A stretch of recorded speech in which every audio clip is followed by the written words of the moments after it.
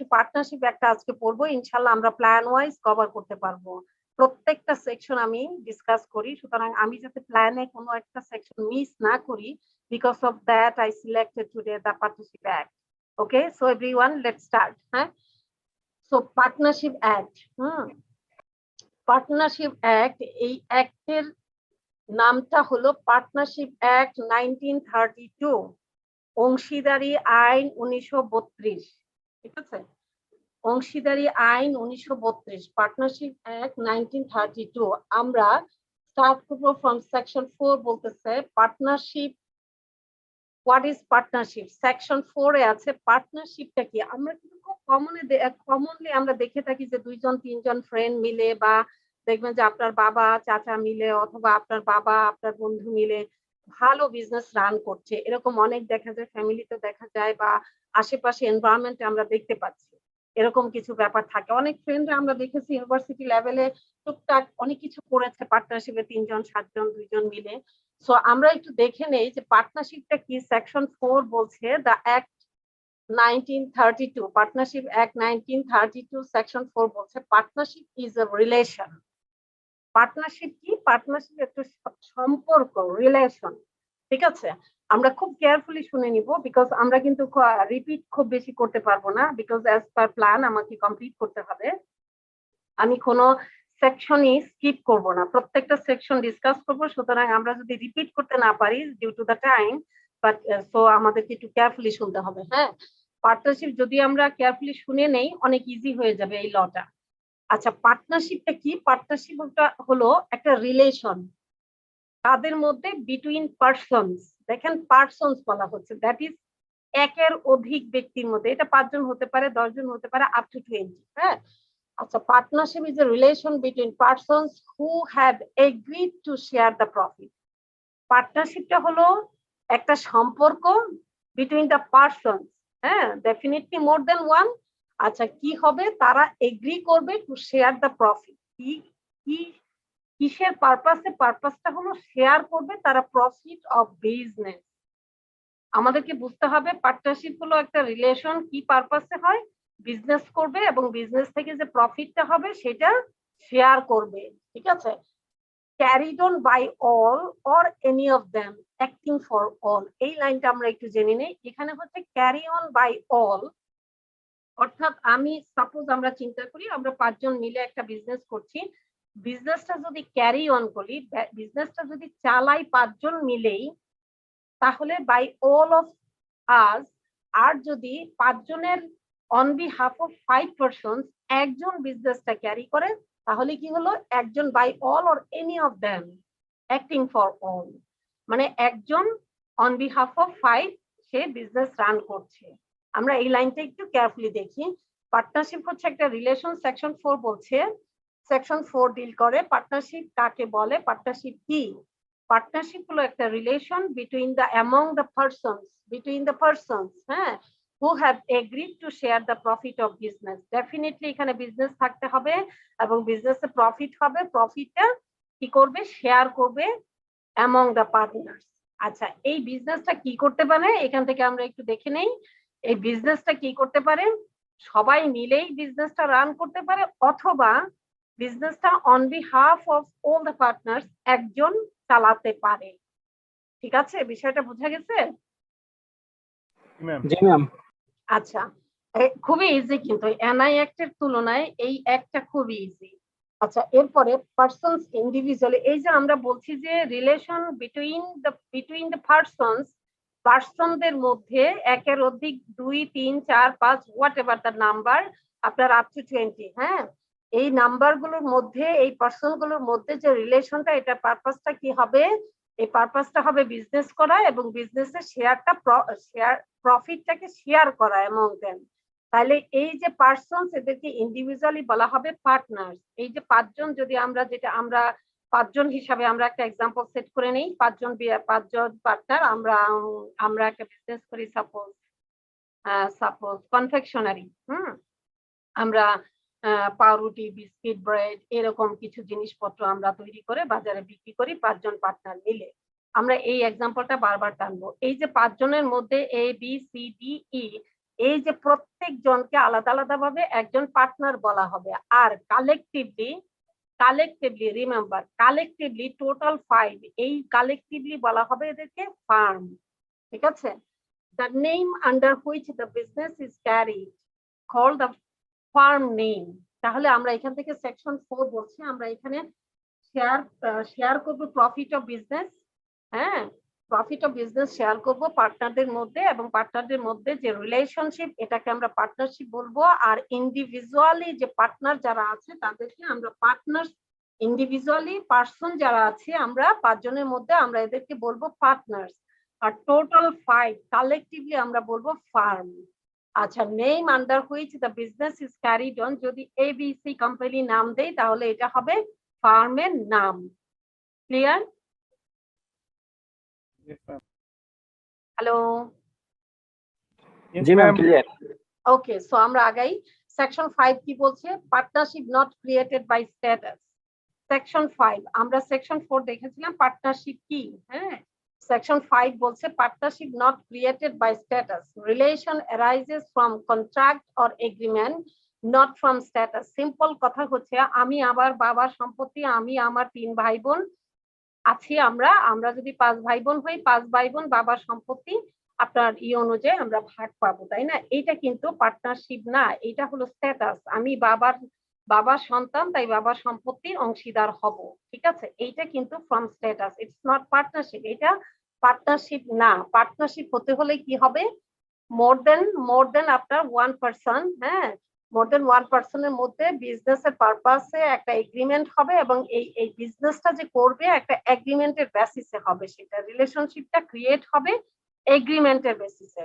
এই জন্য আমরা এটাকে কখনোই বলা যাবে না যে পার্টনারশিপ ক্রিয়েটেড ফ্রম স্ট্যাটাস, এরকম একটা কিন্তু দেখবেন আসবে। হ্যাঁ, এই জন্য এখানে সেকশন 5 বলছে partnership not created by status.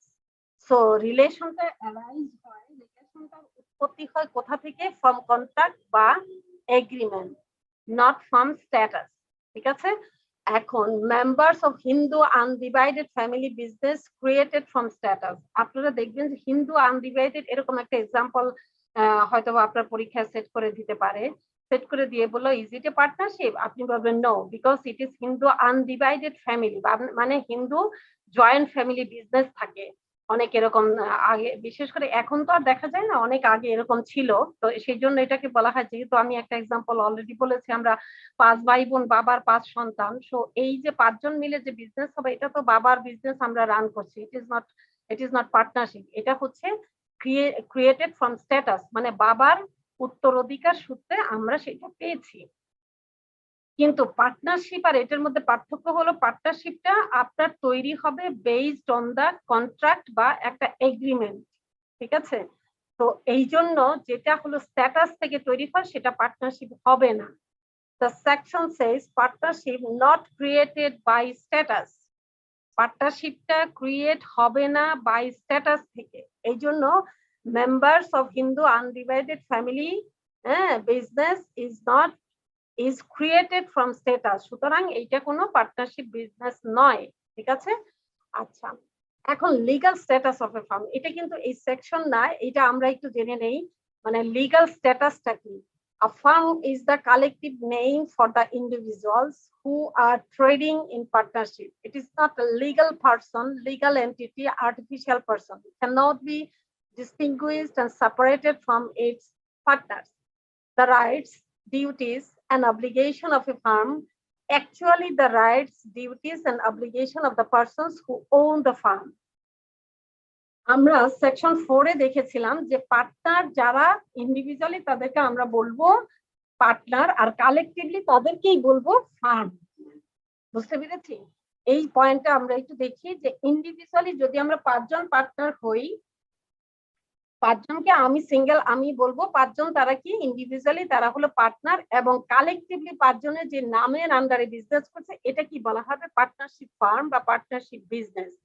এখন এইখানে লিগ্যাল স্ট্যাটাসটা কি? লিগ্যাল স্ট্যাটাস হলো আমার যে right, the right, duties, obligation of a firm, actually the right, duties, and obligation of persons who own the firm. তার মানে ফার্মের যেহেতু ফার্ম এবং পার্টনার তাদেরকে আলাদা করা যায় না।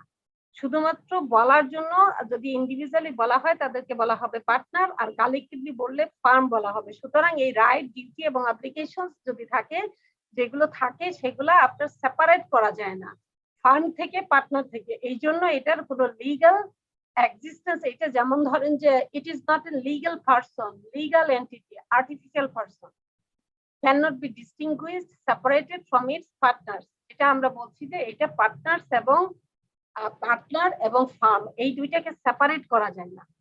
ঠিক আছে, দুইটাকে সেপারেট করা যায় না। এই জন্য বলা হয় the rights, duties and obligation of a firm actually the rights, duties and obligation of the person who own the firm, because এটা সেপারেট পার্টনার্স এবং ফার্ম, এদেরকে সেপারেট করা যায় না। ঠিক আছে, তো সেপারেট করতে না পারলে তাদেরকে, তাহলে আপনি তো এটাকে ফার্ম, আপনার ইন্ডিভিজুয়াল এটাকে মানে লিগ্যাল এক্সিস্টেন্স বলতে পারবেন না। সাপোজ পার্টনার কিন্তু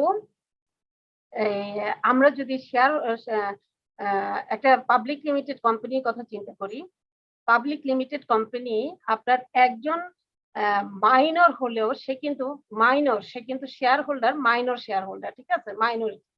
তো মাইনরের যে রাইট আছে সে কিন্তু চাইলে বিজনেসের এগেনস্টে তার যদি কোনো ইনজাস্টিস হয় তার উপরে, সে কিন্তু আপনার মামলা করতে পারে। ঠিক আছে, কারণ একটা পাবলিক লিমিটেড কোম্পানি, এটার একটা লিগ্যাল এক্সিস্টেন্স আছে, এটার আলাদা সত্তা আছে। এই কোম্পানি কোনো পার্টনারের, কোনো শেয়ার হোল্ডারের এগেনস্টে মামলা করতে পারে, মানে তার তার বিজনেসেরই শেয়ার হোল্ডার, অন্য কোনো কোম্পানির এগেনস্টে তো করতে পারে।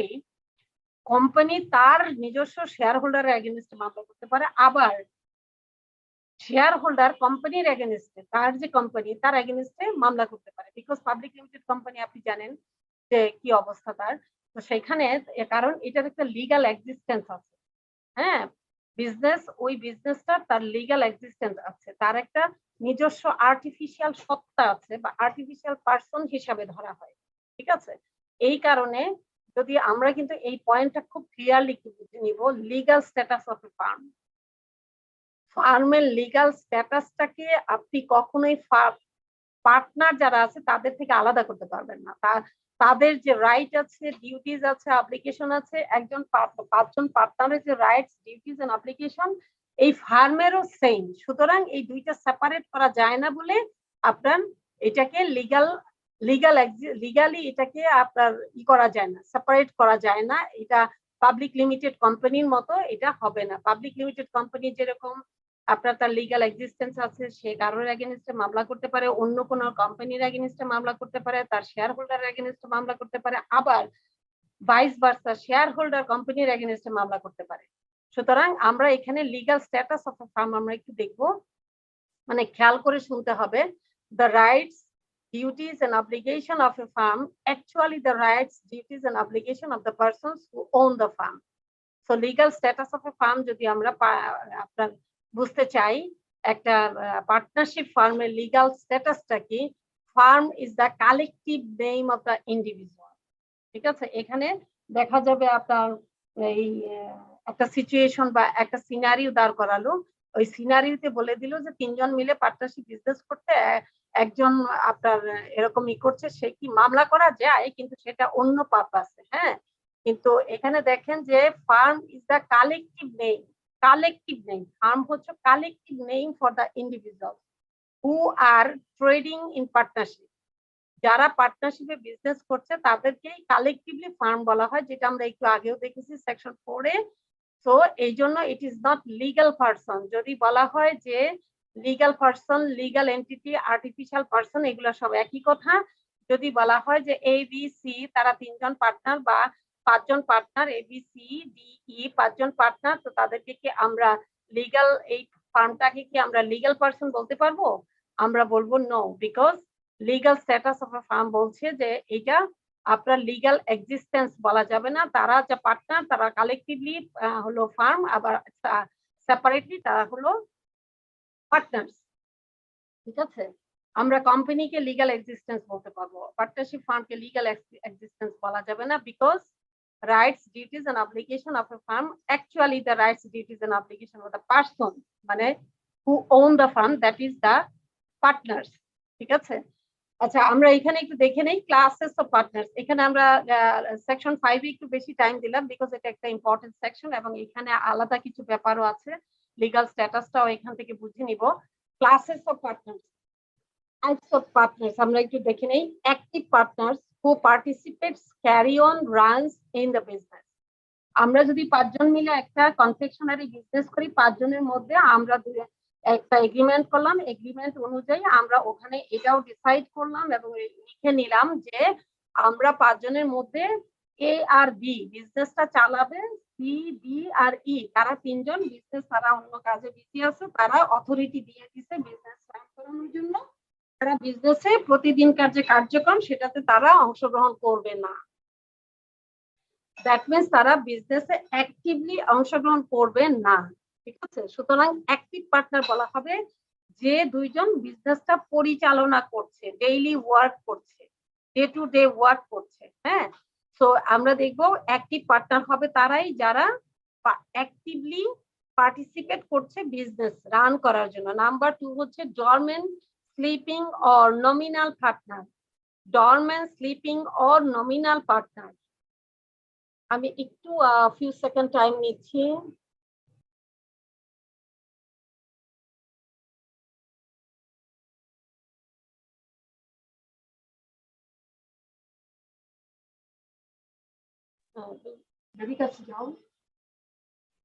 ওকে, সো আমরা পার্টনার্স, হ্যাঁ, 3 ধরনের। একটা হচ্ছে অ্যাক্টিভ পার্টনার্স। আমার ভয়েস কি শোনা যাচ্ছে? জি ম্যাম।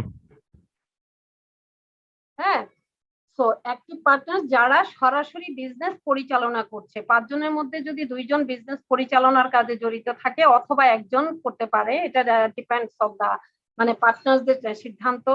হ্যাঁ, সমঝোতার মধ্যে, আন্ডারস্ট্যান্ডিং এর মধ্যে তারা এই যে সিদ্ধান্ত নিতে পারে।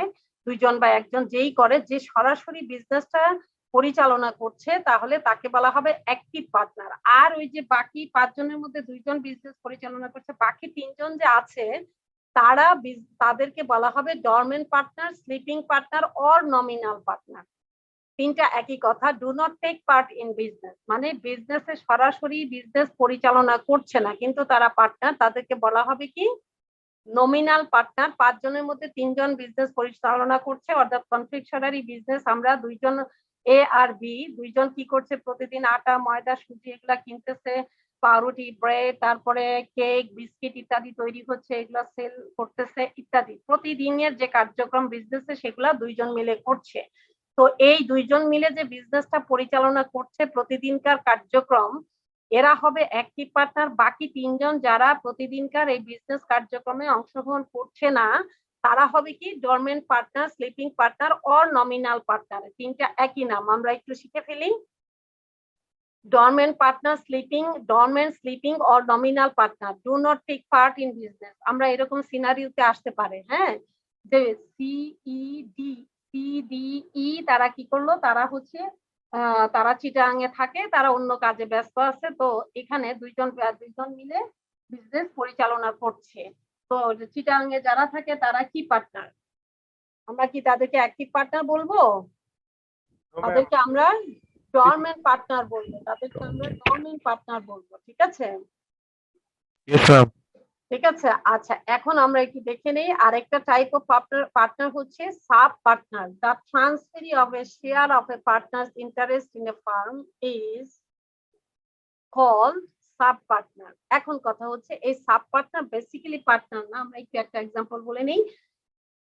5 জন পার্টনার এ বি সি ডি ই, তার মধ্যে এর যে আপনার পার্সেন্টেজটা আছে, দা সাপোজ টু 20% করে ইচ যদি এরকম হয়, পার্টনারশিপ এগ্রিমেন্ট, তাদের শেয়ার, তাদের ইনভেস্টমেন্ট এবং তাদের প্রফিট শেয়ারিং এর ইয়েটা যদি 20% হয়, ইকুয়ালি হয়, তাহলে আমি যদি এ হই, আমি আমার 20% এর মধ্যে 10% আপনাদের সকলের মতামত নিয়ে, that is B C D E, এই 4 জনের, বাকি 4 জনের মতামত নিয়ে সকলে রাজি আছে এমন সমঝোতার ভিত্তিতে আমি এ আমার 20% এর মধ্যে 10% সেল করে দিলাম আমার বোনের কাছে।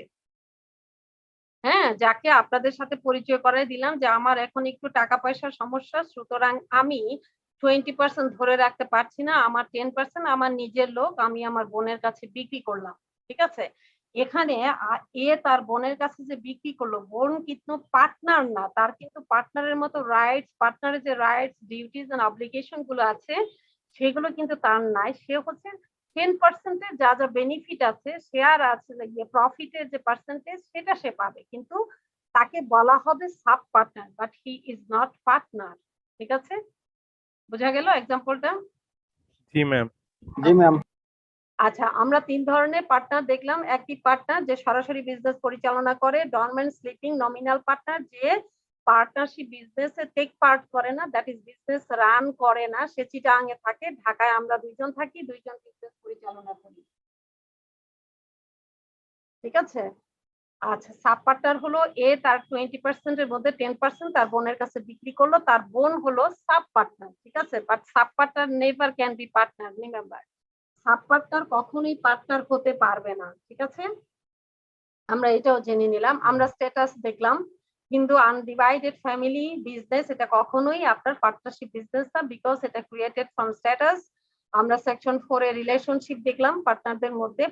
পার্টনারশিপ মানেই হলো একটা রিলেশন। ঠিক আছে, আমার মনে হয় খুব বেশি রিভিউ আমরা করতে পারবো না, সো আমরা একটু নেক্সট সেকশন 6 কি বলে আমরা দেখে আসি। Mode of determining existence of partnership,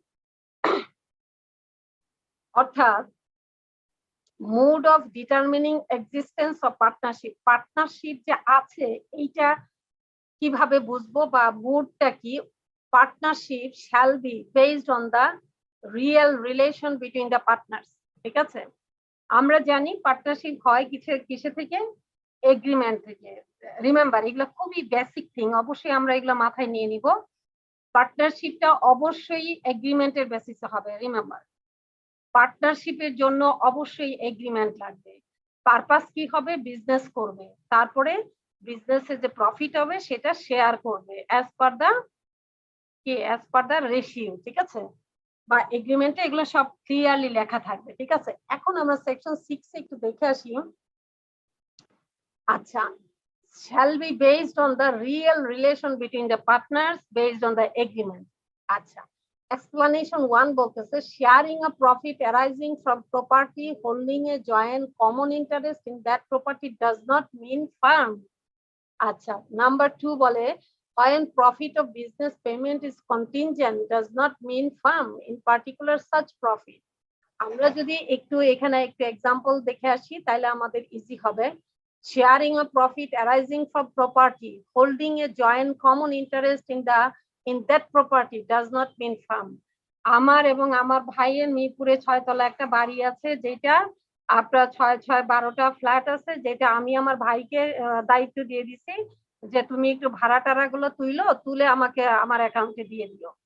ঠিক আছে, এখন এই যে sharing A profit arising from property holding A joint common interest, কারণ এটা আমাদের বাবার ছিল, আমি অর্ধেক পাই, আমার ভাই অর্ধেক পাই, তাই আমি বললাম তো ভাইয়া তুমি তো ওইদিকেই থাকো, তুমি একটু ওই বাড়িটা দেখাশোনা করো, আর আমাকে একটু, তাহলে আমাদের একটা নিজেদের একজন লোক না থাকলে তো অন্য কেউ এসে দখল করে ফেলবে, তাই না?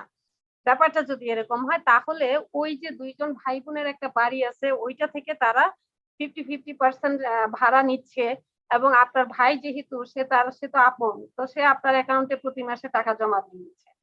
তো এইটা কিন্তু কখনোই পার্টনারশিপ না। ঠিক আছে, does not mean firm, because বলেন তো কি কারণে, বিকজ এটা তো একটা স্ট্যাটাস হয়ে গেল না? স্ট্যাটাস হয়ে গেল না ম্যাম, এটা আমরা যে পড়লাম আগে।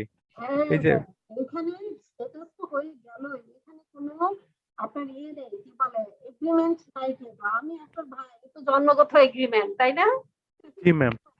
সো এইটা স্ট্যাটাস থেকে হলো, বাবার সম্পত্তি থেকে হলো, অথবা বাবার সম্পত্তি ছাড়াও। আমি দেখেছি আমাদের একজন চার্টার্ড অ্যাকাউন্টেন্ট, হ্যাঁ, আমার পরিচিত, উনি খুব ভালো অবস্থায় আছে, উনি এবং ওনার ভাই ওনার ভাই কিন্তু অন্য বিজনেসম্যান, তারা দুইজন মিলে সাভারে 8 তলা বাড়ি করছে, হ্যাঁ, প্রায় শেষের দিকে। তো এইখানে বিষয়টা হলো দেখেন, তার ভাই আর তার মধ্যে কিন্তু 50-50%, হ্যাঁ, খরচ যা হয় দুইজন মিলে দিচ্ছে, দিয়ে প্রায় মনে হয় 6 তলা হয়ে গেছে। ঠিক আছে, তো এখন দুই ভাই মিলে ওখানে করছে, এখানে কিন্তু কোনো এগ্রিমেন্ট না, দুইজন মিলে জমি রাখছে, দুইজন মিলে সমান সমান টাকা পয়সা দিয়ে বাড়িটা করতেছে, দুইজনেরই এটা সম্পত্তি, বাস জমিটা দুইজনের নামে, সিম্পল থিং। এখানে কিন্তু এগ্রিমেন্ট নাই, কোনো আন্ডারস্ট্যান্ডিং এর কোনো ব্যাপার স্যাপার নাই, এটা কিন্তু জয়েন্ট প্রপার্টি হলো দুই ভাইয়ের, ঠিক আছে।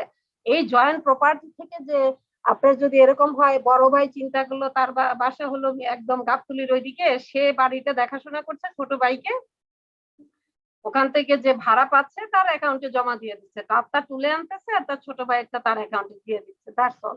এটা কিন্তু পার্টনারশিপ বিজনেস হবে না, ঠিক আছে। এরকম সিনারিও যদি আপনাকে দিয়ে দেয়, দিয়ে যদি বলে তারা দুই ভাই, হ্যাঁ, তাদের মধ্যে এরকম মানে এমন কাছাকাছি বর্ণনা দিল যে তাদের মধ্যে খুব ভালো আন্ডারস্ট্যান্ডিং, তাদের মধ্যে মানে কথাবার্তা গুলো রিলেশন খুবই ভালো, এরকম কথাবার্তা বললো, কিন্তু এগ্রিমেন্ট কিন্তু অ্যাবসেন্ট এখানে, নো এগ্রিমেন্ট ইজ হিয়ার, হ্যাঁ, কোনো এগ্রিমেন্ট নাই, তাহলে আমরা কি করব, finally no, it does not mean firm, এটা পার্টনারশিপ ফার্ম বা পার্টনারশিপ বিজনেস মিন করবে না, ঠিক আছে।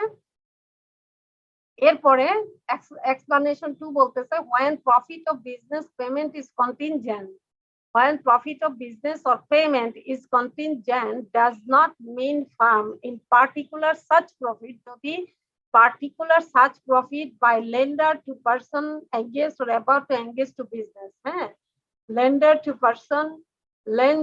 person engaged or about to engage to business, to servant or agent as remuneration, annuity paid to widow or child of deceased partner, paid to previous owner or part owner as consideration for the sale of goodwill। অর্থাৎ এইখানে আমরা কিছু কিছু scenery, এই সিনারিগুলো আমরা অবশ্যই মনে রাখতে হবে। By lender to person engage or about to engage to business, ঠিক আছে। আচ্ছা, when profit of business or payment is contingent, অর্থাৎ আমাদের পার্টনারশিপ বিজনেসটা ফর্ম করে বেসড অন দা এগ্রিমেন্ট। আমরা জানি এগ্রিমেন্টের ভিতরে আমার ইনভেস্টমেন্ট কত, আমাদের পার্সেন্টেজ কত পার্সেন্ট, আমরা শেয়ার প্রফিটটা শেয়ার করব কিসের বেসিসে, কোন পার্সেন্টেজের বেসিসে ইত্যাদি সব ডিটেইল লেখা থাকতে হবে। তো আমার যদি আমি বলি যে আমার একজন, মনে করেন যে আমার ভাড়াটিয়া আছে, আমার ওই যে একটা মিরপুরে একটা বাড়ি আছে, তো বাড়িতে একজন লোক রাখছি, তাকে বলতেছি তুমি ভাড়া তুলে তুলে আমাকে দিবা, তোমার আমি মাসে মাসে কিছু দিয়ে দিব না, ঠিক আছে। এই ধরনের কোনো relation does not mean the partnership, never. এবং সার্ভেন্ট বা এজেন্ট যদি হয়, আমি যদি একটা এজেন্ট, আমার ঢাকায় কয়েকটা বাড়ি আছে, দুই একটা ছোটখাটো বিজনেস আছে, আমি একজন এজেন্ট নিয়োগ করলাম ঢাকায়, আমি থাকি চিটাগাঙে, এই যে তাকে আমি মাসে মাসে ভালো একটা রেমুনারেশন দেই, হ্যাঁ ভালো একটা রেমুনারেশন দেই, this is also does not mean the partnership, ঠিক আছে। এই সিনারি গুলো আমরা অবশ্যই মনে রাখবো। এরপরে অ্যানিউটি পেইড, এইটা আসেন, এটা কিন্তু পার্টনারশিপ বিজনেস থেকে একটা অ্যানিউটি পেইড করছে উইডো বা চাইল্ড অফ ডিসিজ পার্টনার। সাপোজ আমরা যে 5 জন পার্টনারের কথা বলছি, আমাদের কনফেকশনারি বিজনেস অনেক পুরনো, ধরেন 20 বছরের পুরনো, এখন 5 জনের মধ্যে আল্লাহ না করুক একজন মারা গেছে, একজন মারা গেছে, তো সে তো অনেক শ্রম দিয়েছে, সে মনে করেন অ্যাক্টিভ পার্টনার ছিল, সে আমাদের বিজনেসের জন্য প্রচুর শ্রম দিয়েছে, হ্যাঁ। তো আমরা তার যে উইডো আছে, বিধবা স্ত্রী আছে, বা তার যে বাচ্চা আছে, তাকে একটা অ্যানিউটি দেই, এমনি বাৎসরিক একটা অ্যানিউটি দেই, হ্যাঁ। তো অ্যানিউটি দেওয়াটা কিন্তু কখনোই পার্টনারশিপের বেসিসে দেওয়া না। আমরা ভালো, যে ওই পার্টনার খুব ভালো ছিল, সে আমাদের বিজনেসটা দাঁড় করায় গেছে, এই জন্য তার ছেলে মেয়েকে আমরা কিছু অ্যানিউটি দান করছি, বাৎসরিক বৃত্তি বা এটাকে গিফট বলেন, বা ঈদের সময় বিশেষ কিছু পেমেন্ট করলাম বেসড অন দা আদার যে 4 জন পার্টনার আছে তাদের, তারা সমঝোতার ভিত্তিতে তারা সবাই রাজি হলো, তো আমরা তাকে ঈদের সময় বিশেষ কোনো একটা অ্যামাউন্ট দেই, তারপরে স্কুলে ভর্তির সময় তার ছোট ছোট 4-5টা বাচ্চা, তাদেরকে কিছু একটা অ্যানিউটি দেই বা পড়াশোনার খরচ দেই, বিকজ তার বাবার কন্ট্রিবিউশন টু দা বিজনেস, এইটাও কিন্তু পার্টনারশিপ নয়, ঠিক আছে। এরপরে paid to previous owner or part owner, as consideration for the sale of goodwill. সেই ম্যানারে যদি একইভাবে আমরা যদি এরকম হয়, এই যে তার বাবা মারা গেল, আমরা এখন পার্টনারশিপের বিজনেসটা সেল করে দিয়েছি, অনেক গুডউইল আছে মার্কেটে, তো কোনো কারণে আমরা সেল করে ফেললাম সবাই মিলে, হ্যাঁ, সবাই মিলে সেল করলে তো গুডউইলে একটা ভালো একটা অ্যামাউন্ট আসলো, শুধুমাত্র গুডউইল থেকে বিজনেস তো আসলোই, গুডউইলেরও একটা ভালো অ্যামাউন্ট আসলো। তো আমরা চিন্তা করলাম এই গুডউইল তো তৈরি করেছে ওই পার্টনার বেসিক্যালি, তাহলে তার ফ্যামিলিকে আমরা কিছু একটা দেই, একটা অ্যামাউন্ট দেই তার ফ্যামিলিকে, তার তার স্ত্রী আছে, তার সন্তানরা আছে।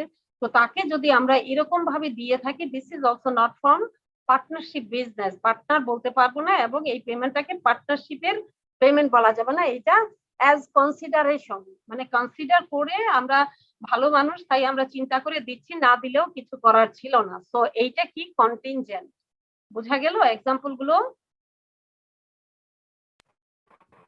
Yes, জি ma'am. ম্যাম। বোঝা গেছে? Yes, ma'am. জি ma'am. Okay, thank you, make sense right? So move to the next. আচ্ছা, আমরা সেকশন 7 দেখবো। ও Allah, we have only half an hour. হ্যাঁ, আচ্ছা, সেকশন 7 আমরা partnership at will, partnership at will when duration. ভালো কথা, আমরা জানি পার্টনারশিপ এট উইল হবে আমাদের যে এগ্রিমেন্ট আছে, আমাদের বিজনেস কয় বছরের জন্য করব এই কথাটাও লেখা থাকে নরমালি। যেই জায়গায় বিজনেস এগ্রিমেন্টের মধ্যে ওই টাইমটা বলা নেই, ডিউরেশন অফ বিজনেস বলা নেই, তখনই এটাকে বলা হবে partnership at will. Partnership at will, এটা হলো সেকশন 7, দ্যাটস অল। Section 8 বলছে partner particular partnership firm established for particular adventure or undertaking like bridge, building, project, road, etc. এখন কথা হচ্ছে পার্টিকুলার পার্টনারশিপ। আমরা সেকশন 7 পড়ছি হচ্ছে partnership at will. Fixed period of time যেখানে মেনশন করা নেই, no provision is made when how the partnership will come to end। অর্থাৎ পার্টনারশিপটা হয়েছে এগ্রিমেন্টের বেসিসে, কিন্তু এগ্রিমেন্টটা কতদিনকার এগ্রিমেন্ট, এটা কি 3 বছর হবে বিজনেস, 5 বছর হবে বিজনেস, না কি হবে 10 বছর হবে, এই ধরনের কথা লেখা নেই। তাহলে বাকি সব লেখা আছে, ঠিক আছে? তাহলে কি হবে, এইটা partnership at will section 7, remember এটা কিন্তু কোশ্চেনে আসে, ঠিক আছে? এটা হবে পার্টনারশিপ এট উইল। আচ্ছা, পার্টনারশিপ পার্টিকুলার পার্টনারশিপ, সুনির্দিষ্ট পার্টনারশিপ। আমরা 5 জন বলতেছি যে পার্টনারশিপ করছি, আমরা পার্টনারশিপ বিজনেস পরিচালনা করছি, আমাদের একটা কনফেকশনারি বিজনেস আছে। তো ইন দ্য সেম ম্যানার আমরা একটু থিঙ্ক করি যে আমরা 5 জনই ইঞ্জিনিয়ার, আমরা একটা ব্রিজ বানাবো, গভর্নমেন্ট থেকে আমরা একটা ব্রিজ বানানোর জন্য কি করলাম, ওই যে টেন্ডার করে আমরা একটা ব্রিজ বানানোর জন্য একটা পার্টনারশিপ বিজনেস করলাম একটা ব্রিজ বানানোর জন্য। তাহলে এটা কি একটা পার্টিকুলার পার্টনারশিপ হলো, বিকজ ওই ব্রিজটা শেষ, তো ব্রিজ তৈরি হয়ে গেল, আমরা গভর্নমেন্টকে আমরা হ্যান্ড ওভার করে দিলাম, তো আমাদের বিজনেস শেষ।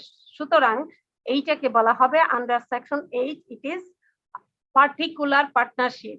একটা বিল্ডিং তৈরির জন্য হতে পারে, একটা রোড তৈরির জন্য হতে পারে, হ্যাঁ, এরকম একটা পার্টিকুলার একটা রিসোর্ট তৈরির জন্য হতে পারে, হ্যাঁ, এরকম একটা পার্টিকুলার বিজনেসের জন্য। বিজনেসটা শেষ হয়ে গেল, পিরিয়ডটা শেষ হয়ে গেল, ওই প্রজেক্টটা শেষ হয়ে গেল, আমরা হ্যান্ড ওভার করে দিলাম, ওখান থেকে আমরা প্রফিট যা পেলাম আমরা ভাগ করে নিয়ে নিলাম, শেষ হয়ে গেল, বিজনেস ফিনিশ। এটা হলো আন্ডার সেকশন 8, ঠিক আছে? আচ্ছা, এখন আরেকটা জিনিস এখানে বইতে আছে যে লিমিটেড লায়াবিলিটি পার্টনারশিপ, এইটা আমাদের দেশে নাই, এটা ইংল্যান্ডে আছে, ঠিক আছে? এটুকু জাস্ট জেনে নিন। তো সেকশন 8 আমরা এখন যাব section 9 A.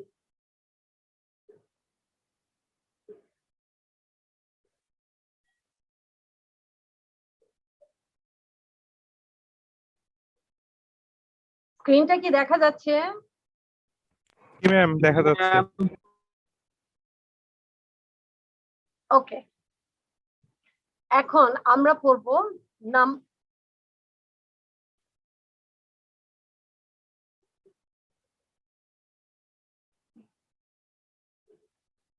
General duties of partner. General মানে গ্রস, সেটাকে আমরা বলি না গ্রস প্রফিট, গ্রস বা জেনারেল অ্যাজ এ হোল, হ্যাঁ, গ্রস বা জেনারেল ডিউটিস যদি আমরা বলি, যে সেকশন 9 বলছে জেনারেল ডিউটিস অফ পার্টনার।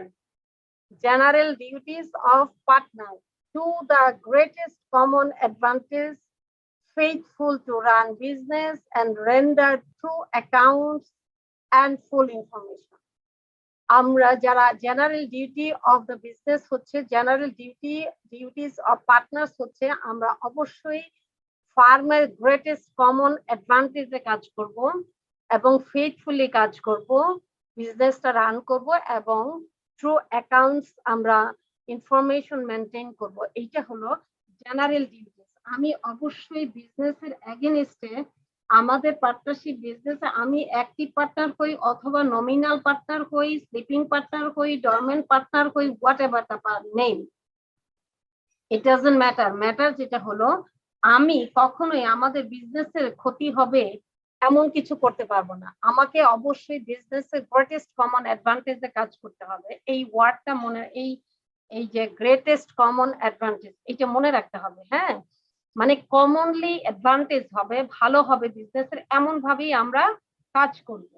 আচ্ছা, এবং অবশ্যই ফেইথফুল হতে হবে টু ইচ আদার। আপনি জানেন যে আমাদের দেশে পার্টনারশিপ বিজনেস কিন্তু এখন মানে আগের চেয়ে অনেক কমে গেছে, বিকজ আমরা ফেইথফুল না টু ইচ আদার। এই যে বিশ্বস্ত থাকতে হবে একে অপরের প্রতি, বিশ্বাস, বিশ্বস্ত, সততা, এগুলো কিন্তু অনেক কমে যাচ্ছে এখন হিউম্যান বিইং এর মধ্যে। Because of that partnership business কিন্তু কমে যাচ্ছে। হ্যাঁ, আমরা কি করব? গ্রেটেস্ট কমন অ্যাডভান্টেজে কাজ করব, ফেইথফুল টু রান দ্য বিজনেসে কাজ করব, অ্যান্ড রেন্ডার করব through accounts and full information. অর্থাৎ বিজনেসে অ্যাক্টিভ হই, অ্যাক্টিভ হলে তো অবশ্যই প্রতিদিনকার কার্যক্রম, কি কেনা হলো, কি বিক্রি হলো, কি উৎপাদন হলো, এগুলোর যে প্রয়োজনীয় ইনফরমেশন, ফুল ইনফরমেশন রাখবো, ফেইথফুলি কাজ করব, গ্রেটেস্ট কমন অ্যাডভান্টেজে কাজ করব, বিজনেসে যাতে কোনো রকম ক্ষতি না হয় সর্বোচ্চ ভালো করার চেষ্টা করব, এবং থ্রু অ্যাকাউন্টস মেনটেন করব, ফুল ইনফরমেশন মেনটেন করব। এইটা হলো আমাদের কমন বা জেনারেল ডিউটিস অফ পার্টনার্স। ঠিক আছে, এটাকে আমরা মনে রাখবো, এটাকে আমরা বলবো জেনারেল ডিউটিস। ঠিক আছে, এরপরে আমরা আরো স্পেসিফিক কি দেখবো, এখন আমরা জেনে নেই সেকশন 9 হচ্ছে, section 9 deals with the general duties of partners. ঠিক আছে, আচ্ছা, section 10 duty to indemnify loss caused by fraud. Duty to indemnify loss. Duty to indemnify loss caused by fraud. এটি কিন্তু নাম থেকেই আমরা, সেকশনের যে টাইটেল আছে এখান থেকে আমরা মোটামুটি বোঝা যায় আমার কারণে আমার ফ্রড, আমি ফ্রড করেছি, আমি যদি বিজনেস অ্যাক্টিভলি রান করি, পার্টনার যদি হই, অ্যাক্টিভ পার্টনার যদি হই, আমি অ্যাক্টিভলি বিজনেস রান করছি, তাহলে আবার ফ্রডের কারণে বিজনেসে লস হলে এটা আমি অবশ্যই এটা কি করব? বিজনেসকে ক্ষতিপূরণ দিতে বাধ্য থাকিব। ঠিক আছে, ক্ষতিপূরণ দিতে বাধ্য থাকিব। জি ম্যাম। ঠিক আছে, duty to indemnify loss caused by fraud. Ma'am এইটা কি দুই ধরনের পার্টনারদের ক্ষেত্রে প্রযোজ্য নাকি শুধু অ্যাক্টিভ পার্টনারদের? না, এটা কিন্তু আপনি দেখেন এখানে বলছে কি, এটা কিন্তু আমি চিটাগাং বসে যদি আমি করে থাকি,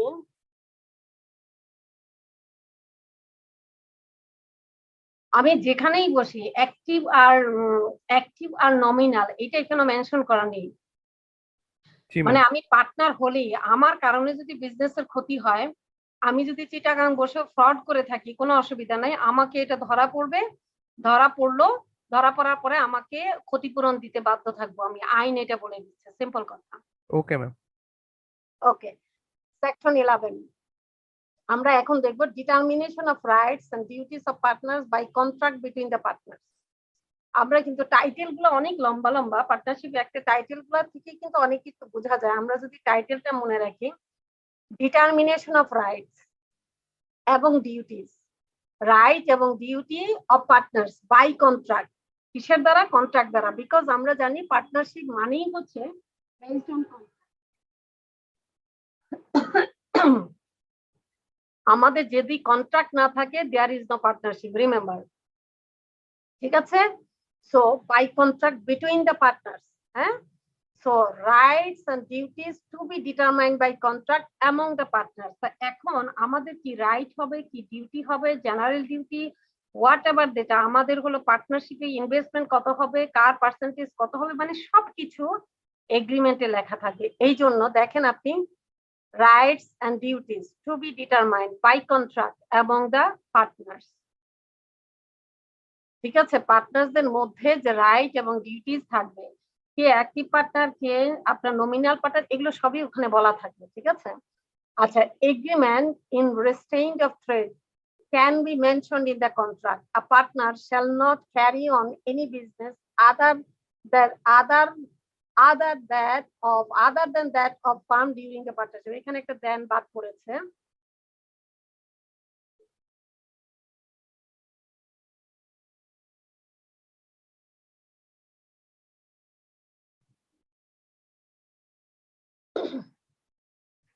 আচ্ছা, agreement in restraint of trade. আচ্ছা, আগে আমরা এই কথাটা আমরা অনেক জায়গায় পাবো, agreement in restraint of trade, এটার মানে কি আমরা একটু দেখে নিই। এগ্রিমেন্ট, আমরা পাঁচজন তো পার্টনারশিপ বিজনেস করছি, কনফেকশনারি বিজনেস। ঠিক আছে, তো আমাদের মনে করেন যে আমাদের এক পরিচিত দুলাভাই ছিলেন, ওনার যে ছায়ানির একটা দেখবেন যে ব্রেড, তারপরে তারপরে অনেক বিস্কিট, চানাচুর, অনেক কিছু তারা তৈরি করতো। হ্যাঁ, তো আমরা পার্টনাররা যদি পাঁচজন পার্টনার যদি আমাদেরও সেম হয় এবং আমাদের কারখানাটা যদি রায়ের বাজার হয়ে থাকে, তো আমাদের পার্টনারদের মধ্যে কিন্তু আর একজন, পাঁচজনের পার্টনারের মধ্যে আরেকজন কিন্তু এইখানে আপনার এই এই পান্থপথে বা গ্রিন রোডে আরেকটা কারখানা খুলতে পারবেন,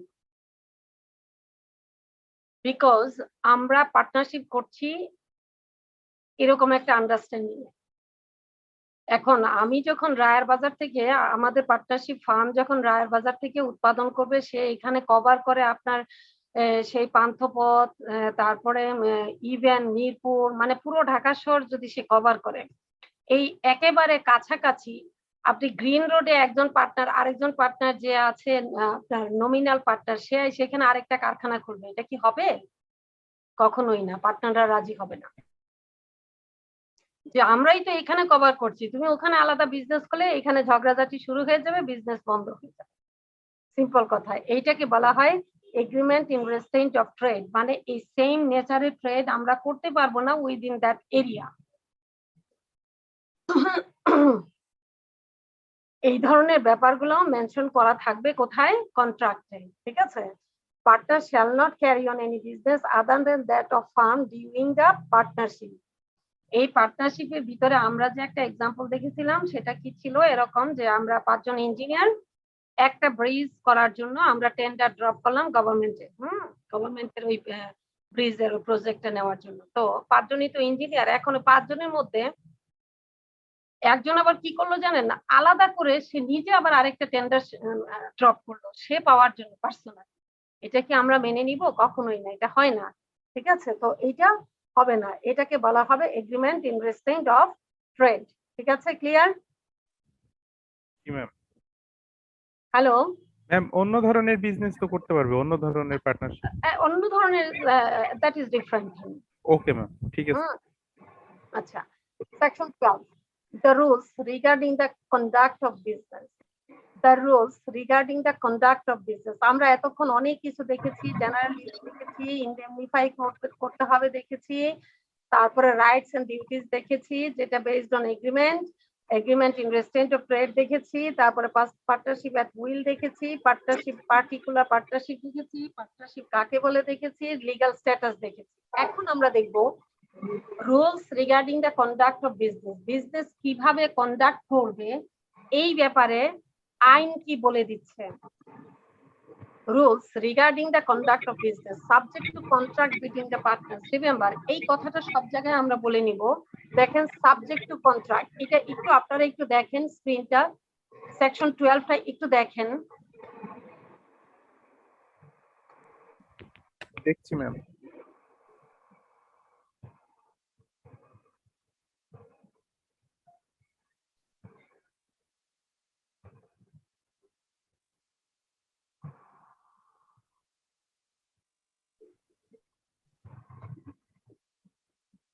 আচ্ছা, the rules regarding the conduct of business দেখি section subject to contract between the partners. Remember, এই যে এই কথাটা subject to contract, এইটা সব জায়গায় বলতে হবে প্রত্যেকটা সেকশনে আপনার সাবজেক্ট টু কন্ট্রাক্ট, কারণ হচ্ছে শর্ত সাপেক্ষে, কন্ট্রাক্টের শর্ত সাপেক্ষে, ঠিক আছে, কন্ট্রাক্টের শর্ত সাপেক্ষে কন্ট্রাক্ট যা বলছে, ঠিক আছে।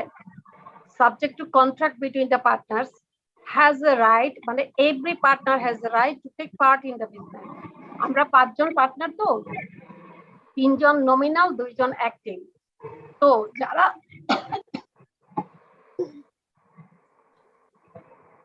যারা নমিনাল পার্টনার আছে, আমাদের কিন্তু রাইট আছে বিজনেস পরিচালনা করার, আমাদেরও কিন্তু রাইট আছে বিজনেসে সরাসরি অংশগ্রহণ করার, ঠিক আছে। এই কথাটাই বলছে, has a right to take part in the business, ঠিক আছে, এইটা হচ্ছে রুলস। আচ্ছা, each partner is bound to attend diligently to his duty, মানে diligently সততার সহিত তার ডিউটি পরিচালনা করবে, ডিউটি পালন করবে, অ্যাটেন্ড করবে। No changes to be made in the nature of business. আমরা 3 জন চিটাং থাকি, 2 জন ঢাকায় থেকে কনফেকশনারি বিজনেস, আপনারা কনফেকশনারি বাদ দিয়ে এবার রিয়েল এস্টেট বিজনেস শুরু করে দিতে পারবেন না without the consent of all the partner, ঠিক আছে। মানে নেচার অফ বিজনেসে কোনো চেঞ্জ আনতে গেলে অবশ্যই সকল পার্টনারের মধ্যে সিদ্ধান্ত নিতে হবে। আচ্ছা, to have access two or inspect or copy any of the books of accounts, books of firm. Simple কথা হচ্ছে, আমরা একটু সিম্পল এইভাবে শুনে নেই, সকল পার্টনারেরই কি আছে, রাইট আছে বিজনেসে অংশগ্রহণ করার এবং ডিলিজেন্টলি ডিউটি পারফর্ম করবে। হ্যাঁ, প্রত্যেক পার্টনার বাউন্ড থাকে, বাধ্য থাকে to attend diligently to his duties. আচ্ছা, কোনো no changes to be made, কোনো নেচার অফ বিজনেসে 2 জন অ্যাক্টিভ পার্টনার ঢাকায় আছেন, 3 জন চিটাগাঙে আছি, 2 জন নেচার অফ বিজনেস কোনো অবস্থাতেই চেঞ্জ করতে পারবেন না বাকি 3 জনের মতামত ছাড়া, ঠিক আছে। To have access to and inspect or copy any of the books of the firm. আপনি যে অ্যাক্টিভ পার্টনার যারা আছে রায়ের বাজারে, যারা প্রতিদিনকার কার্যকলাপ পরিচালনা করছেন, প্রতিদিনকার যে বুকস অফ অ্যাকাউন্টস যা আছে, প্রত্যেকটা বুকস এর আপনার কপি নেওয়া, অ্যাক্সেস থাকা, ইন্সপেক্ট করার রাইট আছে কার, আমরা যে 3 জন চিটাগাঙে আছি তাদেরও। Clear? Yes, ma'am. Hello, Clear, ma'am. আচ্ছা, আমরা একটু আর একবার বলে ফেলি, প্রত্যেকের টেক পার্ট করার, বিজনেসে টেক পার্ট করার রাইট আছে, অ্যাটেন্ড করবে diligently to his duties, no changes made in the nature of business, এবং হ্যাভ অ্যাক্সেস টু আর inspect or copy any of the books of the firm. এই 4টা হলো rules regarding the conduct of business, অর্থাৎ business যে conduct করবে এই ব্যাপারে এই 4টা হলো রুলস, ঠিক আছে। আমরা কি ক্লিয়ার? নাম্বার সেকশন 12, এগুলো কিন্তু খুব কাছাকাছি মনে হবে, যে determination of right and duties আমরা কিভাবে ডিটারমাইন করব, কন্ট্রাক্টের বেসিসে ডিটারমাইন করব। Section 11 deals with that one, section 12 deals with the rules regarding the business to conduct, right. Section 13 mutual rights and liabilities, এই মিউচুয়াল রাইটস এন্ড লায়াবিলিটিস, এবং আপনি দেখেন টাইটেল গুলো খুবই কাছাকাছি মনে হচ্ছে, but inside this are very different thing. হ্যাঁ, rules regarding the conduct of business, এটা সেকশন 12, 13 বলছে মিউচুয়াল রাইটস এন্ড লায়াবিলিটি, ঠিক আছে। মিউচুয়াল কি রাইটস আছে এবং লায়াবিলিটিস আছে পার্টনারদের, subject to contract between the partners. Okay, not entitled to receive remuneration to run or carry on the business. Simple কথা, অ্যাক্টিভ পার্টনার হিসেবে কাজ করবে, কোনো রেমুনারেশন নিতে পারবে না, কেউ কোনো রেমুনারেশন পাবে না। entitled to share equally in the profit, প্রফিটে ইকুয়াল মিন করছে এখানে, ইকুয়াল বলতে আমার 30% আপনার 20%, এর মানে এই না যে আমরা দুজন ইকুয়াল, মানে আমাদের যে প্রপোর্শন, যেই প্রপোর্শন ওখানে আমাদের কন্ট্রাক্টে বলা আছে সেইটার অনুযায়ী ইকুয়ালি আমরা পেতে থাকবো। Interest on capital subscribed by him to be paid out of profit only, যদি ইন্টারেস্ট অন ক্যাপিটালের উপরে যদি কোনো ইন্টারেস্ট পেমেন্ট হয় সেইটা শুধুমাত্র প্রফিট থেকে দিতে হবে, প্রফিট না হলে ইন্টারেস্ট পেমেন্ট করা যাবে না, সিম্পল কথা। interest on capital subscribed by them by him to be paid out of profit only. আচ্ছা, any payment or advance beyond the capital is paid by partners, interest to be paid 6%. আরেকটা example একটু দেখে আসি। 5 জন পার্টনারের মধ্যে আপনার 2 জন active partner, 3 জন sleeping partner, তারা থাকে হলো চিটাঙে। এখন বিজনেসে হঠাৎ করে এমার্জেন্সি কিছু টাকা পয়সার দরকার হলো, যেটা ক্যাপিটালের বাইরে, রিমেম্বার ক্যাপিটাল না, ক্যাপিটালের বাইরে, ঠিক আছে। তো বি বললো যে ঠিক আছে, আমার কাছে এখন 50 লাখ টাকা আছে, আমি দিচ্ছি বিজনেসকে, ঠিক আছে। বিজনেস এটা দিয়ে বিজনেস রান করলো, তো এই ক্ষেত্রে পার্সেন্টেজ অফ ইন্টারেস্ট কত হবে? 6%। এই কথাটাই এখানে বলা আছে, বিয়ন্ড দা ক্যাপিটাল। রিমেম্বার এই অংশটুকু দেখে নেন, beyond the capital, beyond the capital, ক্যাপিটালের বাইরে, ঠিক আছে। বিয়ন্ড দা ক্যাপিটাল কোন পেমেন্ট যদি বিজনেসে কোনো পার্টনার দিয়ে থাকে, এটা অ্যাডভান্স হিসাবে দিতে পারে, হোয়াটএভার, এটা কোনো ম্যাটার না। ম্যাটার হচ্ছে 6% ইন্টারেস্ট দিতে হবে এটার উপরে। পার্সেন্টেজটা এখানে মেনশন করা আছে। Remember, firms shall indemnify to partners if payment made and liabilities incurred by him in the ordinary course of business and proper conduct of business.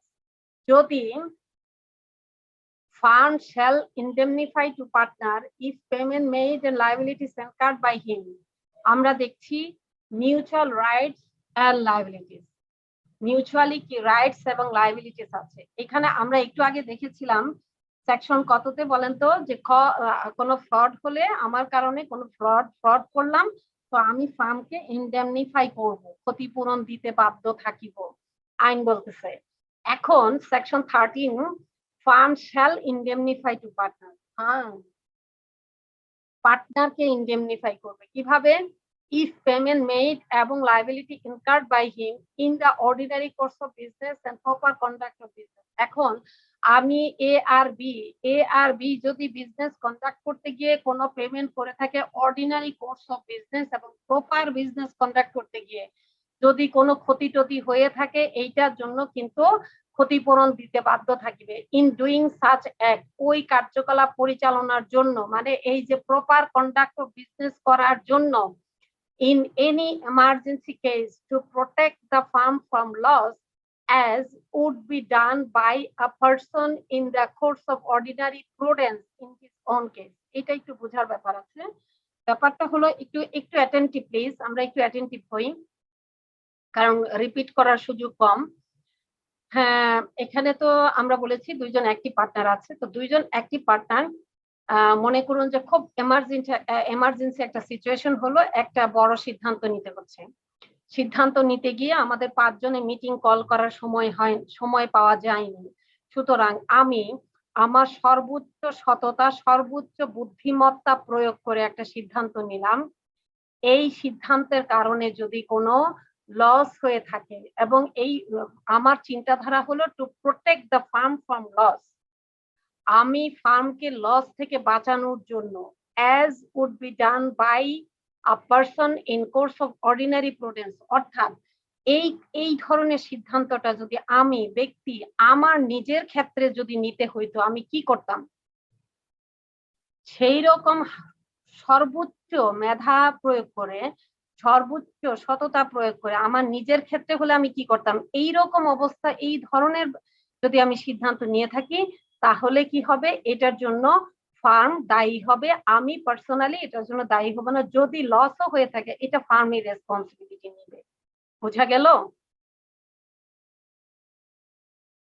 এইটাকে বলা হয় in course of ordinary prudence, মানে in his own case. আমার নিজের যদি হইতো, আমি as a person, আমার নিজের ফ্যামিলি যদি এরকম কিছু হইতো, আমি কি সিদ্ধান্ত নিতাম? যদি ওই রকম সর্বোচ্চ ভালো সিদ্ধান্তটা আমি বিজনেসের ক্ষেত্রে নিয়ে থাকি, আমার 5 জন পার্টনারের সাথে মিটিং কল করে সিদ্ধান্ত নেওয়ার মতো সময় সুযোগ ছিল না, সুতরাং আমি সর্বোচ্চ বুদ্ধিমত্তা, সর্বোচ্চ সততা প্রয়োগ করে আমি সিদ্ধান্ত নিয়েছি ফার্মকে প্রোটেক্ট করার জন্য। তাহলে এটা কি হবে? এটার জন্য লায়াবল হবে ফার্ম। যদি এই ক্ষেত্রে ক্ষতিও হয়ে থাকে, এটার জন্য ফার্ম ইনডেমনিফাই করবে, নট মি। এটা কি বোঝা গেল? একটু একটু ক্রিটিক্যাল মনে হচ্ছে নাকি?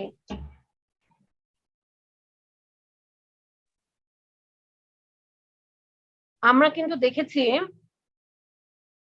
আপনার ফ্রড করে যদি আমি কোনো বিজনেসের ক্ষতি করে থাকি তাহলে আমি বিজনেসকে ক্ষতিপূরণ দিতে বাধ্য থাকিব, ঠিক আছে? আমরা একটু আগে পড়েছি। তো এখন এখন যে কথাটা হলো ফার্ম ক্ষতিপূরণ করবে কখন?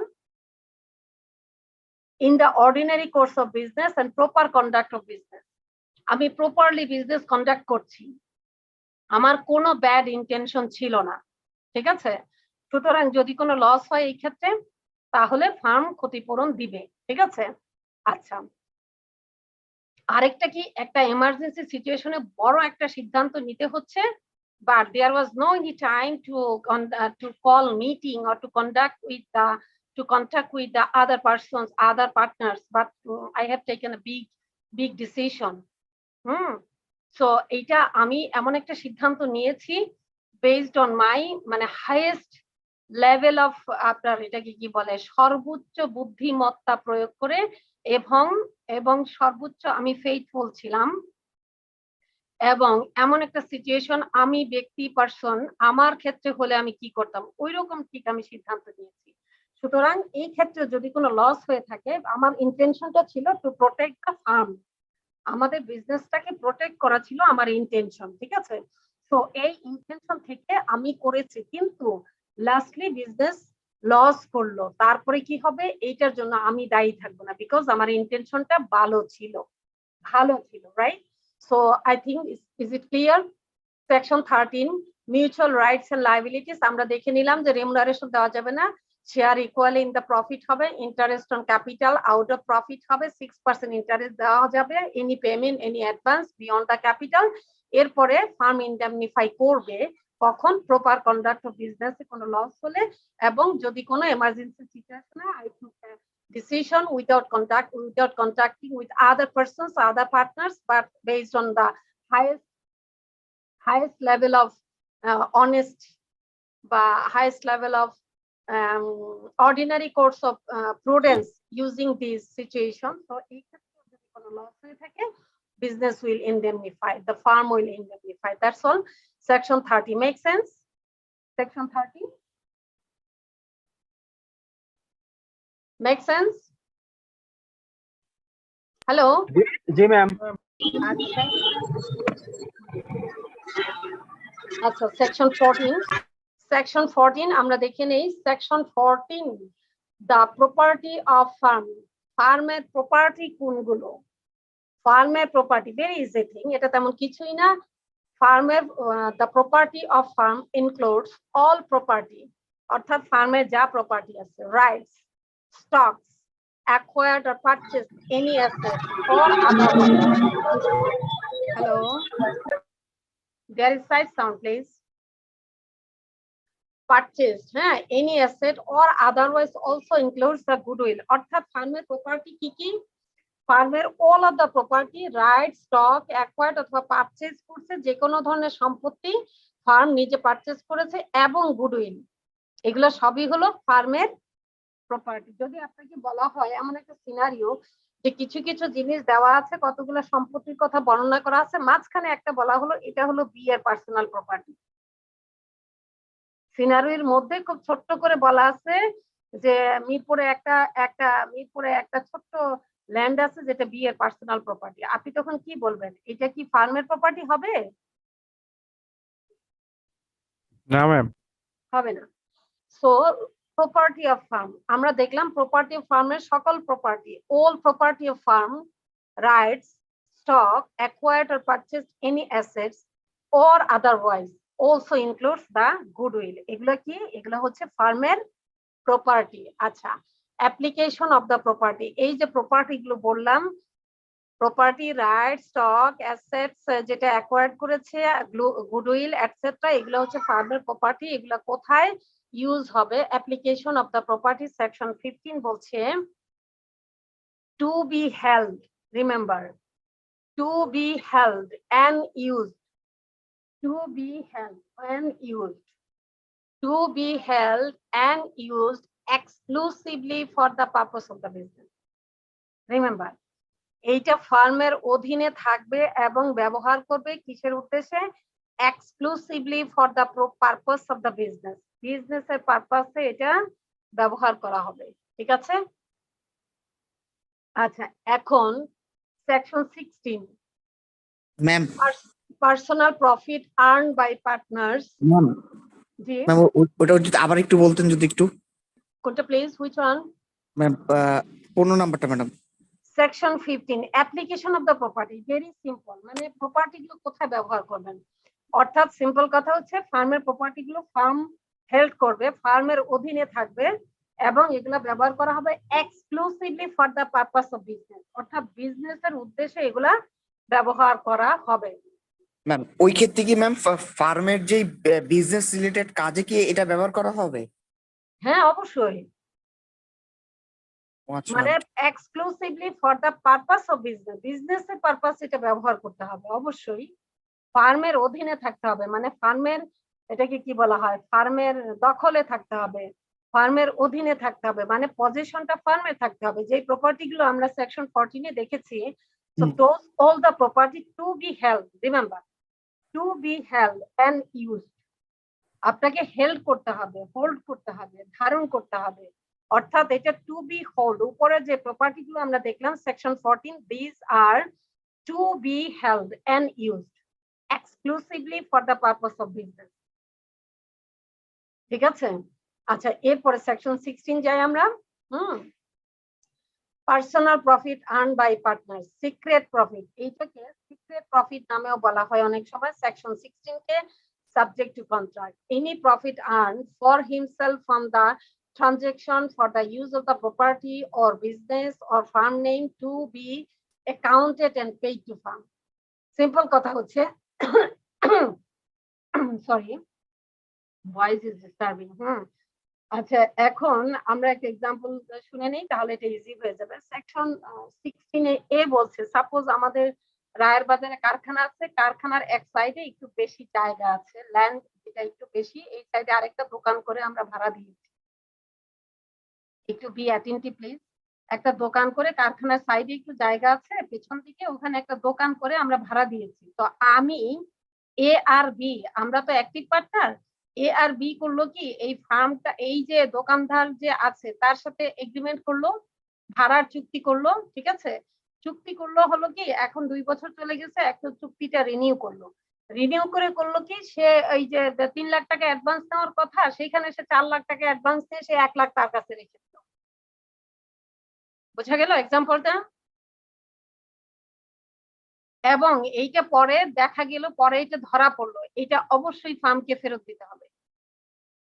জাস্ট এক্সাম্পলটা টেক টু ইউর ব্রেন, মানে বিজনেসের কোনো প্রপার্টি, বিজনেসের কোনো ট্রানজাকশন করতে গিয়ে for the use of the property, বিজনেসের পারপাসে প্রপার্টি ইউজ করতে গিয়ে যদি আমরা এমন কিছু করি যে যেটা আমি পার্সোনাল কোনো প্রফিট বা পার্সোনাল কোনো মানি, যেটা যেটা বিজনেসের মানি, সেটা আমি রেখে দিয়েছি আমার পকেটে, তাহলে এটা কি করতে হবে, অবশ্যই ফার্মকে ফেরত দিতে বাধ্য থাকিব এবং হিসাব দিতে বাধ্য থাকিব। যে এক্সাম্পলটা বলছি, কারণ বাজার বা আমাদের কারখানা হচ্ছে রায়ের বাজার, সেখান থেকে আমরা কি করলাম, সেখানে একটা ছোট্ট দোকান আছে আমাদের কারখানার সাইডে, ওই জায়গাটুকু ইউজলেস, তা আমরা ভাবলাম যে এখানে একটা ছোট দোকান করে ভাড়া দিই, আমাদের ফার্মের ভাড়া পাবো আমরা, রাইট।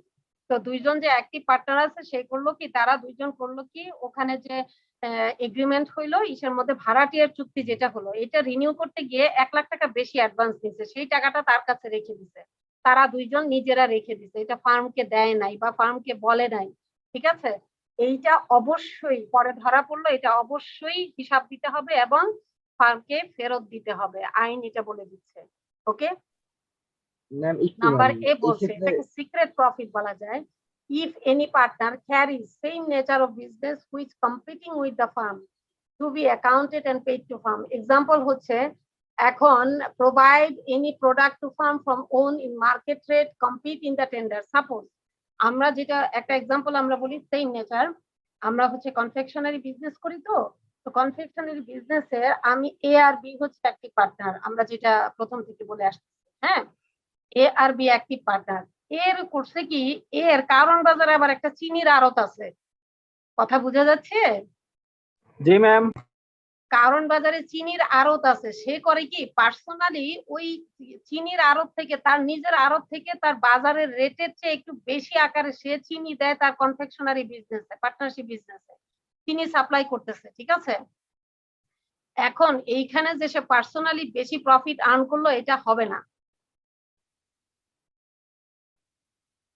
ঠিক আছে।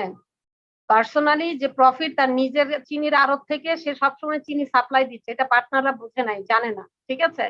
পরে যখন ধরা পড়লো এখানে যে সে প্রফিটটা নিল, এই প্রফিটটা নিতে পারবে না, এটা ফার্মকে দিতে বাধ্য থাকবে। Is it clear? G ma'am. এইটাকে বলা হবে secret profit. Is it understandable? G ma'am. আচ্ছা ম্যাম ম্যাম কিছু ক্ষেত্রে যদি ওই যে মানে বিভিন্ন ক্ষেত্রে দেখা যায় দালালি মানে দালাল করে যদি কিছু ইনকাম করে, সেক্ষেত্রে কি সেটা এই না, আমি সিক্রেট আমি প্রফিটের মধ্যে আপনাকে আসবে? আপনাকে ক্যাচ করতে পারছি না, আপনার সাউন্ড ইজ নট ক্লিয়ার।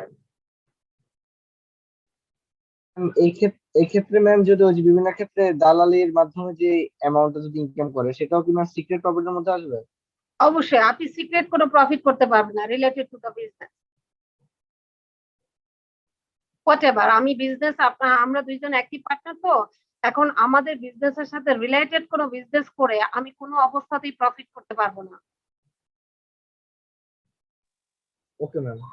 ঠিক আছে। এটা হলো সেকশন 16, এটা কিন্তু সিক্রেট প্রফিট বলা হয়। আপনারা একটু খেয়াল করুন please, attentive. Section 16 secret profit, একটা সিনারিও বলে দিল, এই সিনারিও থেকে আপনি তখন আপনাকে ওখানে আইডেন্টিফাই করতে হবে সেকশন 16 ওখানে আছে কিনা, তাহলে এটা হবে সিক্রেট প্রফিট। এই সিক্রেট প্রফিট আপনার কি করতে হবে, ফার্মকে ফেরত দিতে হবে, ফার্মকে এটা হিসাব দিতে হবে এবং এটা ফেরত দিতে হবে, এরকম করা যাবে না। আচ্ছা, এখন section 17,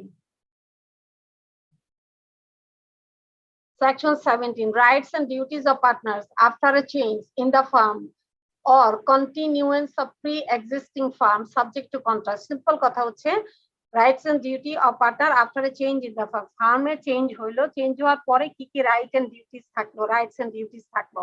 If there is change in the constitution, rights duties remain same. অর্থাৎ শুনেন, একটা সিম্পল কথা হচ্ছে, সবাই আমরা একটু অ্যাটেন্টিভ করি। সিম্পল কথা, এটা হলো পার্টনারশিপটা মানেই হলো সমঝোতার বিজনেস। আমাদের পাঁচজনের মধ্যে যদি ভালো আন্ডারস্ট্যান্ডিং থাকে, ভালো মানে বিশ্বাস থাকে, তাহলে আমরা আগে কন্ট্রাক্ট, এই ক্ষেত্রে হবে কি কন্ট্রাক্টে চেঞ্জ আসলো, ঠিক আছে। তো এই ক্ষেত্রে চেঞ্জ আসলেও if there is change in কনস্টিটিউশনে কোনো চেঞ্জ আসলেও rights and duties remain same so far as maybe, মানে রাইটস এন্ড ডিউটিসে আমরা তো অভ্যস্ত হয়ে আছি, ওই ধরনেরই আছে আগে থেকে, ঠিক আছে। After the expiry of the term of farm remain same, যদি এমন হয় যে আমরা পার্টিকুলার টাইপ অফ বিজনেসের জন্য আমরা পড়েছি section 8 particular partnership, particular partner করার এগ্রিমেন্ট করে আমরা আরেকটা প্রজেক্ট নিয়ে নিলাম, কিন্তু আমরা পার্টনারশিপের এগ্রিমেন্টটা সে কোনো চেঞ্জ করলাম না, যেহেতু আমাদের আন্ডারস্ট্যান্ডিং ভালো, আমরা কি করলাম আগের মতোই ধরে নিলাম, মানে আগের মতোই মনে করে আমরা কাজ চালায় যাচ্ছি, নো প্রবলেম। বিকজ পার্টনারশিপটাই ডিপেন্ড করে আপনার সমঝোতার ভিত্তিতে, সকলের আন্ডারস্ট্যান্ডিং ভালো থাকলে, আপনার ফেইথ ভালো থাকলে, অনেস্ট হলে দেন এটা চলতে পারে। এই ক্ষেত্রে তেমন কোনো চেঞ্জ দরকার হয় না, যেমন after the expiry of the term of farm remain same. হ্যাঁ, যদি ফার্মের টার্মটা যদি চেঞ্জও হয়ে থাকে, এক্সপায়ারও করে থাকে, ওই আগের মতোই চলতেছে, নো প্রবলেম, বিজনেস চলতেছে। আচ্ছা, where additional undertaking are carried out after completion of a venture but firm continue, the rights and duty remain same. যেটা বললাম, একটা ব্রিজ করে আমরা সরকারের আরেকটা প্রজেক্ট পাইলাম, তো আমরা আর সময় পেলাম না, আমরা কাজ শুরু করে দিলাম, আগের কন্ট্রাক্টে ধরে নিলাম, ওটা কিন্তু টাইম চলে গেছে, যেহেতু একটা পার্টিকুলার বিজনেস ছিল। হ্যাঁ, তো এইটা এখানে আমরা ধরে নিব যে এখানে আগের যে টার্মস এন্ড কন্ডিশনস গুলো, রাইটস এন্ড ডিউটিস গুলো ছিল, এগুলো so far as same as before. Make sense? Yes ma'am. Yes, ma'am. Hello, yes জি ম্যাম। ম্যাম। আচ্ছা, সো আমরা একটু 15 মিনিটস ব্রেকে যাই।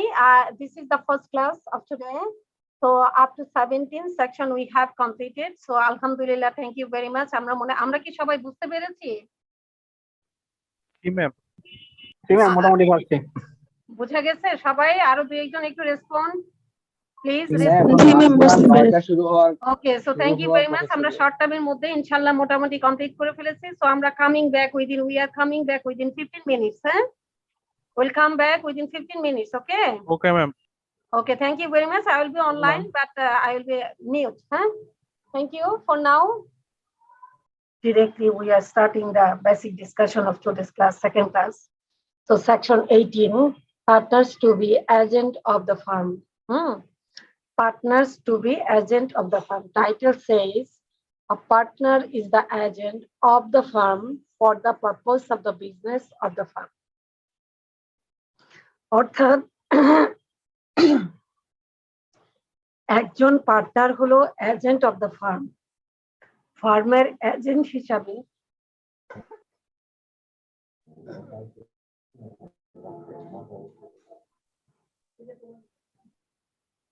একজন পার্টনার, আমরা এজেন্সি আমরা আগের দিনও একটু বলেছিলাম, আমরা কিন্তু একজন আমার প্রয়োজন হলে আমি একজন এজেন্ট নিয়োগ করতে পারি। আমার ভয়েস কি ক্লিয়ার? জি ম্যাম। আচ্ছা, আমরা কিন্তু এজেন্ট নিয়োগ করতে পারি, ঠিক আছে। কন্ট্রাক্ট অ্যাক্টের একটা অংশ আছে যেখানে এজেন্সি আছে, তো ওই এজেন্ট নিয়োগ করা যায়। তো এইখানে পার্টনারশিপের ক্ষেত্রে পার্টনাররাই এজেন্ট হিসাবে কাজ করে, ফার্মের এজেন্ট হিসাবে তারা কাজ করে। এজেন্সি নিয়োগের ব্যাপারটা এখানে নাই, কিন্তু এখানে বলছে যে একজন পার্টনারকে, সাপোজ যে একটি পার্টনার বা যারা একটি পার্টনার এ এন্ড বি, তারা অথবা তারা একটি পার্টনার হোয়াটএভার, এখানে পার্টনার বলছে, পার্টনার হলো ফার্মের এজেন্ট। সিম্পল কথা, পার্টনারশিপ বিজনেসের এজেন্ট হয়, এজেন্ট হিসাবে তাদেরকে ধরা হয়। দ্যাটস অল, ঠিক আছে। So section 18 deals with the partnership agency অথবা partners to be agent of the firm. A partner is the agent of the firm for the purpose of the business of the firm. ঠিক আছে। এই যে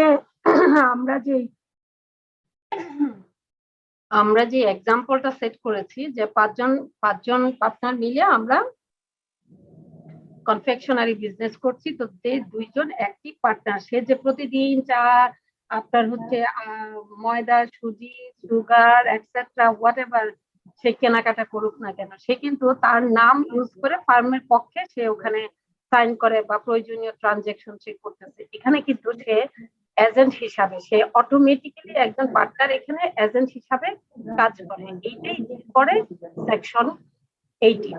that's all. আচ্ছা, section 19, implied authority of the partners as agent of the firm. এই যে একটু আগে section 18 বলছে যে পার্টনার হলো ফার্মের এজেন্ট। এই এজেন্টের কি ইমপ্লাইড অথরিটি আছে, মানে এটা কিন্তু যেহেতু এজেন্সি না, তাহলে এজেন্ট আমাকে অবশ্যই তাকে কি কি অথরিটি দিতে হবে, অথরিটি গুলা লিখিত হতে হবে। কিন্তু এখানে পার্টনারশিপের ক্ষেত্রে একজন পার্টনার সে এমনি বিজনেসের এজেন্ট হিসাবে কাজ করে, ঠিক আছে। তো নিয়োগ দিতে হয় না, এমনি বিজনেসের এজেন্ট হিসাবে কাজ করে পার্টনারশিপ বিজনেসে। তো সেই ক্ষেত্রে ঘটনাটা হলো, তো যখন সে পার্টনার হিসেবে কাজ করে তাহলে তার কি কি অথরিটি আছে, এটা ইমপ্লয়েড থাকে। এটা যেহেতু লিখিত না, সুতরাং এটা ইমপ্লয়েড কিছু অথরিটি আছে। কি কি অথরিটি আমরা সেটা এখন দেখবো। Section 19 deals with that.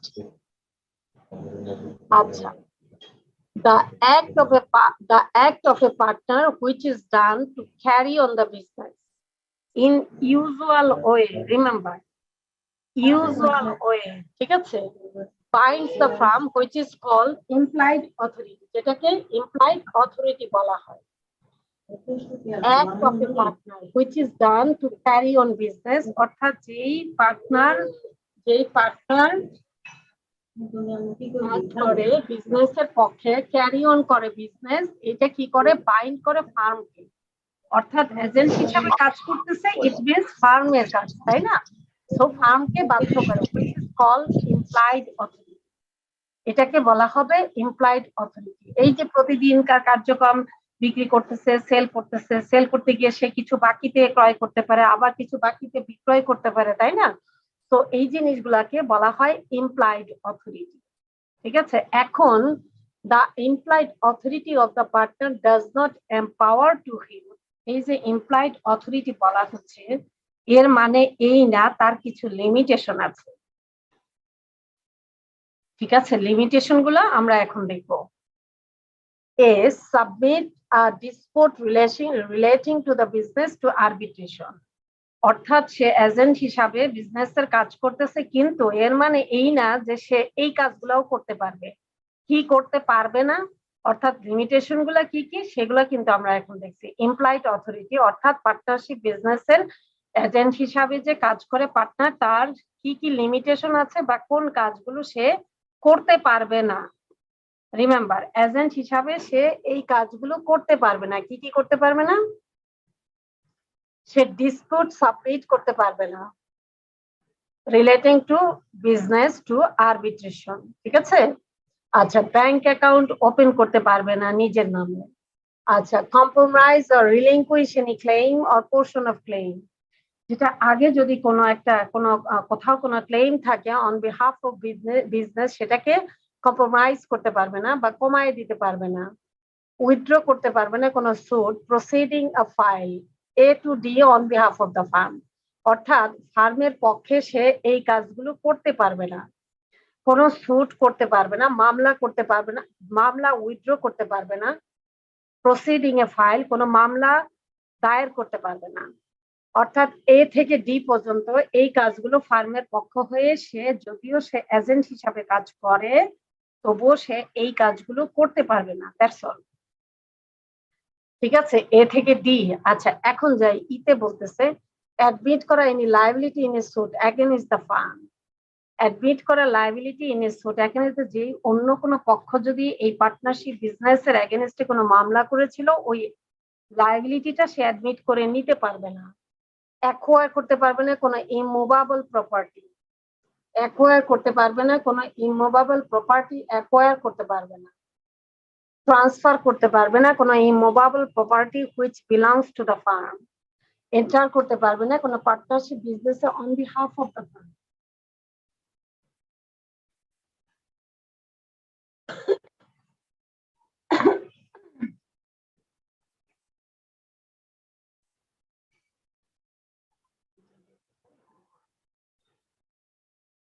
আচ্ছা, ঠিক আছে, আমরা কি বুঝতে পারছি? A থেকে D পর্যন্ত হলো অন বিহাফ অফ বিজনেসের পক্ষ হয়ে সে এই কাজগুলো করতে পারবে না, ডিসপিউট সাবমিট করতে পারবে না, ব্যাংক অ্যাকাউন্ট ওপেন করতে পারবে না, কম্প্রোমাইজ করতে পারবে না। ঠিক আছে, হ্যাঁ, কোনো ক্লেম ছিল যেটা কম্প্রোমাইজ করতে পারবে না, কোনো মামলা উইথড্র করতে পারবে না, কোনো মামলা প্রসিড করতে পারবে না অন বিহাফ অফ ফার্ম। ঠিক আছে, আচ্ছা, এরপরে ই বলতেছে admit any liability in a suit against the firm. ফার্মের এগেইনস্টে কোনো মামলা ছিল যেটা লায়াবিলিটি সে অ্যাডমিট করে নিতে পারবে না। Acquire, transfer, enter into partnership ফার্মে যেতে পারবে না। অ্যাকোয়ার করা বা ট্রান্সফার করা ইমুভেবল প্রপার্টি, অর্থাৎ ফিক্সড অ্যাসেট সে একা একা কিনতে পারবে না।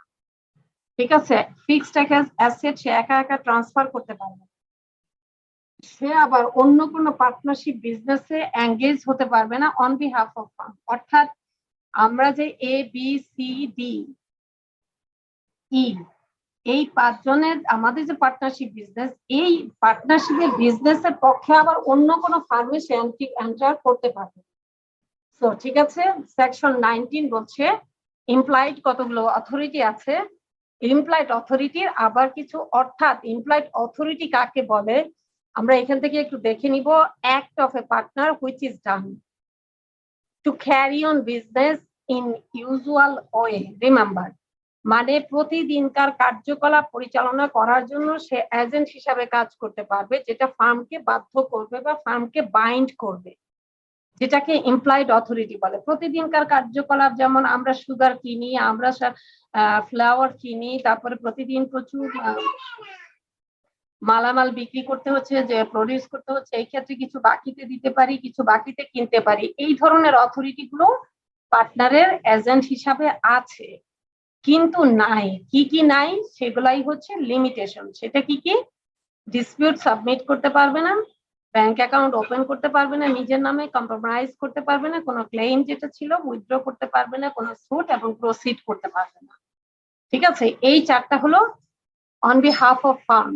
ঠিক আছে, আচ্ছা, এরপরে হচ্ছে আর বলতেছে admit any liability in suit against firm, যেটা আপনার আমাদের ফার্মের এগেইনস্টে কোনো সুট ছিল, যেটার লায়াবিলিটিটাকে অ্যাডমিট করে নিয়েছে, এরকম করতে পারবে না। অ্যাকোয়ার করে ট্রান্সফার করা ইমুভেবল প্রপার্টি পারবে না। Enter into partnership on behalf of the farm, এটাও পারবে না। Section 19 finish. সেকশন 20 বলছে extension or restriction of implied authority, alteration of authority, অর্থাৎ এই যে ইমপ্লাইড অথরিটি আছে এটা রেস্ট্রিক্ট করে দেওয়া যেতে পারে অথবা এক্সটেন্ড করা যেতে পারে কিসের মাধ্যমে? অবশ্যই চুক্তির মাধ্যমে, যেটা আমাদের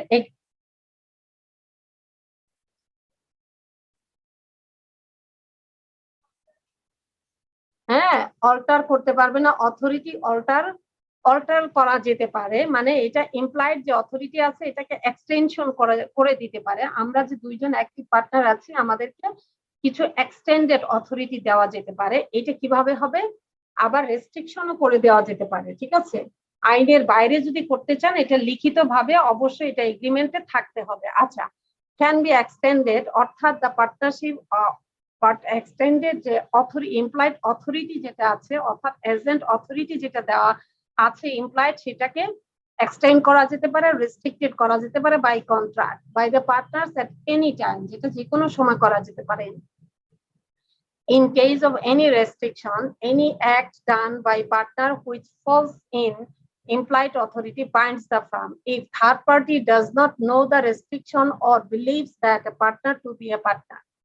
এখন কথা হচ্ছে এখানে যে রেস্ট্রিকশনটা দেওয়া আছে, in case of any restriction any act done by partner which falls in implied authority, যেটা ইমপ্লাইড অথরিটির মধ্যে পড়ে, এইটা কি করে? ফার্মকে বাইন্ড করে। That's all regarding this. এখন এখানে আপনার ফার্মকে বাইন্ড করার ক্ষেত্রে যদি আপনার এবিসিডি, আমরা 5 জন পার্টনার আছি, এখানে বাকি সব পার্টনাররা মিলে বসে একটা এক্সটেন্ডেড অথরিটি দেওয়া হলো যে যান আপনারা গাজীপুরে আমাদের যে জমিটা আছে এটা আপনারা দুইজন মিলেই বাজারের অবস্থা দেখে বিক্রি করে ফেলবেন, আপনারা ফাইনাল করে আমাদেরকে জানায়েন। মানে এই যে একটা এক্সটেন্ড অথরিটি দেওয়া হলো তাকে সেল করার জন্য, এইটা লিখিতভাবে দেওয়া যেতে পারে। এটাকে মানে এক্সটেনশন করা হলো, অথবা রেস্ট্রিক্ট করে দেওয়া যেতে পারে। আপনারা কোনো বাকিতে কোনো পণ্য আর কখনো কিনবেন না, মনে করেন কোনো একটা ঝামেলা হইলো,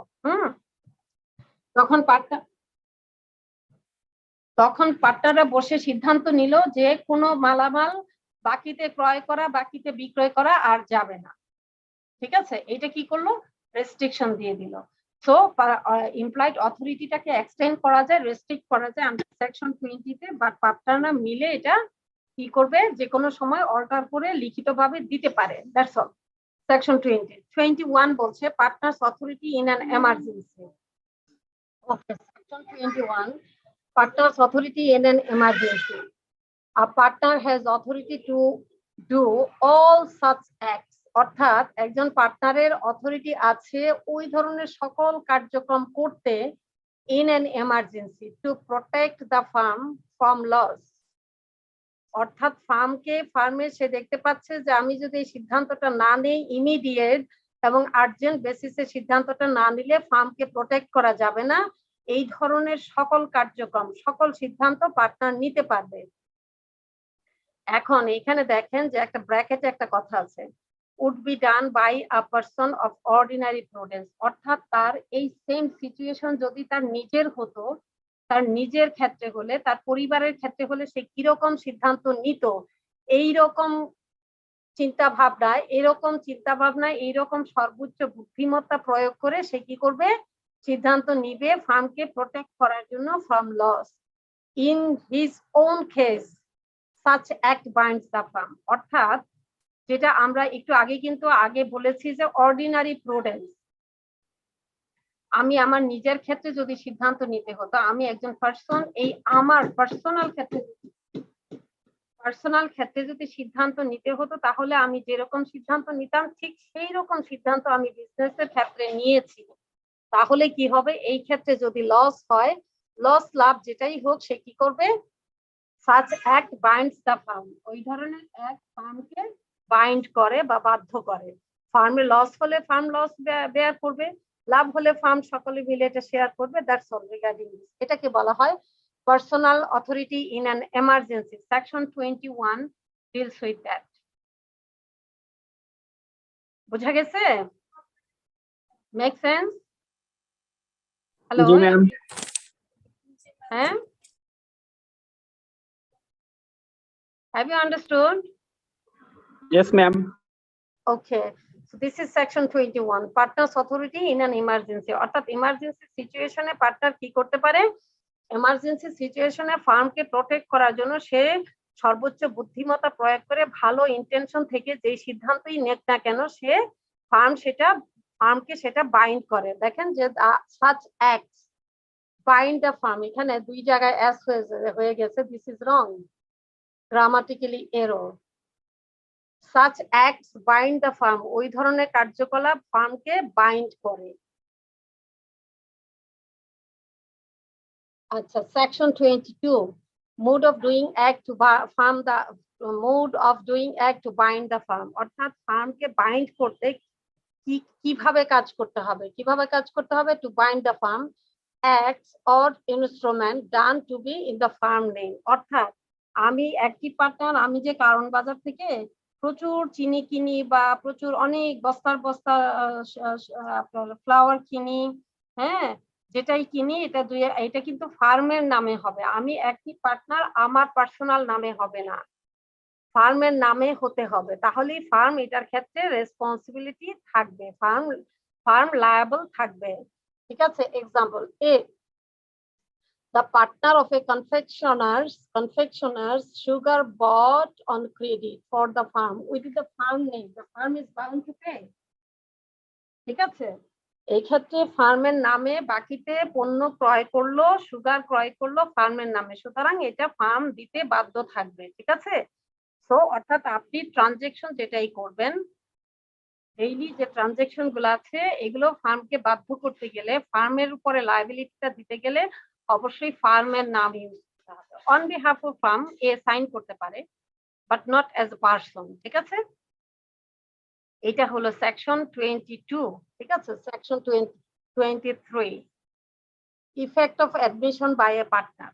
এখন হচ্ছে ইফেক্ট অফ অ্যাডমিশন। আমরা কিন্তু অনেক কিছু পড়ে ফেলেছি, হ্যাঁ, একদিনে আমরা একটু বেশি পড়েছি, কিন্তু যদি আমরা নিজেরা একটু স্টাডি করে নেই, this will be fruitful, otherwise nothing is valuable, only time spending.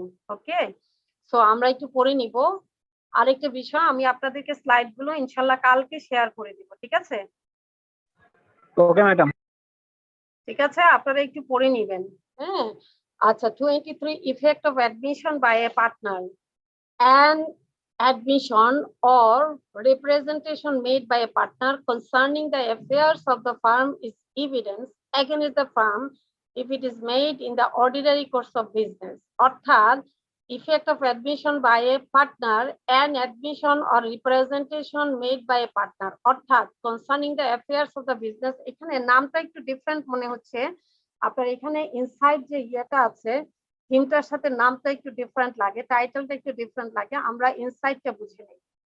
Concerning the affairs of the firm is evidence against the firm. অর্থাৎ এই যে একটু আগে যে কথাটা বললাম, এক্সাম্পল এ তে সেকশন 22 তে বললাম যে আমরা ফার্মের নাম প্রয়োগ করে সাইন করব, ফার্মের নামে আমরা সাইন করব, বাকিতে কিনলাম।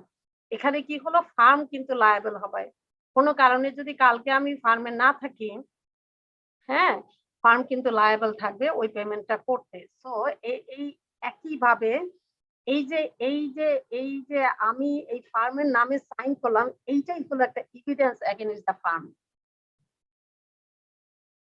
ঠিক আছে? Concerning the affairs of the business is evidence against the farm, এটাই হলো ফার্মের এগেইনস্টে একটা evidence two bind the firm. ঠিক আছে? কিন্তু এটা কি হবে, অর্ডিনারি কোর্স অফ বিজনেস। ঠিক আছে? কারণ আমরা জানি ইমপ্লাইড অথরিটি লিমিটেশনস আছে, ওই লিমিটেশনস ক্রস করা যাবে না। ঠিক আছে? এরপরে ওই ইমুভেবল প্রপার্টি ট্রান্সফার করা, আপনার ডিসপোর্ট সাবমিট করা, মামলা অ্যাডমিট করে নেওয়া, ক্লেম অ্যাডমিট করে নেওয়া, কম্প্রোমাইজ করা, পার্টনারশিপে এন্টার করা, এই যে আমাদের যে লিমিটেশনস গুলো আছে, আমরা এই লিমিটেশন গুলো ক্রস করব না। এর বাইরে যদি আমরা অর্ডিনারি কোর্স অফ বিজনেসের যে কার্যকলাপগুলো তার মধ্যে আমরা কি করব, যে অন বিহাফ অফ ফার্মের নামে আমরা সাইন করব on behalf of the farm as a partner, as N agent, ঠিক আছে? এইটাই হলো এভিডেন্স এগেইনস্ট দ্য ফার্ম, যদি এটা করা হয় অর্ডিনারি কোর্স অফ বিজনেসে, ঠিক আছে? আচ্ছা, সেকশন 24 নোটিস টু এ পার্টনার। আমরা নোটিস টু এ পার্টনার বলবো।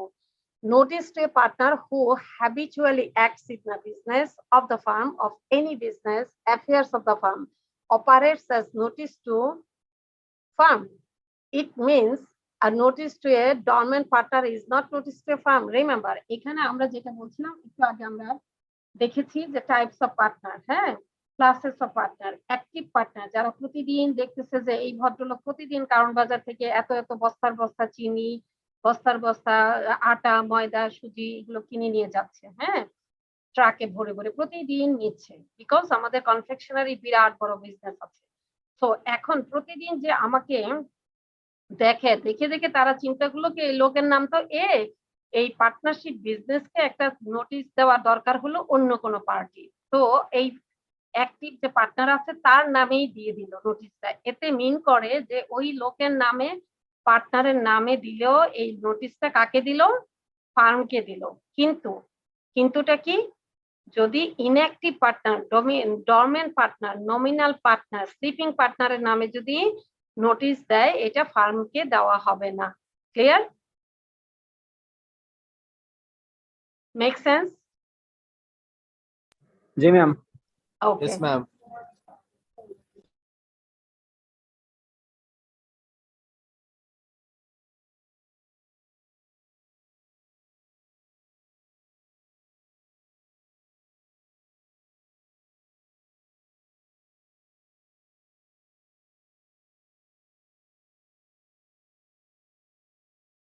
আমরা এখন দেখবো চ্যাপ্টার হচ্ছে এটা liability of partner to outsider. আউটসাইডারের কাছে পার্টনারদের কি লায়াবিলিটি আছে, ঠিক আছে?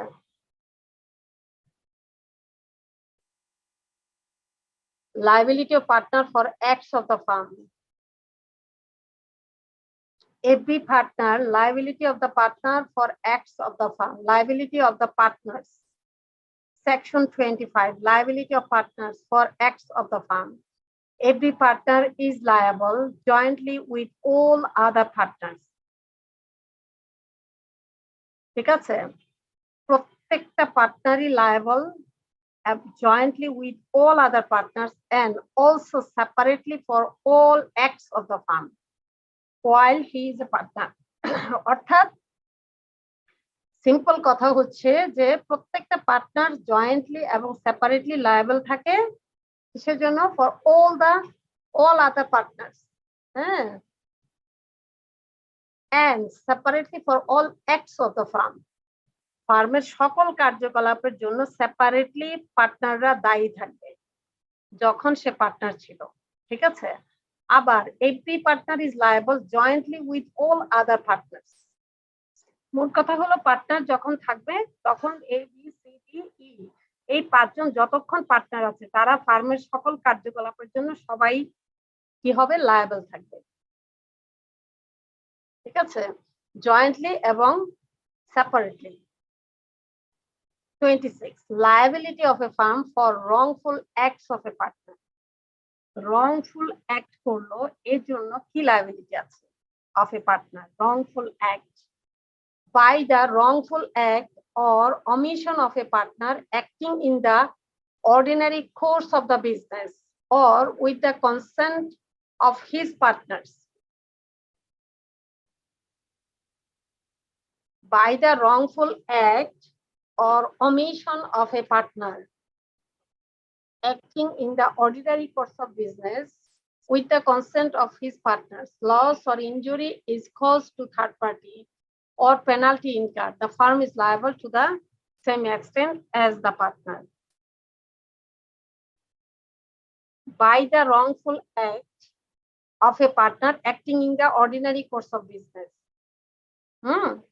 অর্থাৎ কোনো ভুলবশত কোনো কার্যকলাপের জন্য যখন সে একটি পার্টনার, সে প্রতিদিনকার যে কার্যকলাপ করতেছে অনেক কাজ করে, তো তার মধ্যে কোনোটা রং হয়ে গেল, ভুল হয়ে গেল, সেই ক্ষেত্রে কি হবে, যে কাজগুলা সে সকলের পারমিশনে, সকলের সমঝোতার ভিত্তিতে সে প্রতিদিন কাজ করে, সো সে প্রতিদিন হিউজ ওয়ার্ক তার, তো সেই ক্ষেত্রে একটা কাজ কোনোভাবে ভুল হয়ে গেল, এখানে কি হবে, এই ক্ষেত্রে ভুল হওয়ার কারণে লস বা injury cause to third party, এতে এই ভুলের কারণে যদি থার্ড পার্টি কোনো লস হয়ে থাকে, হ্যাঁ, এতে করে যদি কোনো পেনাল্টি হয় তাহলে এটা ফার্ম লায়াবল হবে। The firm is liable to the same extent as the partner. বুঝা গেল? যেটা আসলে এটা related with the ordinary course of prudence, আমরা বলেছি না, যেটা হলো পার্সোনাল ক্ষেত্রে আমি যেরকম করতাম, তো এরকম সর্বোচ্চ বুদ্ধিমত্তা, আমি অনেস্ট, আমি ফেইথফুল, আমি ভালো কাজ করার ইন্টেনশন আমার সব সময়, সুতরাং আমি অনেক কাজ করি, তো কাজ করতে করতে একটা কাজ ভুল হয়ে গেল, এই ভুলের কারণে যদি থার্ড পার্টির কোনো ক্ষতি হয়, এই ক্ষেত্রে কিন্তু ফার্ম লায়াবল হবে, আমি পার্সোনালি লায়াবল হব না। Clear? G ma'am. Okay. This is section 26, liability of a firm for wrongful act of a partner. দেখেন, পার্টনারের wrongful কাজের জন্য ফার্মের কি liability, section 26 deals with that one. Okay, আপনারা একটু এই সেকশনটা একটু দেখতে থাকুন, আমি একটু আসতেছি within 1 minute. Okay, hello everyone. Yes ma'am. Okay, section 27, হ্যাঁ,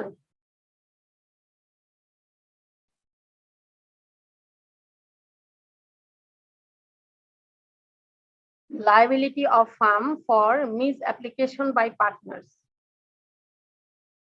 Liability of firm by misapplication for misapplication by partners, where a partner acting within his apparent authority, a partner receives money or property from third party and misapplies it, or a firm in the course of its business receives money or property from third party and the money or property misapplied by any of the partners while it is in the custody of the firm is liable to make good the loss.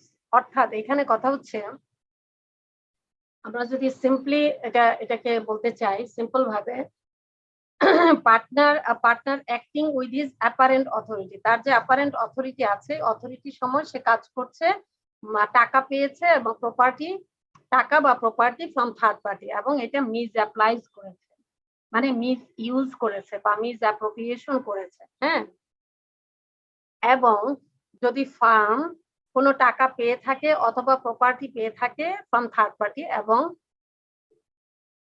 Miss applied ইট, এটা বলছে যে farm অথবা কোনো partner, তো একজন farm করা আর দুইজন partner মিলে করা মানে আপনার ফার্ম করলো, তো করার পরে এটা কি করলো, মিস অ্যাপ্লাইজ করলো, অর্থাৎ কোনো থার্ড পার্টির সাথে ট্রানজাকশনের সময় সে মিস ইউজ করলো, তাহলে কি হবে, সে পার্সন হিসেবে সে যখন on behalf of the firm সে কাজ করছে, কাজ করার সময় সে কিছু টাকা পয়সা অন্যের কাছ থেকে পেয়েছে, যেটা এটা বিজনেসের ট্রানজাকশনের সময়, দেখেন acting within his apparent authority, receives money এবং প্রপার্টি ফ্রম থার্ড পার্টি এবং মিসঅ্যাপ্লাইজ ইট, মিসঅ্যাপ্লাই করার কারণে কি হলো, এতে যে লস হবে থার্ড পার্টি, এই যে by any of the partner, যে কোনো partner while it is in the custody of the firm, এইটা যদি কাস্টডি অফ দ্য ফার্মে থাকে, মিসঅ্যাপ্লাইজ করেছে কিন্তু এটা কাস্টডি অফ দ্য ফার্মের মধ্যে আছে, the firm is liable to make good the loss, অর্থাৎ থার্ড পার্টির ক্ষতি হলে এটা ফার্মই লায়াবল হবে এবং এটা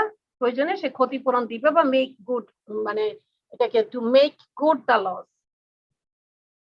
থার্ড পার্টির সাথে ট্রানজাকশনের সময় থার্ড পার্টির কাছ থেকে কোনো টাকা পাইলো, সেটা ফার্মের অধীনে আছে, ফার্মের আয়ত্তাধীনে আছে, এইটা যদি পরে যদি এমন হয় যে এইটা মিসইউজ, আসলে এটা মিসইউজ হয়েছে, আসলে এটা ফার্মের মানে ফার্মের ছিল না বা কোনো রং হয়েছে, এটা কিন্তু ফার্ম লায়াবল হবে, তো আপনার থার্ড পার্টিকে এইটা ক্ষতিপূরণটা দেওয়া বা to make good the loss, ঠিক আছে, থার্ড পার্টির এই ক্ষেত্রে যদি কোনো আপনার লস হয়ে থাকে এইটা ফার্মই বেয়ার করবে, ঠিক আছে। Liability of firm for misapplication by partners, ঠিক আছে, যেহেতু সে অর্ডিনারি আপনার অ্যাপারেন্ট অথরিটিতে এটা করছে, অর্ডিনারি কোর্স অফ বিজনেসে করেছে, এবং এই যে মিস অ্যাপ্লিকেশনটা আছে এইটা আপনার কি করেছে, আপনার ফার্মের অধীনে আছে। দেখেন এটা রিসিভ মানি, এটা কোথায় from the receives money or property from third party and money or property misapplied by any of the partners while it is in the custody of the firm. এটা while it is in the custody of the firm এ আছে, তখন এটা ফার্মই এটা কি করবে, ক্ষতিপূরণ দিবে বা এটার জন্য যা করার দরকার লায়াবল হবে। That's all. Section 27 28 holding out, আমরা পড়বো এখন holding out.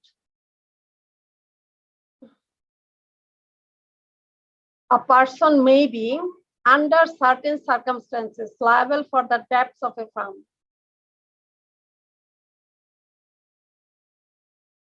Though he is not a partner of the firm. আচ্ছা, এটাকে বলা হবে হোল্ডিং আউট। নামটা একটু কিরকম জানি, কিন্তু আমরা বিষয়টা বুঝবো এমন ভাবে, আচ্ছা নিচের এক্সাম্পলটা দেখি তাহলে আমরা এটা বুঝতে পারবো। A person may be liable for the debts of a firm though he is not a partner of the firm. এটা কিভাবে হয়, মানে পার্টনার ফার্মের পার্টনার না, তারপরেও সে লায়াবল ফর দ্য ডেট। কিভাবে হয় আমরা এক্সাম্পল ছাড়া এটা এখানে বোঝা যাবে না। Two brothers carry on partnership business, দুইজন ভাই কি করলো, পার্টনার এগ্রিমেন্ট করলো, এগ্রিমেন্ট করে পার্টনারশিপ বিজনেস করলো ইন দ্য ফ্যামিলি নেম।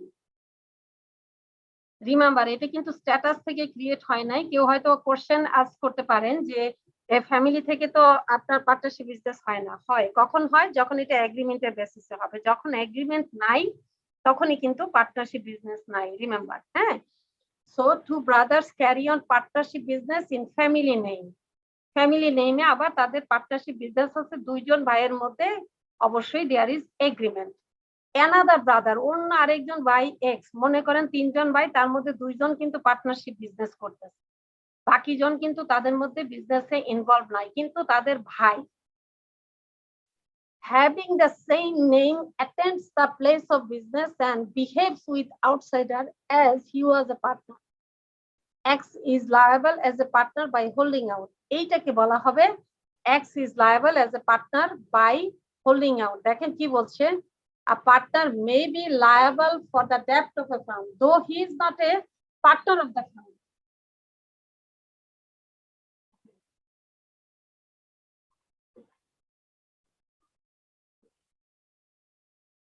বুঝা গেছে হোল্ডিং আউট কাকে বলে? আমরা এক্সাম্পলটা মনে রাখতে হবে যে তিনজন ভাইয়ের মধ্যে দুইজন ভাই কি করলো, পার্টনারশিপ করলো, এগ্রিমেন্ট করলো। দুইজন ভাই এগ্রিমেন্ট, এখন আরেকজন বাইরের যারা থার্ড পার্টি আছে তারা হয়তো এটা ওইভাবে জানে না। হ্যাঁ, তারা হয়তো ওইটা ওইভাবে জানে না। না জানার কারণে কি হচ্ছে, ওই কোন একটা ট্রানজাকশন তার ওই এক্স আরেকজন ব্রাদার তার সাথে করে ফেললো। এখন তারা তো পার্টনারশিপ বিজনেস হিসাবে চিন্তা করলো, তারা বলছে যে এও বুঝি পার্টনার, কারণ তাদের ভাই, আসলে সে পার্টনার না। ঠিক আছে, তো এইখানে এই বিষয়টাকে বলা হবে X is liable as a partner by holding out. এই পয়েন্টটাকে বলা হবে holding out. Understandable? Make sense? Hello hello, yes ma'am. আচ্ছা, সো আমরা আগাই। এরপর আরেকটা এক্সাম্পল আমরা দেখি। A retired person, a retired partner allows his name in connection with the firm may become liable to third party by principle of holding out. এখন একজন partner, তিনজনের মধ্যে একজন রিটায়ার করছে, মানে একজন চলে গেছে। এখন সে যদি আবার কোনো ফার্মের নামে কোনো কিছু করে থাকে তা থার্ড পার্টির কাছে, এইটাকে বলা হবে প্রিন্সিপাল অফ হোল্ডিং আউট। আমরা কিন্তু পয়েন্টগুলো মনে রাখবো। প্রথমটা হলো তিনজন ব্রাদারের যে এক্সাম্পল, এইটা হলো শুধু হোল্ডিং আউট। এখন একজন retired partner allows his name in connection with the firm, ফার্মের নামে ফার্মের কানেকশনে তার নামটা ব্যবহার করলো। হ্যাঁ, এই ক্ষেত্রে may become liable to third party, এখানে কিন্তু সে লায়াবল হবে থার্ড পার্টিতে। ঠিক আছে, কারণ আগে যে পার্টনাররা আছে, এখন যে এক্সিস্টিং পার্টনার আছে তারা তো তাকে ধরবে যে আপনি ফার্মের নাম ব্যবহার করছেন কেন, আপনি তো চলে গেছেন 2 মাস হয়ে গেল। ঠিক আছে, এই ক্ষেত্রে সে লায়াবল হবে। এইটাকে বলা হবে প্রিন্সিপাল অফ হোল্ডিং আউট। আমরা একটু এই দুইটা পয়েন্ট মনে রাখবো, ক্রিটিক্যাল না, এক্সেপশনাল, সামথিং এক্সেপশনাল। হ্যাঁ, এটাকে বলবো প্রিন্সিপাল অফ হোল্ডিং আউট। এরপরে আরেকটা দেখবো আমরা এই তিনটা এক্সাম্পল ভালো করে আমাদের মাথায় নিয়ে নিব। আরেকটা দেখেন, নিচে দেখেন 2 এর পরে রোমান সংখ্যা 2 আর রিটায়ার্ড পারসন এর নিচে আরেকটা প্যারাতে দেখেন Rahim carried on business as Karim and company. Rahim carried on business, রহিমের ব্যবসা, কিন্তু তার ব্যবসার নাম দিছে কি করিম অ্যান্ড কোম্পানি। এখন তার একজন ম্যানেজার আছে, তার নাম হলো আবার করিম, ঠিক আছে। employed a person named Karim to act as manager of the business. It was held that Karim is a partner by the principle of estoppel.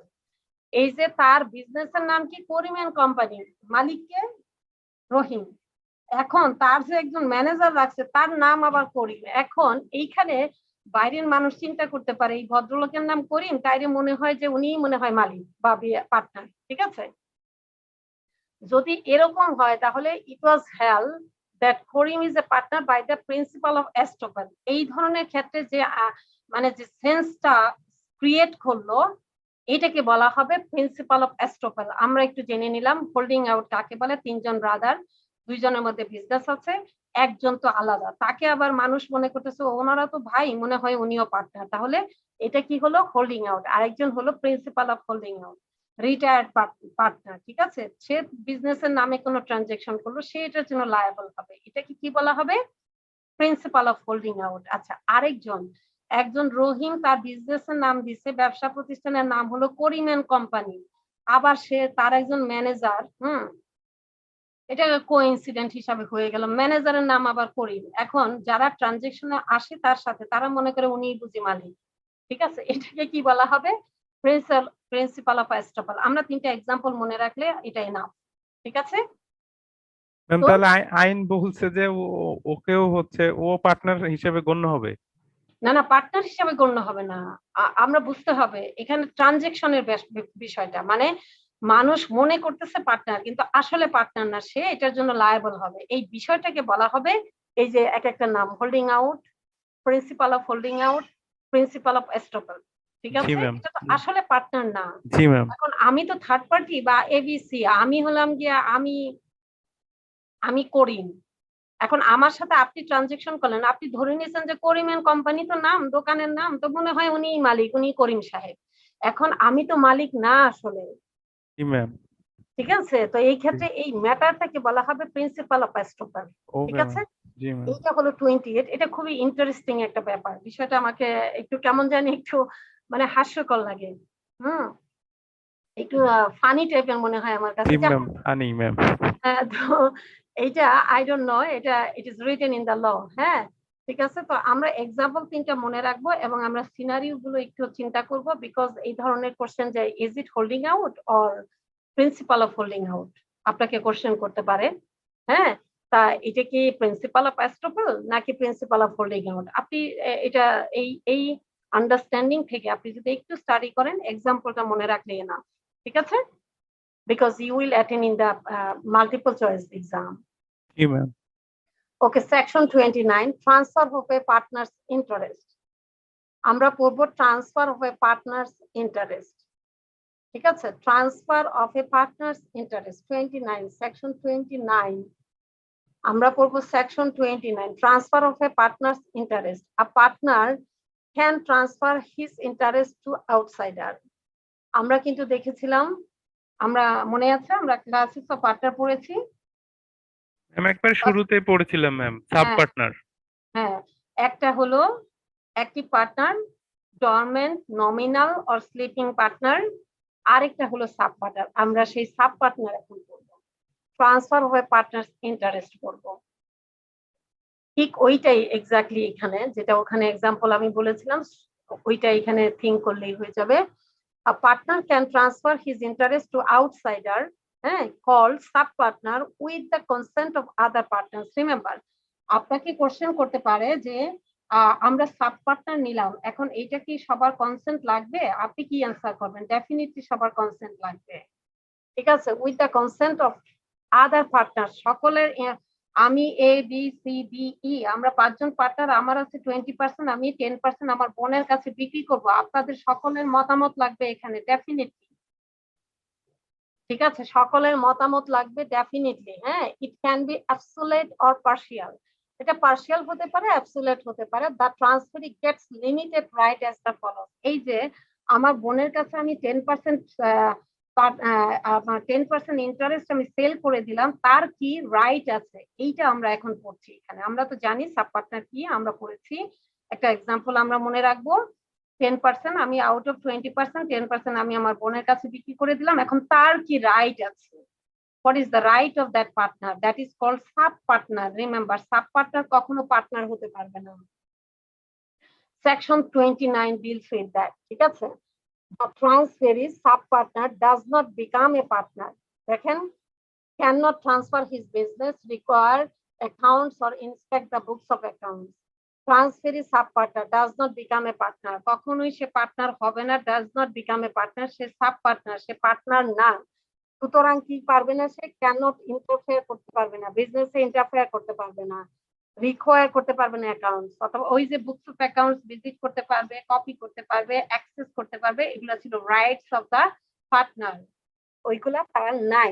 ঠিক আছে, সাব পার্টনারের কি নাই, এই জিনিসগুলো নাই, because he is not the partner. ঠিক আছে, তো entitled to receive share of profit according to his share, অর্থাৎ 10% যে আমার বোনকে আমি দিলাম, সে 10% এর প্রফিট সে পাবে অ্যাজ ইউজুয়াল, এখন যতই হোক। ঠিক আছে, সে হিসাব চাইতে পারবে না, বুকস অফ অ্যাকাউন্টস দেখতে পারবে না, অ্যাক্সেস করতে পারবে না, কপি চাইতে পারবে না। ঠিক আছে, has the right to receive the share of assets if the firm is dissolved. Share of asset, এই সিম্পল কথা হচ্ছে 10% শেয়ার পাবে, 10% শেয়ার। আবার কোনো কারণে যদি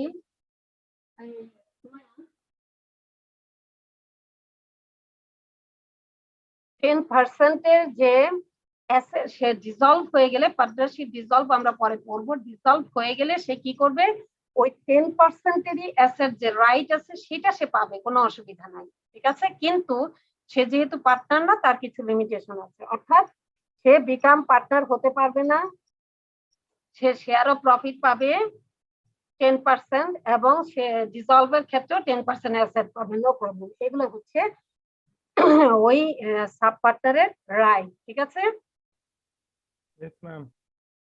আমরা 30 is a big section and very much important. I have seen several time আমি এখান থেকে কোশ্চেন দেখেছি। হ্যাঁ, তো ভেরি ইম্পর্টেন্ট, আমরা চেষ্টা করব ভালোভাবে বুঝতে। আর একটা জিনিস আমি বলে নিই, আজকে যদি এই পয়েন্টটা আমরা বুঝতে না পারি, সেকশন 30 আমরা নেক্সট ক্লাস স্টার্ট করব ফ্রম সেকশন 30। সুতরাং আমি একবার শুধু বলে যাই, because my voice is not supporting me about 3 hours I'm talking. হ্যাঁ, ঠিক আছে। Yes, ma'am. Hello, Okay, ma'am. okay, so minor admitted to the benefit of partnership, section 30. Minor, আমরা জানি মাইনর কাকে বলে, আমরা কি এটা জানি? জি ma'am. Minor cannot be partner, but with the consent of all the partner, minor partner হতে পারবে না, কিন্তু সকলের মতামতের ভিত্তিতে may be admitted to the benefit of the existing firm. অর্থাৎ মাইনর কখনো, মাইনর হচ্ছে বিলো 18 এজ, বিলো 18। ঠিক আছে, জি মাইনর, ম্যাম। Yes ma'am. হ্যাঁ, বিলো 18 এজ সে কখনো পার্টনার হতে পারবে না, কিন্তু সকলের মতামতের ভিত্তিতে সে পার্টনারশিপে বিজনেসের বেনিফিট নিতে পারে। ঠিক আছে, তাহলে আমরা কি শিখলাম বলেন তো? সেকশন 29 থেকে আমরা দেখেছি যে সাব পার্টনারও পার্টনার হতে পারে না, মাইনরও পার্টনার হতে পারে না। সাব পার্টনার কি করতে পারে, কিছু কিছু তার কিছু রাইট আছে, সেগুলো কি, সে প্রফিটের শেয়ার পাবে, সে অ্যাসেটের শেয়ার পাবে যখন সে যদি ফার্ম ডিসলভ হয়। আর সেকশন 30 বলছে মাইনর হচ্ছে বিলো 80, আমরা জানি সে কখনো পার্টনার হতে পারবে না, কিন্তু পার্টনারশিপের বেনিফিট সে নিতে পারে। আচ্ছা, দেখি তাহলে কিভাবে নেয়, আমরা একটু কেয়ারফুলি শুনি, because I can repeat this one. আচ্ছা, such minor has a right to share the property or profit. He can access, inspect and copy of the accounts of the firm. অর্থাৎ মাইনরের রাইট আছে share of the প্রপার্টির right আছে, এবং সে access করতে পারে, inspect করতে পারে, কপি করতে পারে অ্যাকাউন্টস অফ দ্য ফার্ম। আচ্ছা, such minor shares ওই রকম মাইনরের share is liable for the act of the firm, but minor is not liable personally, that is his personal property is not liable for any act of the firm. অর্থাৎ মাইনরের যে suppose আমাদের 5 জন পার্টনারের যে এক্সাম্পলটা আমরা সেট করেছি, 5 জন পার্টনারের মধ্যে সি মারা গেল, তো তার তো 20% আছে, তার বাচ্চা আছে যেটা বিলো 18, তাকে আমরা মাইনর হিসাবে নিয়ে নিলাম তার জায়গায়। তখন সে কি করতে পারবে, তার বাবার যে মাইনরের যে তার বাবার যে শেয়ারটা, সে শেয়ারটা অ্যাজ ইউজুয়াল থেকে যাবে, সে বুকস অফ অ্যাকাউন্টস দেখতে পারবে। এখন তার ওই 20% ফার্মের অ্যাক্টের জন্য লায়াবল থাকবে, কিন্তু তার যে পার্সোনাল যদি কোনো বাড়ি গাড়ি থাকে সে ওইটা কিন্তু লায়াবল হবে না। আমরা আরেকটু অ্যাডভান্স করি, পার্টনারশিপ বিজনেসে কিন্তু আনলিমিটেড লায়াবিলিটি। পার্টনারশিপ বিজনেসে সাপোজ 5 জন মিলে যে আমরা কনফেকশনারি বিজনেস করলাম, তো এই ক্ষেত্রে যদি বিজনেস লস হয়, প্রয়োজনে 5 জন পার্টনার বাড়ি থেকে বাড়ি গাড়ি বিক্রি করে লস গুলা বেয়ার করতে হবে, ঠিক আছে। কিন্তু ওই যে মাইনর হয়ে গেল, যে একজন মারা গেল, তার মাইনর, এখন যদি বিজনেসে লস হয়, মাইনর তো তার বাবার বাড়ি আছে, সেটা সে মালিক হবে, ওই তার বাড়িটা কিন্তু এটার এক্সক্লুড হবে, এখানে তার বাড়িটা এখানে লায়াবল হবে না। কিন্তু বাকি 4 জন যে পার্টনার আছে তারা কিন্তু পার্সোনালি লায়াবল হবে। এই জন্যই পার্টনারশিপ বিজনেস হচ্ছে পার্টনাররা আনলিমিটেড লায়াবিলিটি থাকে তাদের, ঠিক আছে। আমরা যদি না বুঝি পরের ক্লাসে আবার রিপিট করব। Today really I can repeat it, okay okay ma'am. আচ্ছা, minor may not sue the partners, minor পার্টনারদেরকে সু করতে পারে না for any act of payment of his share of the property or profit of the firm. Only minor may sue in case of ডিসোলেশন। অর্থাৎ minor মামলা করতে পারবে না, একমাত্র করতে পারবে কখন, ডিসোলেশনে, ঠিক আছে। Anytime within 6 months of attaining majority of his obtaining knowledge that he had been admitted to the benefit of the partnership, whichever date is later, a public notice may be given by minor that has elected to become or not to become a partner in the firm. If no notice given, he shall become a partner on the expiry of the said 6 months. Simple কথা হচ্ছে, সে যখন majority হয়ে যাবে, 18 years হয়ে গেল, তার থেকে 6 মাসের মধ্যে সে কি করবে, সেকশন 72 এর আন্ডারে পাবলিক নোটিশ দিবে যে সে পার্টনার হবে কি হবে না, ঠিক আছে। He shall become a partner on expiry of the said 6 months. 6 মাসের মধ্যে সে যদি পাবলিক নোটিশ না দেয়, তাহলে সে কি হবে, সে পার্টনারশিপ অটোমেটিক্যালি তার উপরে চলে আসবে। আচ্ছা, এখন rules, when minor becomes partner, যখন পার্টনাররা এই ক্ষেত্রে বিকাম হয়ে গেল, পার্টনার হয়ে গেল, his right as a minor to be continued, his right as a minor to be continued up to the date when become a partner. অর্থাৎ তার বাবার সম্পত্তি, সে 18 হয়ে গেল, 20% যে ছিল 18 হয়ে গেল, তখন সে পুরো পার্টনার হয়ে গেল, তার আদার্স পার্টনার্স এর যে রাইট আছে তারও সেই রকম আছে। his share in the property, his share in the property and profit shall be the share to which he was admitted as minor. আর শেয়ারও আগের মতোই 20% থাকবে। আচ্ছা, rules, when minor elects not to be, okay.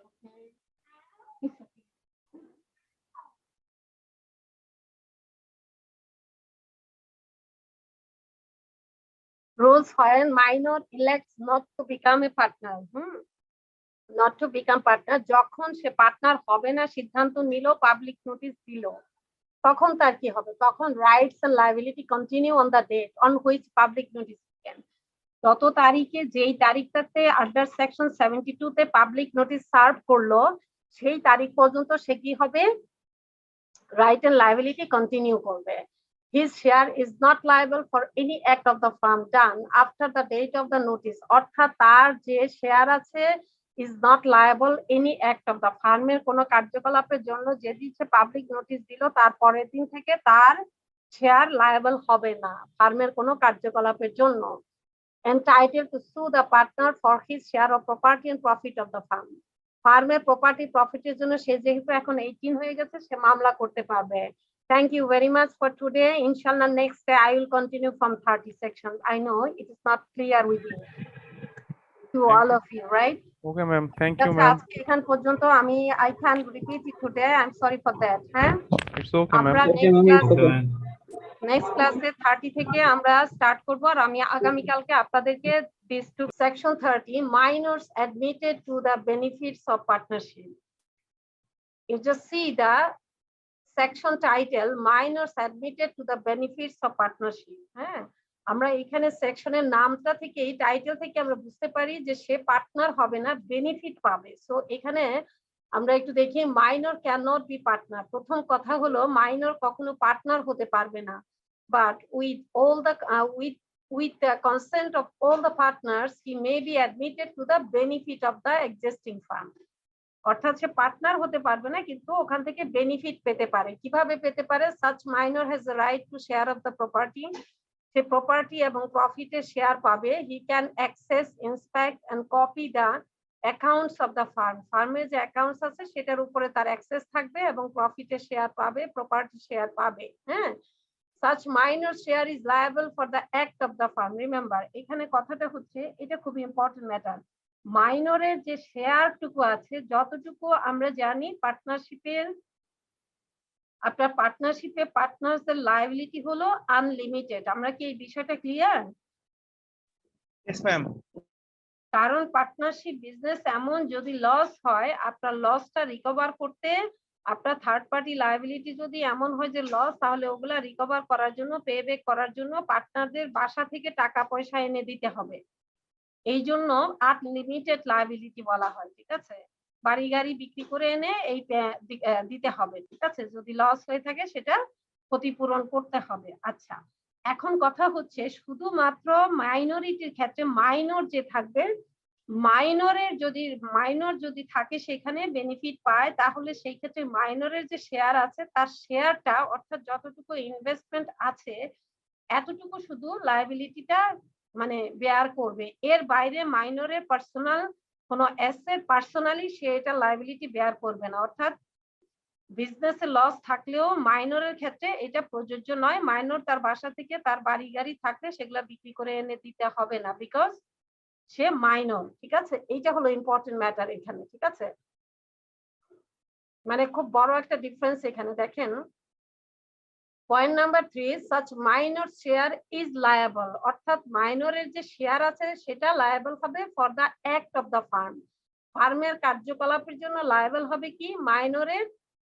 মাইনরের শেয়ারটুকু। But minor is not liable personally, that is his personal property is not liable, যেটা এতক্ষণ ধরে বলছিলাম, for any act of the firm. ঠিক আছে, is it clear? Hello? Yes, ma'am.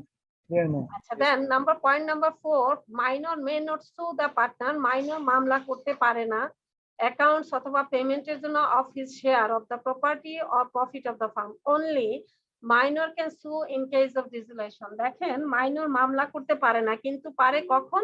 In case of dissolution only. ঠিক আছে, এইটাও একটা বিরাট ইম্পর্টেন্ট ব্যাপার, আমাদের মনে রাখতে হবে। মাইনর কখনো পার্টনার হতে পারবে না, কিন্তু সে বেনিফিটে, যে এক্সিস্টিং ফার্ম আছে সেটাতে বেনিফিটের জন্য অ্যাডমিটেড হতে পারবে। ঠিক আছে, তার শেয়ার, সে মাইনরের রাইট আছে শেয়ার পাওয়ার, কিসের? প্রপার্টি এবং প্রফিটের। আপনার ফার্মের অ্যাকাউন্টসে অ্যাক্সেস আছে। তারপরে কিন্তু নাম্বার 3 হচ্ছে মাইনরের শেয়ারটা লায়াবল থাকে, কিন্তু মাইনর পার্সোনালি লায়াবল না। আচ্ছা, minor may not sue the partner. Minor আপনার পার্টনার হতে পারে না এবং মাইনর মামলা করতে পারবে না। শুধুমাত্র মামলা করতে পারবে কখন? In case of dissolution. ঠিক আছে, আচ্ছা, এখন point number 5, very important matter. Any time within 6 months of attaining majority. যখন সে এনি টাইম, সে 18 বছর হয়ে যাওয়ার পরবর্তী 6 মাসের যে কোনো সময়ের মধ্যে, of his obtaining knowledge that he had been admitted to the benefit of the partnership, অথবা যখন সে তার নলেজে আসলো বা সে সচেতন হলো বা সে জানলো যে তার পার্টনারশিপে সে অ্যাডমিটেড ছিল বেনিফিটে। এই দুইটা যে সময়, এই দুইটা ডেটের মধ্যে which ever date is later, যে ডেটটা হবে পরবর্তী, এই সময়ের মধ্যে এই একটা পাবলিক নোটিশ দিবে, given by the minor, that he has elected to become or not to become partner in the firm, অর্থাৎ এই দুইটা তারিখের মধ্যে যেই তারিখটা লেটার হবে এর মধ্যে একটা পাবলিক নোটিশ দেবে। পাবলিক নোটিশ সার্ভ করা হয় পার্টনারশিপ অ্যাক্টের সেকশন 72 তে। পাবলিক নোটিশটা সে দিবে, সে ইলেক্টেড হবে, সে পার্টনার হবে নাকি হবে না, দুইটাই তার করতে হবে, মানে একটা নোটিশ সার্ভ করা যাবে। আচ্ছা, ইফ নো নোটিস গিভেন, যদি কোনো নোটিশ দেওয়া হয় না তাহলে কি হবে? He shall become a partner on the expiry of the shed 6 months। সে যদি এর মধ্যে পার্টনার হয় তাহলেও নোটিশ দিতে পারবে আন্ডার সেকশন 72 দিকে, অথবা পার্টনার যদি সে সিদ্ধান্ত নেয়, যেহেতু সে 18, সে মেজরিটি, সে এখন সিদ্ধান্ত নিল যে না আমি এই বিজনেসে থাকবো না, তাহলেও সে আন্ডার সেকশন 72 তে একটা পাবলিক নোটিশ সার্ভ করবে। আচ্ছা, যদি এমন হয় যে সে কোনো নোটিশই দিল না তাহলে কি হবে? তাহলে হবে 6 মাসের পরবর্তী 6 মাসের যে টাইমটা বলা আছে, এই টাইমটা শেষ হওয়ার পরে সে এমনি সে পার্টনার হয়ে যাবে বিজনেসে। ঠিক আছে, এই হলো সেকশন 30 সব ব্যাপার। এখন আরো কিছু ম্যাটার আছে। Number 6, rules when minor become a partner. যদি আপনার সিদ্ধান্ত নেয় যে পার্টনার হবে, সে পাবলিক নোটিশ দিল, অথবা যদি না দিয়ে থাকে 6 মাস পরে সে অটোমেটিক্যালি পার্টনার হয়ে যাবে আইন অনুযায়ী। ঠিক আছে, এখন সে পার্টনার হইল, এখন তার কি আছে, তার কি রাইট আছে? আচ্ছা, নাম্বার এ দেখেন, his right as a minor to be continued up to the date when he become a partner। যখন সে পার্টনার হইল যে তারিখ থেকে তার আগ পর্যন্ত, সে ওই তারিখ পর্যন্ত সে কি হবে, মাইনরের যে রাইট আছে সেটা কন্টিনিউ থাকবে। আচ্ছা, his share in the property and profit shall be the share to which he was admitted as minor। অর্থাৎ মাইনর হিসেবে তার যতটুকু পরিমাণে শেয়ার ছিল ততটুকু পরিমাণই থাকবে আপ টু দ্যাট ডেট। এই দুইটা হলো rules. when minor becomes partner, মানে পার্টনার হওয়ার পরে যে দুইটা রুল আছে, এই দুইটা হলো সেই রুল। এরপরে rules when minor elects not to become partner। এখন সে 6 মাসের মধ্যে নোটিশ সার্ভ করলো আন্ডার সেকশন 72 তে যে আমি মাইনর হব, আমি পার্টনার হব না, তাহলে কি রুলস? তাহলে যে রুলস আছে সেগুলো হচ্ছে rights and liability continue, right এবং লায়াবিলিটি কন্টিনিউ করবে on the date on which public notice given. অর্থাৎ যেই তারিখে পাবলিক নোটিস দেওয়া হবে ওই তারিখ পর্যন্ত তার রাইটস এন্ড লায়াবিলিটি কন্টিনিউ করবে। এটা হলো যদি সে পার্টনার না হয়। ঠিক আছে, আচ্ছা, then his share is not liable for any act of the farm.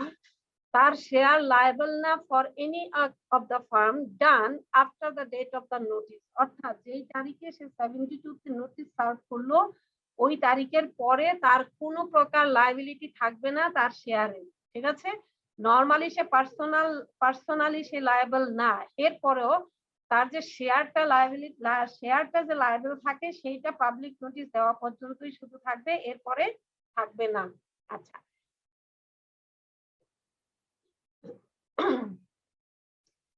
minor is entitled to sue the partners for his share of property and profit of the firm। আমরা জানি মাইনর কি করতে পারে না, মামলা করতে পারে না, কিন্তু মামলা করতে পারে কখন? to sue the partner for his share of property। মনে করেন যে সে নোটিশ দিল, নোটিশ দেওয়ার পরে সে মাইনর হবে না, নোটিশ দিয়ে দিল, এখন তার যে শেয়ার আছে এটা তাকে বুঝাইয়া দিচ্ছে না, না দেওয়ার পরে সে তখন শুধুমাত্র মামলা করতে পারবে তার প্রপার্টির জন্য অথবা প্রফিট অফ দ্য ফার্মের জন্য। ঠিক আছে, that's all regarding the section 30. So how many we are now? আমি একটা প্রশ্ন ছিল, Yes please.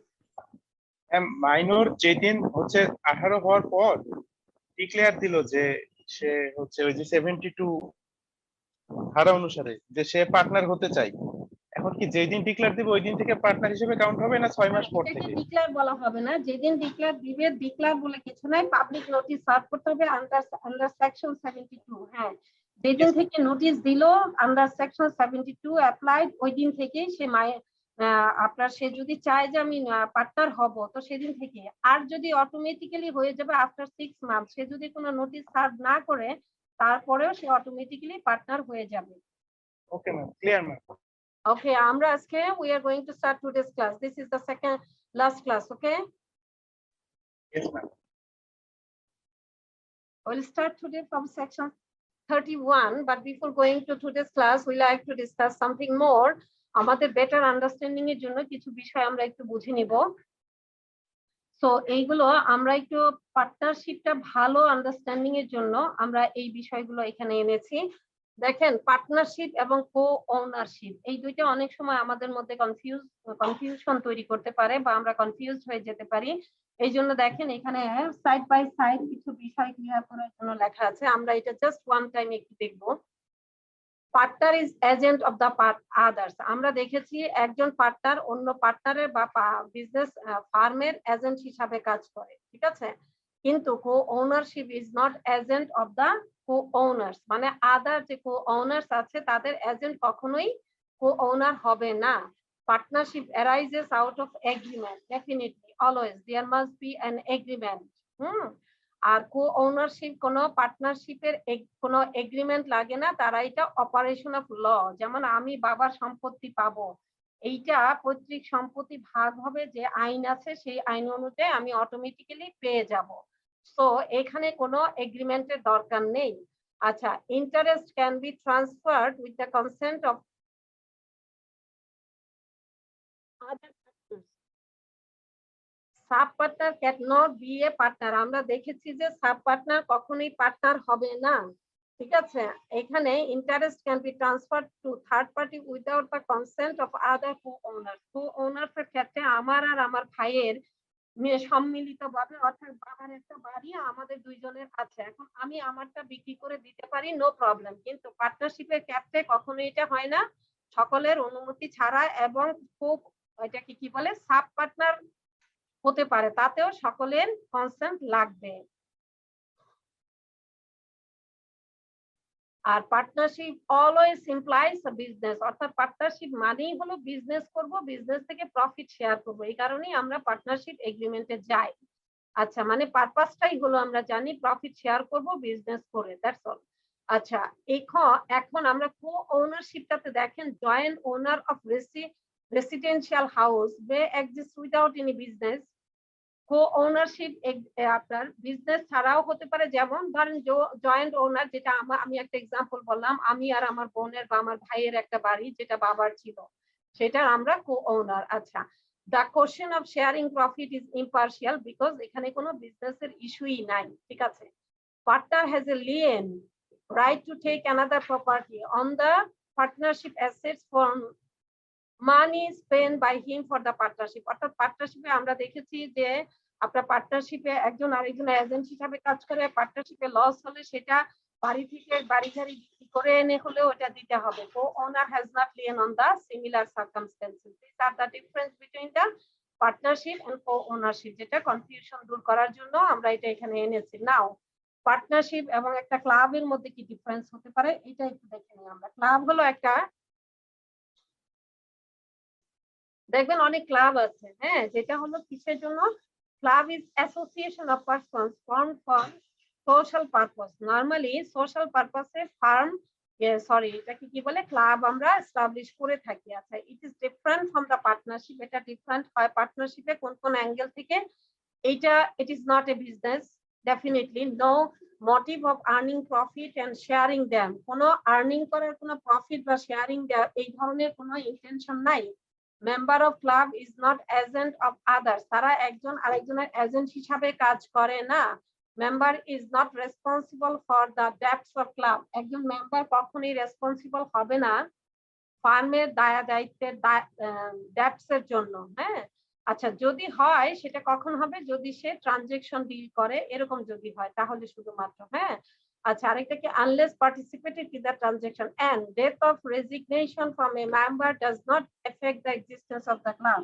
পার্টনারশিপের ক্ষেত্রে যেমন অনেক সময় দুইজন পার্টনারের যদি আপনার বিজনেস হয় এমন যে পার্টনার একজন মারা গেছে, ইট মিনস পার্টনার বিজনেসটা ক্লোজ হয়ে যাবে, ঠিক আছে? কিন্তু মেম্বারশিপে আপনার অ্যাসোসিয়েশনের ক্ষেত্রে, ক্লাবের ক্ষেত্রে কেউ মারা গেল কি গেল না এটা কোনো ই করে না, আপনার এটা ক্লাবের এক্সিস্টেন্সে কোনো প্রকার মানে হ্যাম্পার করে না বা কোনো এফেক্ট নাই, ঠিক আছে?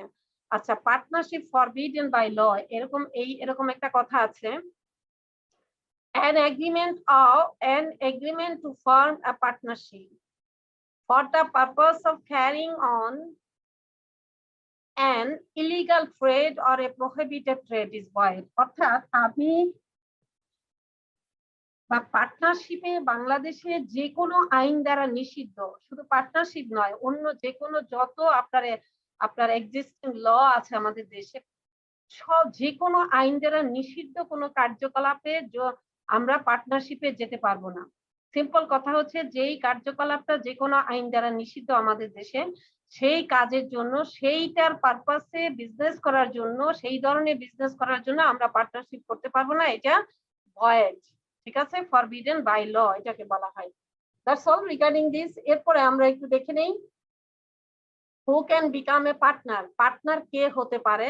Any person, male, female, whatever, can be partner except any person partner হতে পারে, মেল ফিমেল, except মাইনর হতে পারবে না। আমরা যেটা দেখেছি, মাইনর কখনোই পার্টনার হতে পারবে না। আনসাউন্ড মাইন্ড, ঠিক আছে, মেন্টাল ডিসঅর্ডার যার আছে, হ্যাঁ, মেন্টালি যে অসুস্থ, সে পার্টনার হতে পারবে না। কোম্পানি, ইটস লায়াবিলিটিজ লিমিটেড, একটা কোম্পানি কখনোই পার্টনার হতে পারবে না, যেটা আমরা আগেও ডিসকাশন করেছি। কোম্পানি কিন্তু liability limited, because of that একটা কোম্পানি অন্য কোনো বিজনেসের পার্টনার হতে পারবে না। So these are very much important to understand, very small things but important. Okay, আমরা কি সবাই clear these things? Yes, ma'am. Yes, ma'am. How many we are now? 39.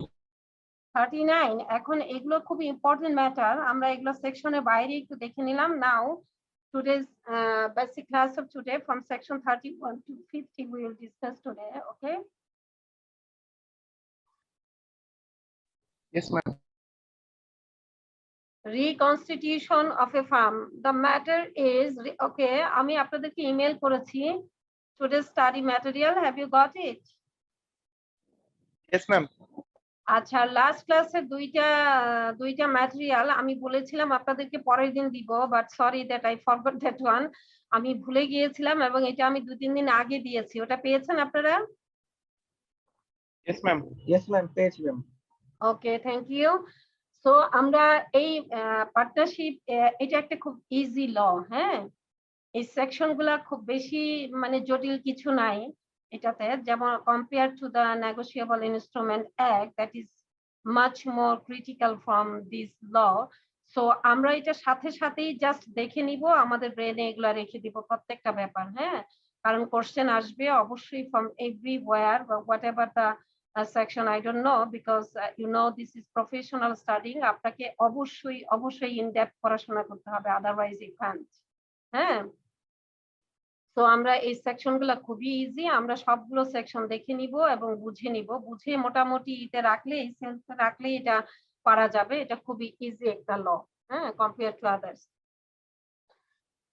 আচ্ছা, সেকশন 31 রিকনস্টিটিউশন। আমরা জানি রিকনস্টিটিউশন মানে হচ্ছে, আমরা সিম্পল, আমরা যদি বাংলায় বলি, ভেঙে চুরে নতুন করে গড়া, ঠিক আছে, মানে যা আছে এটাকে একটু চেঞ্জ করলাম, ঠিক আছে।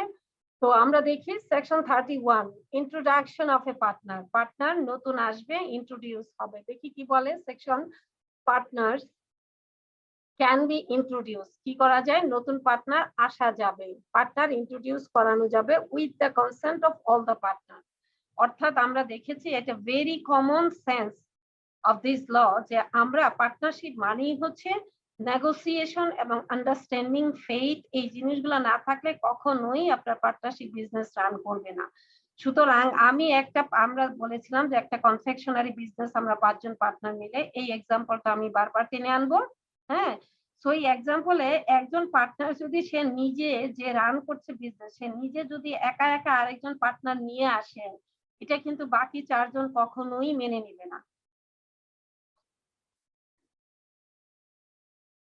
ঠিক আছে। সুতরাং কি বলছে এখানে, পার্টনার ইন্ট্রোডিউস করা যেতে পারে, কিন্তু with the consent of all the partner, সকলের মতামতের ভিত্তিতে।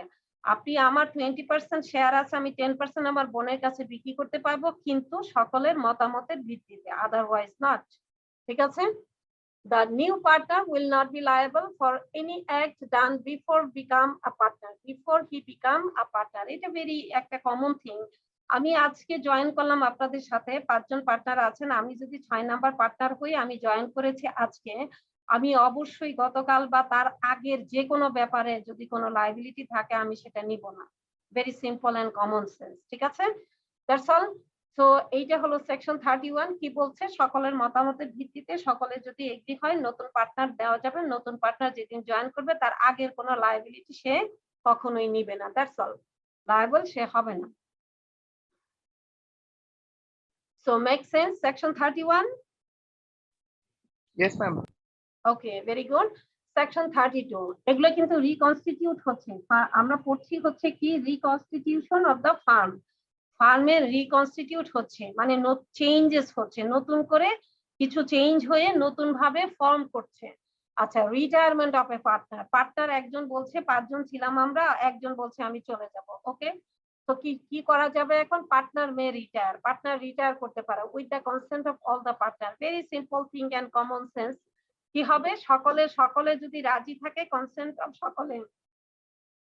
সকলে রাজি খুশির ভিত্তিতেই আপনার কি হবে, সে রিটায়ারমেন্ট করতে পারবে। অর্থাৎ পার্টনারশিপ বিজনেস, আমি যেটা বলছি, অবশ্যই সকলের মধ্যে ভালো আন্ডারস্ট্যান্ডিং থাকতে হবে, ফেইথ থাকতে হবে, হ্যাঁ, সমঝোতা থাকতে হবে, তাহলেই পার্টনারশিপ বিজনেস রান করবে।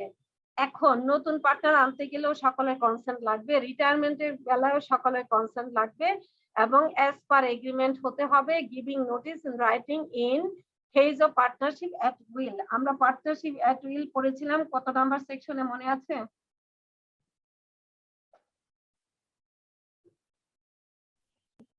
মনে আছে আমাদের?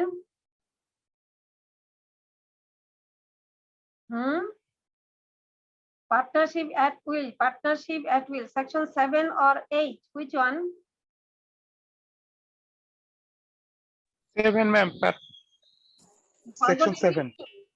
7 ma'am, section 7. 7। আচ্ছা, ওই পার্টনারশিপে যে পার্টনারশিপ এট উইল যেই ক্ষেত্রে আছে সেখানে একটা নোটিশ দিয়ে পার্টনারশিপ রিটায়ারমেন্ট করতে পারে, যেতে পারে। আচ্ছা, নাম্বার 2, নাম্বার 1 হচ্ছে পার্টনার মে রিটায়ার। আমার স্ক্রিনটা কি আপনাদের সামনে ভিজিবল? Yes, ma'am. একটু বড় করে দিব? জি, ma'am. Thank you, ma'am. Okay, giving notice. আচ্ছা, পার্টনারশিপ এট উইলের ক্ষেত্রে এগ্রিমেন্ট অনুযায়ী কনসেন্টের মাধ্যমে আমরা পার্টনারশিপে রিটায়ারমেন্টে যেতে পারি। আচ্ছা, নাম্বার 2 বলছে retire partner may be discharge from any liability to any third party for acts of the firm done before his retirement by an agreement. আচ্ছা, if it is so agreed by the third party. আচ্ছা, partners of the reconstituted farm, এইখানে কথাটা হচ্ছে retiring partner discharge পেতে পারে, মানে discharge হতে পারে from any liability to any third party from act of the firm done before his retirement. অর্থাৎ সকল এই যে একইভাবে একই কথা ঘুরে ফিরে সকলের সমঝোতার ভিত্তিতে। এখন আজকে আমাদের মিটিং হলো, মিটিং হয়ে আমরা 5 জনের মধ্যে একজন, আমি বললাম যে আমার এই অসুবিধা আছে, আমি তো আর আপনাদের সাথে থাকতে পারবো না। তো সকলে বললো যে ঠিক আছে ভাই, আপনি চলে যান। এখন আমি তুললাম সকলে যে এই যে অমুক জায়গায় যে একটা ট্রানজাকশন আছে, এই একটা বড় একটা ট্রানজাকশন আছে, এই ট্রানজাকশনের ক্ষেত্রে যদি কোনো অসুবিধা হয় আমাকে প্লিজ এটা থেকে ডিসচার্জ করে দিন। এখানেও সকলের মতামতের ভিত্তিতে সে একটা এগ্রিমেন্ট করে, বড় কোনো ট্রানজাকশন থার্ড পার্টির সাথে ছিল, এখান থেকে সে আপনার ডিসচার্জ পেতে পারে সকলের মতামতের ভিত্তিতে। সেম কথা, যে সকলের মতামতের ভিত্তিতে একই কথা, ঠিক আছে? Number 3, the retired partner continues to remain liable to third party for all acts of the firm until public notice is given. এখানে কমন কথা হচ্ছে, সেটা আমরা আজকে মিটিং করলাম, মিটিং করে সিদ্ধান্ত নিলাম যে আজকে আমি রিটায়ারমেন্টে চলে যাব, ঠিক আছে? রিটায়ারমেন্টে চলে যাব। বাকি 4 জন very happy, they are very good, এবং আমাকে আমার যা শেয়ার আছে সব বুঝায় দিয়ে দিবে। দেওয়ার পরে আগামী 5 দিন 15 দিন সময় নিল বুঝায় দেওয়ার, যেদিন বুঝায় দিয়ে দিল সেই দিন আমি একটা পাবলিক নোটিশ সার্ভ করব আন্ডার সেকশন 72। এটাকে সেকশন 72 হলো পাবলিক নোটিশ সার্ভ করে। সেখানে একটা পাবলিক নোটিশ দিয়ে দিবে যে আমি কিন্তু আজকে থেকে অমুক ফার্মে পার্টনারশিপে বিজনেসে ছিলাম এত তারিখ থেকে এত তারিখ পর্যন্ত, আজকে থেকে আর সেখানে নাই।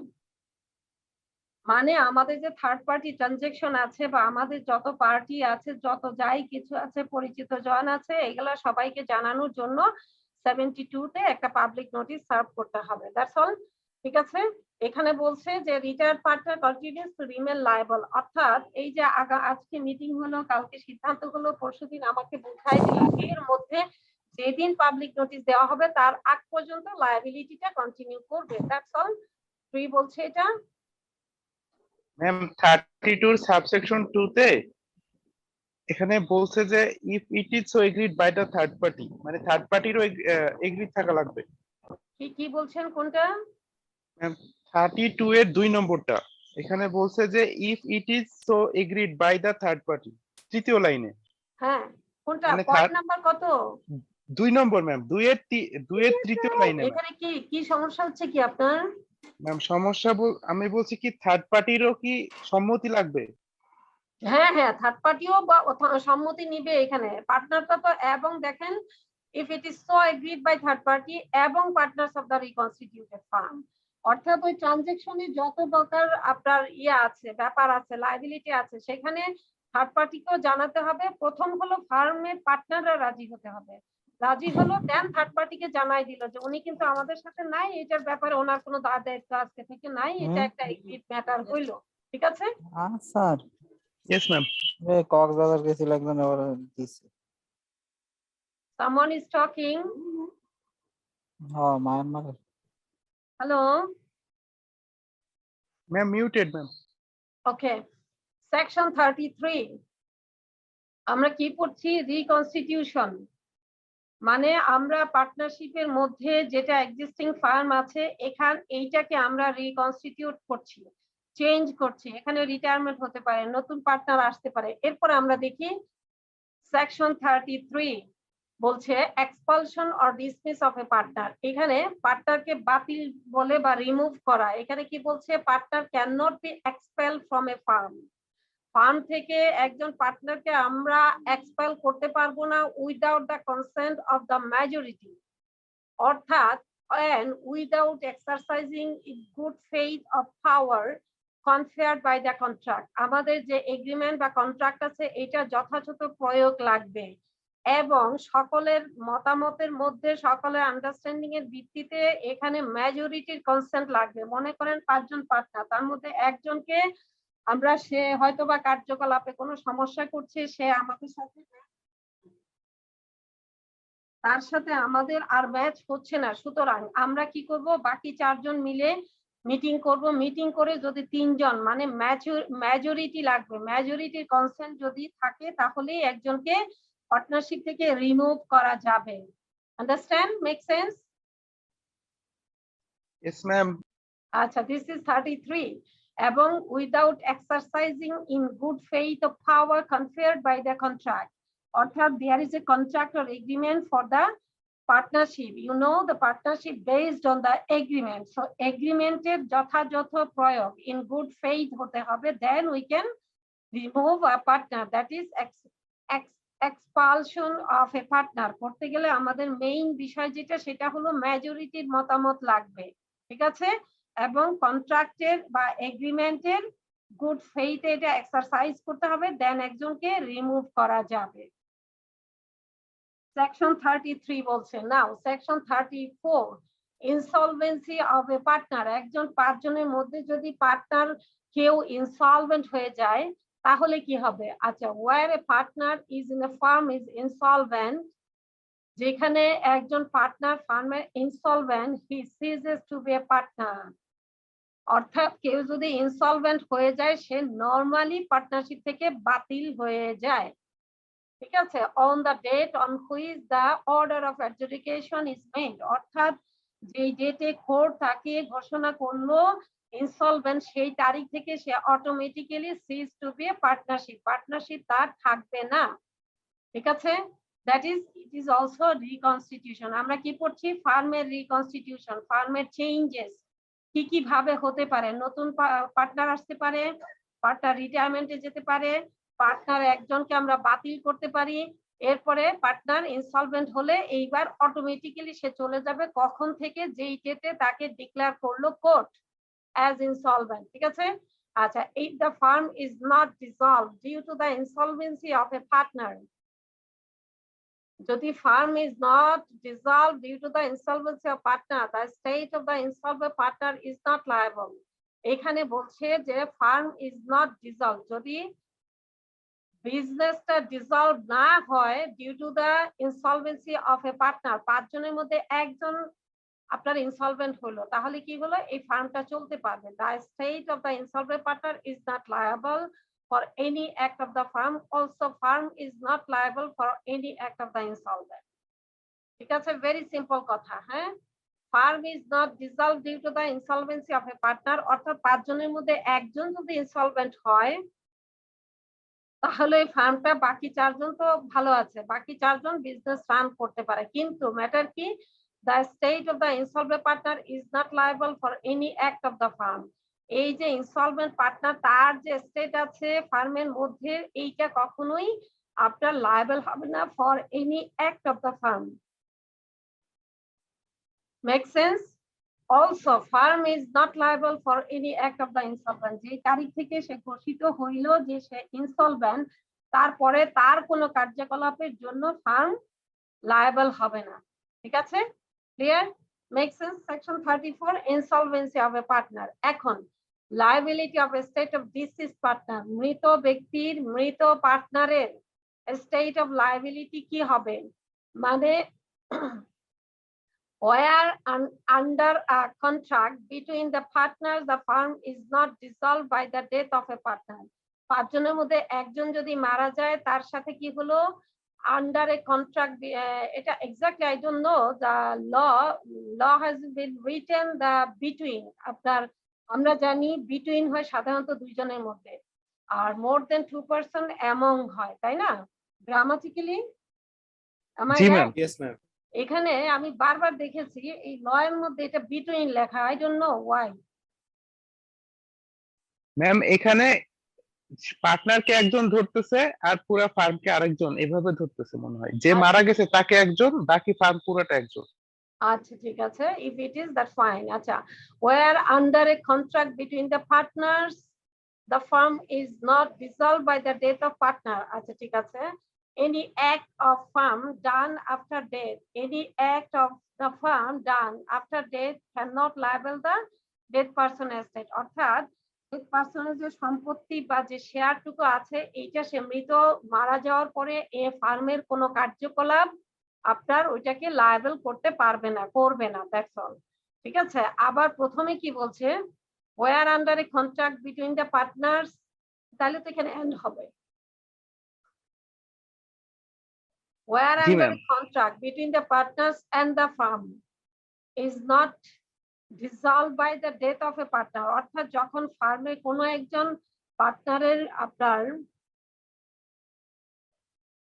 আর কোনো একজন পার্টনারের মৃত্যুর কারণে যদি ফার্ম ডিসলভ না হয়, আচ্ছা ফার্ম রান করছে, তাহলে কি হবে, ফার্মের কোনো কার্যকলাপের জন্য মৃত ব্যক্তির যে এস্টেট বা অ্যাসেট আছে সেটার লায়াবিলিটি, মৃত ব্যক্তির যে act of the firm does not, the act of the firm done after the death, মৃত্যুর পরে ফার্মের কার্যকলাপ cannot liable the dead person estate, অর্থাৎ মারা যাওয়ার পরে যে ডেড পারসনের যে অ্যাসেট বা প্রপার্টি আছে, যে শেয়ারটা আছে ফার্মে, এইটা লায়াবল হবে না ওই যেদিন মারা গেল তার পরবর্তী ফার্মের কার্যকলাপের কারণে। That's all regarding this section 35, liability of estate of deceased person.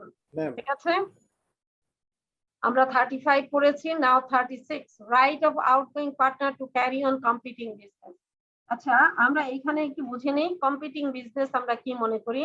Competing business হচ্ছে, আমি চলে গেছি, 5 জন পার্টনার ছিলাম, তো কনফেকশনারি বিজনেস ছিল আমাদের। এখন কনফেকশনারি বিজনেসের মধ্যে সকলের মতামতের ভিত্তিতে আমি যদি চলে যাই, আন্ডারস্ট্যান্ডিং ভালো, চলে যাওয়ার পরে আমাদের মনে করেন রায়ার বাজার একটা কনফেকশনারি কারখানা ছিল, সেখান থেকে আমি এখন চলে গেলাম, চলে যাওয়ার পরে আমি যদি আবার ধানমন্ডিতে আরেকটা খুলে বসি, এটা কিন্তু কম্পিটিং বিজনেস হয়ে যাবে, এইটাকে মিন করছে। এখন দেখি কি বলে, An outgoing partner may carry on a competing business, may carry on a business competing with the firm and advertise but may not. ওই আমি চলে গেলাম, চলে গিয়ে আমি বিজনেস কম্পিটিং বিজনেস মানে সেম ক্যাটাগরি বিজনেস আমি করতে পারবো, বাট মে নট, কখন না, কখন করা যাবে না।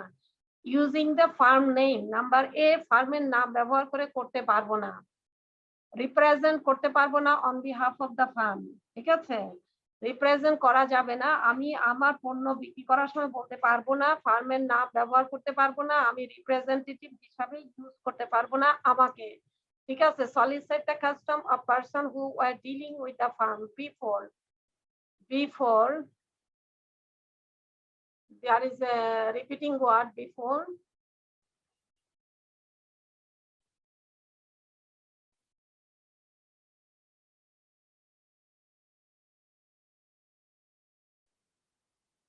solicit the custom of person who were dealing with the farm before he ceased to be a partner। অর্থাৎ আমি এমন কিছু করতে পারবো না যে আমি যদি আমার যে ফার্মে আমি ছিলাম এসে আমি কম্পিটিং বিজনেস করছি, একই রকম বিজনেস করছি, তাহলে কি হবে, আমি কিন্তু এমন কোনো ইন্টেনশনে আমি কাজ করতে পারবো না যে আমার আগে ফার্মের ক্লায়েন্ট বা তাদের যাদের সাথে ট্রানজাকশন আছে তাদেরকে সলিসাইট করে আমার এখানে নিয়ে আসবো, ওইটা আই ক্যানট ডু দ্যাট, ঠিক আছে, মেক সেন্স। ফার্মের নাম ব্যবহার করতে পারবো না, রিপ্রেজেন্টেটিভ হিসাবে নিজেকে প্রেজেন্ট করতে পারবো না অফ দ্য প্রিভিয়াস ফার্ম, আমি কিন্তু ফার্মে নেই, কিন্তু আমি সেম ক্যাটাগরি বিজনেস যদি করি, কিন্তু কি কি করা যাবে না আমরা এটা পড়ছি, ঠিক আছে। আমি সেম ক্যাটাগরি বিজনেস করতে পারবো, কিন্তু কি কি করা যাবে না, ফার্মের নাম ব্যবহার করা যাবে না, ফার্মের রিপ্রেজেন্টেটিভ হিসাবে নিজেকে প্রেজেন্ট করা যাবে না, কোথাও বলা যাবে না, কোনো ব্যাড ইন্টেনশন যে ফার্মের ক্লায়েন্ট গুলোকে আমি ধরবো, ফার্মের কোনো থার্ড পার্টি আছে তার সাথে আমি তাকে ফুসলায়া বা ই করে যোগাযোগ করে আমার কাছে নিয়ে আসবো, এই জিনিসগুলো করা যাবে না, ঠিক আছে। That's all. এটা হলো number 1 subsection 1 of 36 section 36। Now subsection 2 of section 36 কি বলছে, agreement in restraint of trade may make an agreement, ঠিক আছে, he will not carry on business similar to that of the firm। আমরা এতক্ষণ দেখেছিলাম an outgoing partner say similar business করতে পারবে, কিন্তু কিছু কিছু ব্যাপার সে পারবে না। কি কি ব্যাপার, সে ফার্মের নাম ব্যবহার করতে পারবে না, ফার্মের রিপ্রেজেন্টেটিভ হিসাবে কাজ করতে পারবে না, বা তাকে পরিচয় দিতে পারবে না, এরপরে সে কোনো সলিসাইট করতে পারবে না ফার্মে কোনো ক্লায়েন্ট, কোনো থার্ড পার্টি ইত্যাদি, ঠিক আছে। কি বলছে ফার্ম, ম্যাম একটু প্রশ্ন ছিল, ম্যাম, বলেন। এই যে আমাদের সিএ ফার্ম গুলানে যারা পার্টনার হিসেবে কাজ করে, এখন তারা যদি পার্টনারশিপ থেকে বের হয়ে গিয়ে নিজের ফার্ম করে, তখন কি এই এখানে থাকা অবস্থায় যেগুলো তাদের ক্লায়েন্ট ছিল ওই ক্লায়েন্ট গুলাকে হ্যান্ডেল করতে পারবে সে নিজে ওই ফার্মে? আইন তো তাই বলে না, পারবে না তাই বলে ম্যাম। হ্যাঁ, আপনি যদি এই যে সলিসাইট করতে পারবেন না, সেকশন সি বলছে নাম্বার সাবসেকশন 1C, আমি যদি ব্যাড ইন্টেনশন করি তাহলে এটা আইন অনুযায়ী ব্যবস্থা নেওয়া যাবে, সেকশন তো তাই বলছে। Okay ma'am. ম্যাম বাস্তবে কি আমাদের এখানে হয় মনে হয় এরকম? শুনেন, বাস্তবতা অনেক কিছু ডিফারেন্ট হয়ে যাচ্ছে, ল কতটুকু প্রয়োগ হয়, তাই না? আচ্ছা যাই হোক, এখন we should not spend time behind that. আচ্ছা, number 2, agreement in restraint of trade. আচ্ছা, agreement in restraint of trade may make an agreement, he will not carry on business similar to that of the firm. ওই যে আমি চলে যাব understanding ভালো, কিন্তু একটা এগ্রিমেন্ট করে নিলাম, চারজন পার্টনার মিলে আমি যে চলে যাচ্ছি, আমার সাথে একটা এগ্রিমেন্ট করলো, নতুন একটা এগ্রিমেন্ট, কি যে আপনি এই বিজনেস এখানে করতে পারবেন না, এতটুকুর মধ্যে করতে পারবেন না, ইত্যাদি ইত্যাদি, এরকম একটা এগ্রিমেন্ট করেও পার্টনারশিপ থেকে আমি চলে যেতে পারি, ঠিক আছে। কিভাবে হয় সেটা, এইটাকে বলা হয় এই এগ্রিমেন্টের রেস্ট্রেইন, মানে কি বাধা দেওয়া, ঠিক আছে। আচ্ছা, হি will not carry on business similar to that of the firm, say similar to that of the ফার্মে কোনো বিজনেস ক্যারি অন করতে পারবে না উইদিন এ স্পেসিফাইড পিরিয়ড। বলে যে আগামী 5 বছরের মধ্যে আপনি এই ধরনের সেম ক্যাটাগরির কনফেকশনারি বিজনেস আপনি করতে পারবেন না, ঠিক আছে। উইদিন এ লোকাল লিমিট, আপনি ধানমন্ডি, ফার্মগেট, কারণ বাজার, তারপরে মতিঝিল, রায়ের বাজার, আপনি এদিকে কি আছে লালমাটিয়া, যেহেতু এই এরিয়াগুলো আমরা কভার করি, আপনি এর মধ্যে বিজনেস করতে পারবেন না। such agreement is valid if the restriction imposed reasonable, কিন্তু এটা কি হবে রিজনেবল। এখন আমরা যদি বলি যে আপনি বাংলাদেশে কোথাও এই বিজনেস করতে পারবেন না, এটা তো রিজনেবল হলো না। আমি চিটাগাং আমার বাড়ি, সুতরাং আমি ঢাকায় থাকবো না, আমি চিটাগাং এ এখন সেটেল হব চিটাগাং এ, এই জন্য আমি পার্টনারশিপের বিজনেস থেকে বেরই হয়ে গেলাম, তাই না? তা আমাকে চিটাগাং এর রেস্ট্রিকশন দিলে তো আমি এটা মানবো না, তাই না?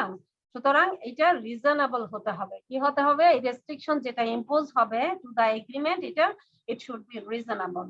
That's all regarding this. এই সেকশনটা একটু মানে এটাও একটু বিশেষ করে নাম্বার 1 সাবসেকশন 1 এর নাম্বার 2 এর মধ্যে কিন্তু বিস্তর অপোজিট থিং। তো অপোজিট থিংটা আমরা অপোজিট ভাবে চিন্তা করে পড়াশোনা করব, ঠিক আছে? নাম্বার 1 বলছে বিজনেস করতে পারবে কিন্তু কিছু কিছু বিষয় পারবো না, আর নাম্বার 2 বলছে বিজনেসই করতে পারবে না এবং এইটার জন্য একটা এগ্রিমেন্ট করে নেবে আন্ডার সেকশন 36। এই এগ্রিমেন্টের নাম কি হবে? Agreement in restraint of trade.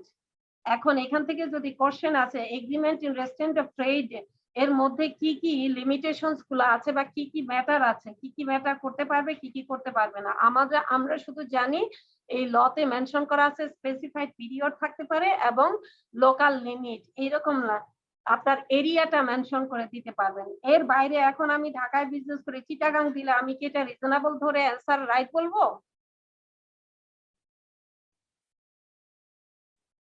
Hello, sorry ma'am, বুঝি নাই। বুঝেন নাই? আমাদের এক্সাম্পলটা কি ছিল? কনফেকশনারি বিজনেস, আমরা ঢাকায় সব জায়গায় সাপ্লাই দিই। এখন আমি তো চিটাগাং এর মানুষ, আমি আপনাদের সাথে বিজনেস করব না, আমি চিটাগাং এখন বাসাবাড়ি করেছি, সেখানে চলে যাব। এখন agreement in restraint of trade করলেন আমার সাথে, আপনারা 4 জন আছেন আমার সাথে, একটা agreement in restraint of trade. এই এগ্রিমেন্টে কি থাকে? স্পেসিফাইড পিরিয়ড থাকে যে আপনি আগামী 5 বছর এই বিজনেস সিমিলার বিজনেস করতে পারবেন না, এবং লোকাল লিমিট থাকে। লোকাল লিমিট বলতে ধরেন ঢাকা শহর কভার করে, সুতরাং ঢাকার মধ্যে আপনি বিজনেস করতে পারবেন না। আপনারা বলে দিলেন আমাকে যে ঢাকার মধ্যে আপনি এই বিজনেস করতে পারবেন না, তা আমি ঢাকার মধ্যে করব না, অসুবিধা নাই, আমি তো চিটাগাং এ করব, তো আপনাদের তো অসুবিধা নাই, অসুবিধা আছে? না ম্যাম, এতে অসুবিধা থাকলে তো রিজনেবল হবে না। তাই তো, মানে এখানে যে রেস্ট্রিকশন যেগুলো দেওয়া হবে এই এগ্রিমেন্টে, whatever the restriction impose those should be reasonable, ঠিক আছে? মানে Yes, ma'am. রিজনেবল রেস্ট্রিকশন গুলো রিজনেবল হতে হবে। আপনি যদি বলেন আপনি আপনি ইন্ডিয়াতে গেলেও আপনি সেখানে বিজনেস করতে পারবেন না, আমি তো ইন্ডিয়াতে গিয়ে যা ইচ্ছা তা করবো, আপনার কি অসুবিধা? Yes, ma'am. Okay, so restriction imposed on the agreement in restraint of trade should be reasonable. That's all regarding section 36. We have long discussion still, only 36, some other 946 already. Okay, আমরা পড়ছি কি রিকনস্টিটিউশন অফ দ্য ফার্ম। রিকনস্টিটিউশনের আন্ডারে আমরা এগুলো পড়ে নিচ্ছি। এখন আমরা পড়বো section 37, right of outgoing partner in certain cases to share subsequent profit. অর্থাৎ আউটগোয়িং পার্টনার মানে কিছু কিছু ক্ষেত্রে আপনার কি হতে পারে, সাবসিকুয়েন্ট প্রফিট পেতে পারে। এইটা কখন হয়? সার্টেন কেসেস, কি কি কেস হতে পারে আমরা এটা একটু দেখে নিই। Section 37 deals with that one.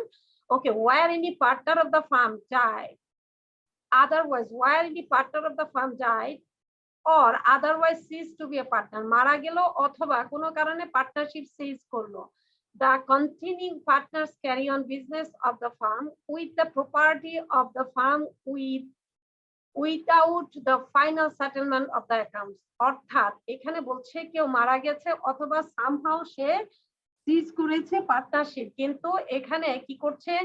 with the property of the firm without the final settlement. অর্থাৎ আমার কোনো কারণে আমি পার্টনারশিপ সিজ করেছি, আমি পার্টনারশিপ থেকে চলে গেছি, কিন্তু আমার প্রপার্টিটা ওই বিজনেসে রয়ে গেছে এবং এটা সেটেলমেন্ট হয় নাই, ঠিক আছে?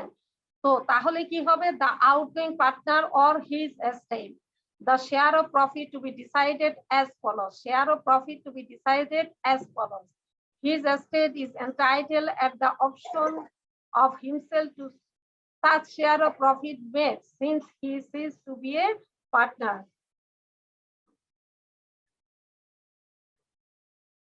ঠিক আছে, এরপরে to interest at the rate of 6% on the amount of capital his estate is entitled at the option of himself to such share of profit made since he ceased to be a partner. যেদিন থেকে partnership সিজ করলো তার আগ পর্যন্ত সে অবশ্যই ওই প্রফিটের percentage আগের মতোই পাবে। যেদিন থেকে সিজ হয়ে গেল তখন কি হবে? To interest at the rate of 6% of the amount of capital. আমি কোনোভাবে কোনো কারণে আমি পার্টনারশিপ সিজ করলাম, তো আমার ফাইনাল সেটেলমেন্ট হইলো না, আমার অ্যাসেট সম্পত্তি ইনভেস্টমেন্ট যা ছিল সব আপনাদের কাছে এখনো আছে। আজকে 1 বছর হয়ে গেছে, এই 1 বছর ধরে আপনারা আমাকে কি করবেন? আমাকে 6% ইন্টারেস্ট ক্যাপিটালের উপরে দিতেই থাকবেন, ঠিক আছে? এখন এই ঘটনাগুলা লটস অফ ইফ, এখানে মানে এই যে ডিসিশন গুলো, এটা কিন্তু কি কি ঘটনাটা ঘটবে এমন যে কোনো কারণে পার্টনারশিপের মধ্যে থেকে কেউ মারা গেল, তার সম্পত্তি বুঝায়া দিলেন না,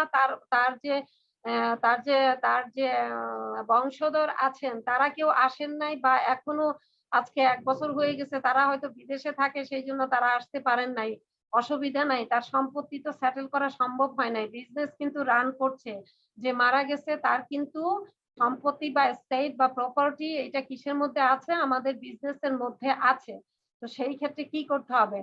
তার share of profit to be decided as follows. কিভাবে? হিজ এস্টেট ইজ এন্টাইটেল, তার estate entitle at the option of himself to such share of profit made since he cease to be a partner. সে আগে যে পরিমাণে বা আপনার প্রফিটের share পাইতো cease to be a partner, যে তারিখ থেকে সে সিজ হলো তার আগের দিন পর্যন্ত, ওই দিন পর্যন্ত সে ওই প্রফিটটা পেতেই থাকবে, এবং তার মৃত্যুর পরের দিন থেকে বা ওই দিন থেকে সে কি করবে? 6% interest on capital up to settlement of the accounts. এখন সিম্পল কথা হচ্ছে, আমি এক্সাম্পল বলি তাহলে এটা খুব ইজি ম্যাটার, আদারওয়াইজ এখানে লটস অফ ইফ এবং অনেক ঘটনা হচ্ছে কেউ একজন মারা গেল, 5 জনের মধ্যে একজন মারা গেল, যেদিন মারা গেল সেই তারিখ পর্যন্ত তার আগের যে প্রফিট আছে সেই প্রফিটের শেয়ার অনুযায়ী পেতে থাকবে। হ্যাঁ, তো যেদিন মারা গেল সেই দিন থেকে তার পোষ্যদার, তার অংশীদার, তার যে ছেলে পেলে বা ছেলে মেয়ে যারা আছে তারা আসে নাই, সুতরাং সেটেলমেন্ট সম্ভব হয় নাই। কাকে দিবেন? তার সম্পত্তি ছায়া। এটা বিজনেসের মধ্যে রয়ে গেছে। তাহলে কি হবে? যেদিন পর্যন্ত সেটেলমেন্ট না হবে সেই দিন পর্যন্ত 6% ইন্টারেস্ট ক্যাপিটালের উপরে দিতে হবে। That's all. ঠিক আছে? Make sense? Section 37। Yes, ma'am. Okay, section 38. Revocation of continuing guarantee by change in the firm. Revoke করা মানে কি? Revoke করা, revocation of continuing guarantee by change in the firm. Continuing guarantee given is revoked. একটা continue guarantee given যেটা revoke হয়ে যায় as to the future transaction from the date of any change in the constitution of the firm.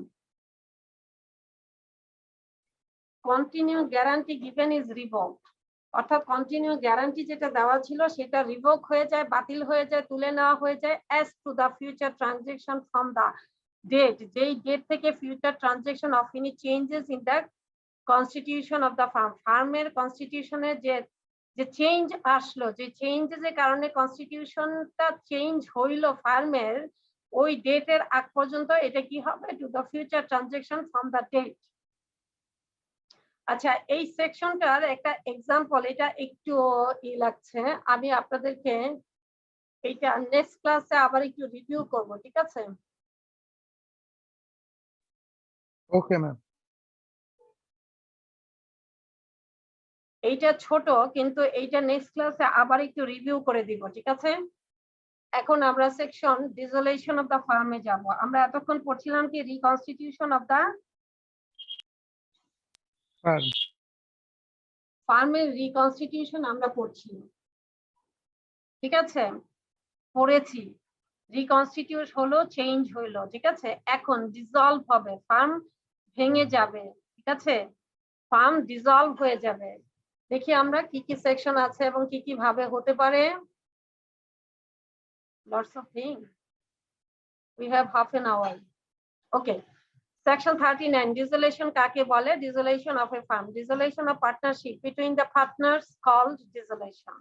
অর্থাৎ পার্টনারদের মধ্যে dissolution of partnership between যে agreement ছিল এটা dissolve হয়ে গেল, এটাকে আমরা পার্টনারশিপের dissolution বলবো, ঠিক আছে? পার্টনারশিপের dissolution of a firm defined in section 39. So section number 40, dissolution by agreement may be dissolved with the consent of all the partners or as per agreement. অর্থাৎ এগ্রিমেন্টে যদি লেখাই থাকে 3 বছর পরে আমাদের এই পার্টনারশিপ ডিসলভ হয়ে যাবে, সো ওই কন্ট্রাক্ট অনুযায়ী অটোমেটিক্যালি হয়ে যাবে, অথবা সকল পার্টনারের মতামতের ভিত্তিতে ডিসোলিউশন হতে পারে। সেকশন 40 বলছে dissolution by agreement, that's all.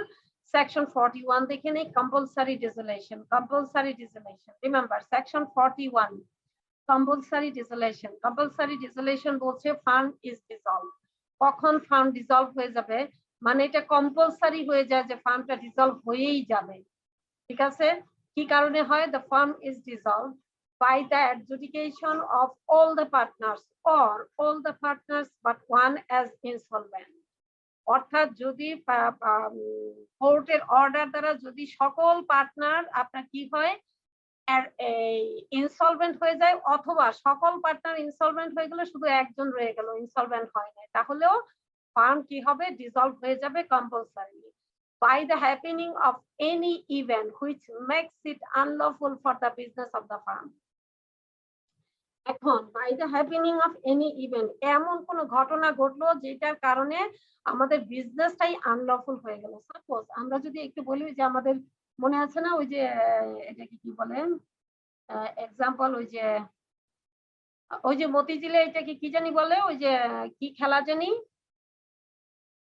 ওই যে যেটার মাধ্যমে ফিলিপাইনে আমাদের দেশ থেকে অনেক টাকা চলে গেল না, ইয়ে থেকে, বাংলাদেশ ব্যাংক থেকে।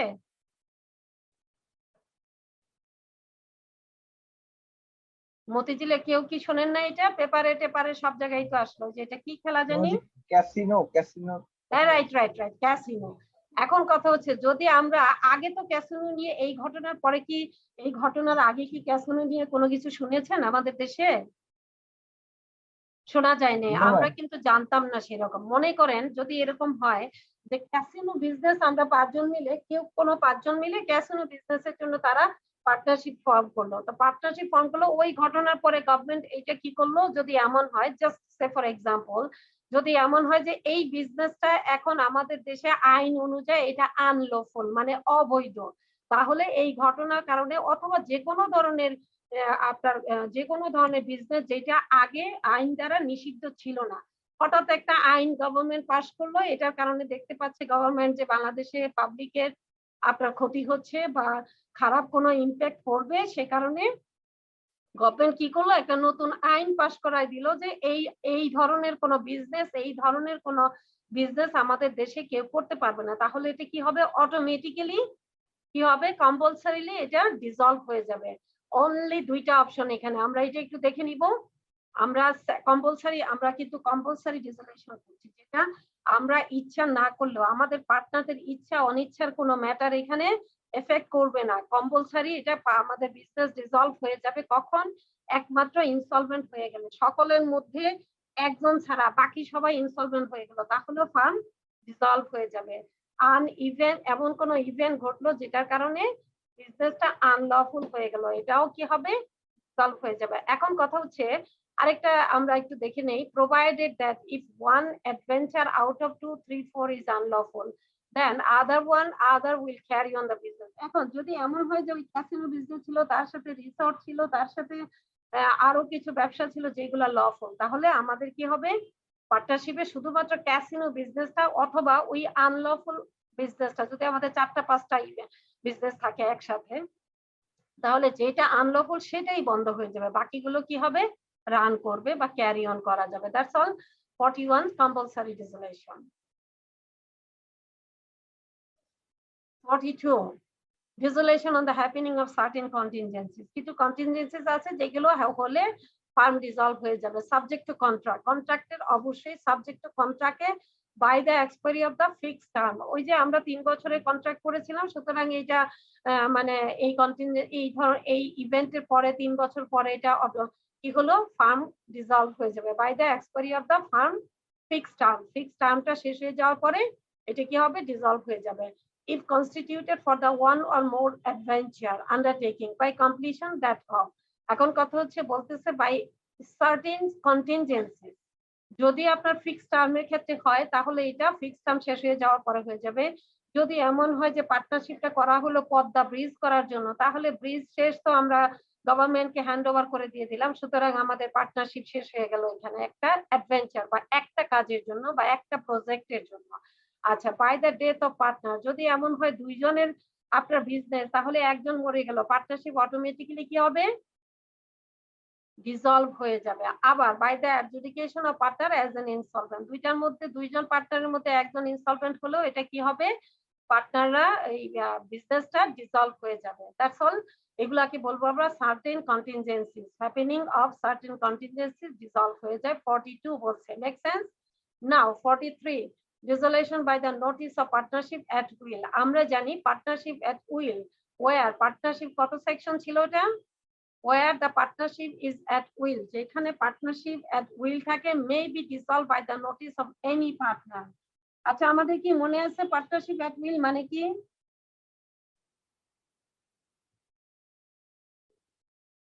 ভুলে গেছি?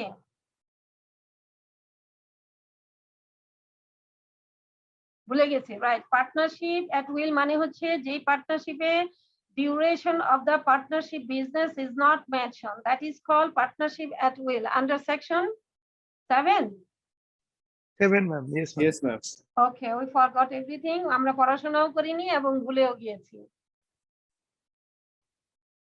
পড়াশোনা না করলে যত ইজি হোক ভুলেই যাব, এটাই হলো স্বাভাবিক, ঠিক আছে? সুতরাং পড়াশোনা করতে হবে।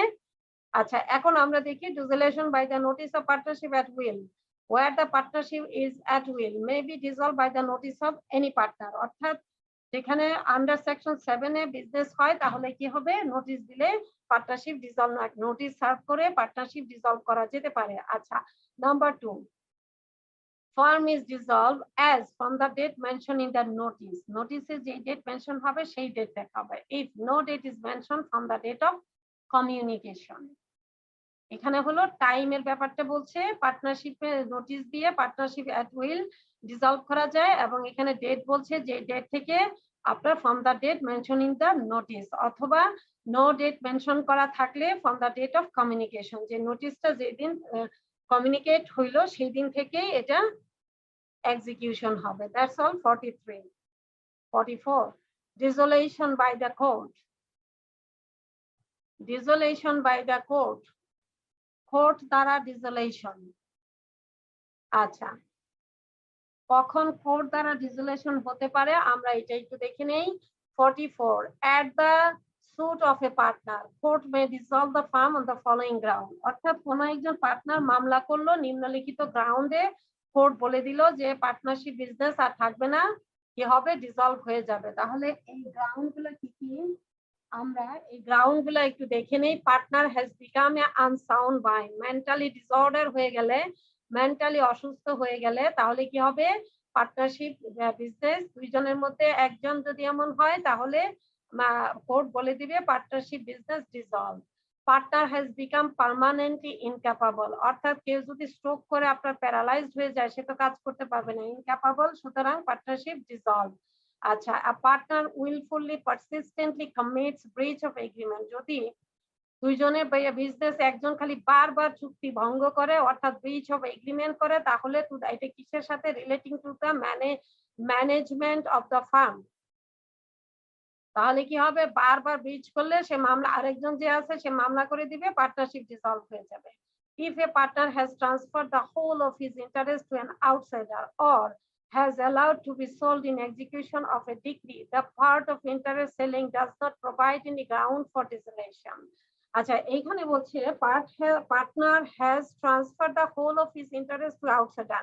এটা কিন্তু আপনার পার্টনার যদি কেউ একা একা যদি কারোর কাছে আউটসাইডার কাছে বিক্রি করে দেয় এটা তো করা যাবেই না, এবং আমি যদি আমার 10% 20%-এর মধ্যে 10% করতে চাই তাহলেও সকলের মতামত লাগবে। তাহলে এখানে বলছে partner has transfer the whole of his interest, কি হবে এই ক্ষেত্রে, কি হবে, or Ma'am. has allowed to be sold in execution of a decree. Decree execution করে যদি allowed করে তাহলে part of interest selling does not provide any ground for dissolution. এই ক্ষেত্রে ডিক্রির মাধ্যমে হলে এটা কি হবে? প্রোভাইড করে না, গ্রাউন্ড প্রোভাইড করে না। Firm is carrying continuous loss. এখন কথা হচ্ছে 10 বছর 5 বছর ধরে বিজনেস করি, 4 বছর 1 বছর খালি ভালো ছিলাম, বাকি 4 বছরই লস। সুতরাং এটা ফার্ম কি হবে? ডিসলভ হয়ে যাবে অন এনি আদার গ্রাউন্ড, অথবা যে কোনো গ্রাউন্ডে any other ground which renders it just an equitable that the farm should be dissolve. এছাড়া যে কোনো গ্রাউন্ডে, যে গ্রাউন্ডে এটাকে জাস্ট অ্যান ইকুইটেবল মনে হবে, অর্থাৎ এটাই পারফেক্ট, আমরা বিজনেসটা রান না করে এটাকে ডিসলভ করে দিব, মামলা করে কোর্ট এটা সিদ্ধান্ত দিয়ে দিল যে এই সব গ্রাউন্ড এটাই হলো just an equitable, farm should be dissolve. ঠিক আছে, এখন আমরা একটু আরো শর্ট ভাবে দেখে নেই। আচ্ছা, মেইন কথা হচ্ছে at the suit of a partner. Remember, এটা কিন্তু একজন পার্টনার কোর্ট, এটা কোর্টে কখন যাবে, কোর্ট কখন ডিক্লেয়ার করবে? নিশ্চয়ই আপনার কোর্টে যেতে হবে, তো মামলা করতে হবে, মামলা ছাড়া তো কোর্টে যাওয়ার কোনো উপায় নাই, আছে কি? সুতরাং মামলা করতে হবে। দেখেন ফার্স্ট রেড কালার, দেখেন highlighted portion, at the suit of a partner. মনে রাখবেন এখানে সুট লাগবে, মামলা লাগবে, মামলা করতে হবে। যখন মামলা করবে, আপনার আনসাউন্ড মাইন্ড হলে, পার্মানেন্টলি ইনক্যাপাবল হলে, ব্রিচ অফ এগ্রিমেন্ট রিপিটেডলি হলে, পারসিস্টেন্টলি হলে বা উইলফুলি হলে, all of interest to the outsider, এটা ডিগ্রির মাধ্যমে হলে কিন্তু হবে না। আচ্ছা, কন্টিনিউয়াসলি লস হলে এবং এনি আদার গ্রাউন্ড, যে গ্রাউন্ডে জাস্ট এন ইকুইটেবল হয়, dissolve. That's all. 44 make sense? Yes, ma'am. Very good. Ma'am see কিন্তু নাম্বারটা যদি মেক একটু সেন্স আরেকবার হলেও বুঝাতেন কাজ হবে না যদি আমরা বাসায় পড়াশোনা না করি। রিমেম্বার, কিচ্ছু মনে থাকবে না যদি নিজেরা বাসায় পড়াশোনা না করি। এগুলো কিন্তু Yes, খুব ম্যাম। ইজি। সাবসেকশন সিটা যদি আরেকবার একটু বুঝাইতেন ম্যাম। সি কোনটা? ম্যাম আগের স্লাইডটা একটু দেখতে ম্যাম সিটা ওই যে ব্রিচ অফ এগ্রিমেন্ট ম্যাম, এটা একটু ব্রিচ অফ এগ্রিমেন্ট। আচ্ছা, এইটা হলো আ partner willfully persistently commits breach of agreement relating to the management of the firm filed by the partner, filed by any partner। এখন কথা হচ্ছে 5 জনের মধ্যে একজন সব সময় খালি চুক্তি ভঙ্গ করে। চুক্তিতে তো আমাদের লেখা আছে যে আমরা কিভাবে বিজনেস করব, কিভাবে প্রফিট শেয়ার করব, বিজনেসে কার কতটুকু শেয়ার ইত্যাদি অনেক কিছু লেখা আছে না এগ্রিমেন্টে, সব টার্মস এন্ড কন্ডিশন গুলো। Yes ma'am. একজন ইচ্ছে করে বারবার এই চুক্তি ভঙ্গ করে, এখন আরেকজন গিয়ে মামলা করে দিচ্ছে, সুতরাং বিজনেস ডিসলভ। ঠিক আছে? ইয়েস ম্যাম, বুঝতে পারছি। The consequence of dissolution. ডিসোলেশনের পরবর্তী ফলাফল বা কাজ কি? আমরা পড়বো chapter the consequence of ডিসোলেশন।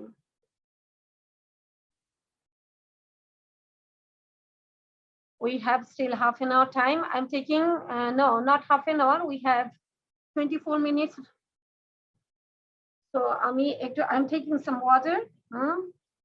You just see this one 45. আপনারা একটু 45 দেখতে থাকুন। I'm coming within 1 minute. Okay? Okay, ma'am. Hello, everyone. Hello. Yes, ma'am. Okay, section 45. Have you seen? Yes, ma'am. বুঝতে পেরেছেন কিছু? 45 বুঝেছি, ma'am. 45 বুঝেছেন? Yes ma'am. G, ma'am. I should not spend any time on this. আমি কি এটা skip করে যাব? Yes, ma'am. 45. Yes, ma'am. Okay, 46. আচ্ছা, 46. Winding up, end up, finish up. Upon dissolution, the firm comes to an end as per law. অর্থাৎ dissolution হলো, তো হওয়ার পরে তো এখন এটাকে শেষ করতে হবে, অর্থাৎ হিসাব কিতাব কে পাওনা দাওনা কি কি আছে এগুলো সব সেট আপ করতে হবে না, এগুলো তো সেটেল করতে হবে। The assets of the firm must be collected, অর্থাৎ ডিসোলেশনের সিদ্ধান্ত চলে আসলো, আসার পরে এবার কি করতে হবে? শেষ করতে হবে, ফিনিশ করতে হবে, উইন্ডিং আপ করতে হবে। আচ্ছা, section 46 deals with that one.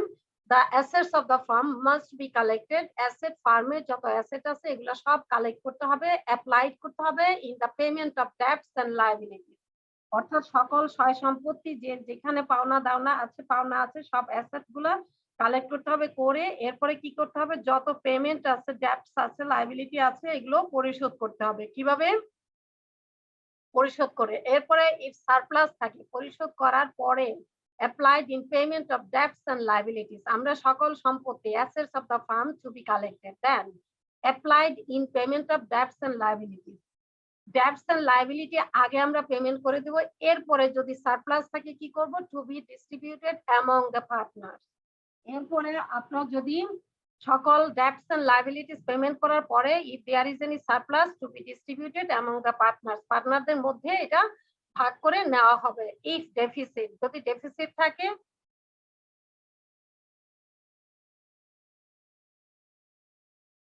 গাড়ি বাড়ি বেচে এনে দিতে হবে ম্যাম। হ্যাঁ, যদি ডেফিসিট থাকে to be paid by partners as per agreement, deficit যদি থাকে সেটাও আমাদের এগ্রিমেন্ট অনুযায়ী আমাদের পেমেন্ট করতে হবে, প্রয়োজনে বাসা থেকে এনে দিতে হবে। That's all.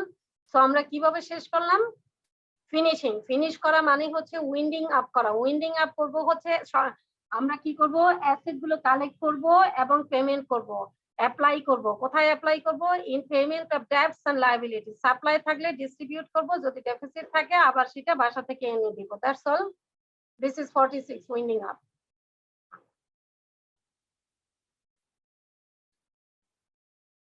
আচ্ছা, continuing authority of partners for purpose of winding up, section 47। continuing authority, কিছু কিছু অথরিটি কন্টিনিউ করবে আপ টু উইন্ডিং আপ, ঠিক আছে। the authority of each partner to bind the firm, the authority of each partner to bind the firm continue, অর্থাৎ continue করার জন্য ফার্মকে এখন 5 জনের মধ্যে আপনার চারজনই যদি কাজ করে কি করবে, এটাকে ফিনিশিং দিবে, উইন্ডিং আপ করবে, সবকিছু কালেক্ট করবে, কালেক্ট করে পেমেন্ট করবে। কিন্তু এই পেমেন্ট করতে যাওয়ার সময় যে কার্যকলাপ হয় তখন কিছু অথরিটি থাকে, সেই অথরিটিটা কি অথরিটি থাকে, the authority of each partners to bind the firm continue to wind up the affairs of the firm, ফার্মের যত কার্যকলাপ আছে এগুলো শেষ করার জন্য কন্টিনিউ থাকে অথরিটি। এরপরে to complete the transaction complete করার অথরিটি থাকে, যেটা বিগান মানে শুরু হয়েছিল but unfinished at the time of dissolution, অর্থাৎ আনফিনিশ আগে যে একটা ট্রানজেকশন শুরু হয়েছিল সেটা যখন ডিসলভ হয়েছে তখন এটা আনফিনিশ ছিল, ওইটা ফিনিশ করার জন্য অথরিটি থাকবে, ঠিক আছে। এরপরে an insolvent partner cannot bind firm in any case after the adjudication passed by the court, insolvent partner কখনোই ফার্মকে বাইন্ড করতে পারবে না in any case after the adjudication passed by the court, ঠিক আছে। সো আমরা দেখলাম অথরিটি ফার্মের পার্টনারদের অথরিটি গুলো কন্টিনিউ থাকে। আচ্ছা, অথরিটি গুলো কি কি, আন্ডার সেকশন 13 এ অথরিটি আছে। 13 এ যে অথরিটি আছে, 13 এ যে বিষয়গুলো বলা আছে এগুলো authority of each partner to bind the firm continue করবে up to the wind of the affairs of the firm, ফার্মের কার্যকলাপ চলমান যে কার্যকলাপ ছিল সেগুলো শেষ করার আগ পর্যন্ত, শেষ করতে যতটুকু অথরিটি দরকার সেগুলো থাকবে এবং কন্টিনিউ থাকবে কমপ্লিট করার আগ পর্যন্ত। কোনো আনফিনিশড ট্রানজাকশন ছিল সেটা ফিনিশ করার জন্য। That's all. 47 48 account settlement process. এখন কথা হচ্ছে ডিসলেশন হইলো, কোর্ট ডিক্লেয়ার করলো ডিসলেশন হইলো, ডিসলেশনের সিদ্ধান্ত হইলো, হওয়ার পরে এখন আমরা উইন্ডিং আপ করছি। উইন্ডিং আপ করার পরে এবার অ্যাকাউন্ট সেটেলমেন্ট করব। অ্যাকাউন্টস মানে হিসাব কিতাবগুলো ক্লোজ করব। Dissolution done as per agreement, dissolution agreement অনুযায়ী হয়ে গেল। As the following rules to apply as per law, and following rules গুলো অ্যাপ্লাই করতে হবে ল অনুযায়ী। কি কি? নাম্বার 1,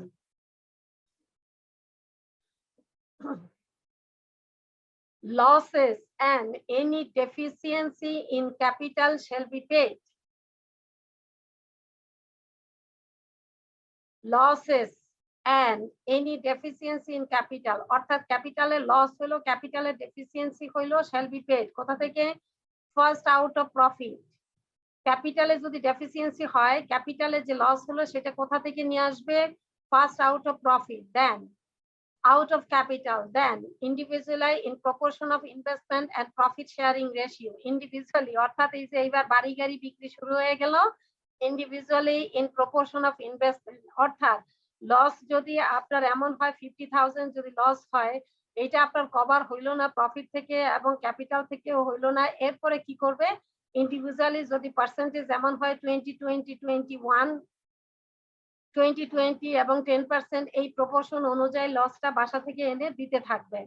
আচ্ছা, একটা এক্সাম্পল দেখি আমরা। Rahim and Karim are partners, they contributed to 10 lakh and 5 lakh but they agreed to share the profit. অর্থাৎ রহিম করিম 10 লাখ এবং 5 লাখ ইনভেস্টমেন্ট করে তারা প্রফিট এন্ড লস শেয়ার করবে ইকুয়ালি, এমন এগ্রিমেন্ট হলো। তাহলে কি হবে? upon dissolution losses are 20 lakhs. এখন 20 lakhs তাদের লস হয়ে গেল, they will share the losses equally as they agreed upon. বুঝা গেল? এক্সাম্পলটা কি বুঝা গেল? Yes ma'am. ঠিক আছে, যেহেতু তাদের কি ছিল, তাদের কিন্তু ইনভেস্টমেন্ট সমান ছিল না, আপনার 10 লাখ এবং 5 লাখ, কিন্তু তারা এগ্রিড হয়েছিল যে প্রফিট এবং লস ইকুয়ালি শেয়ার করবে। এখানে লসের ক্ষেত্রে যদি আপনার ইকুয়ালি বাসা থেকে এনে দিতে হবে, যেহেতু এগ্রিড ছিল। ঠিক আছে, এখন number 2, the assets and if payment made by partners for deficiency in capital to be applied in the following manner. দেখেন, assets এবং payment made by partners for deficiency, asset গুলো এবং যে পেমেন্ট করা হচ্ছে by the partner for deficiency in capital, এই যে ক্যাপিটালে যে ডেফিসিয়েন্সি হয়েছে এটা পেমেন্ট মেড বাই কারা? Partner, to be applied in the following manner. কিভাবে?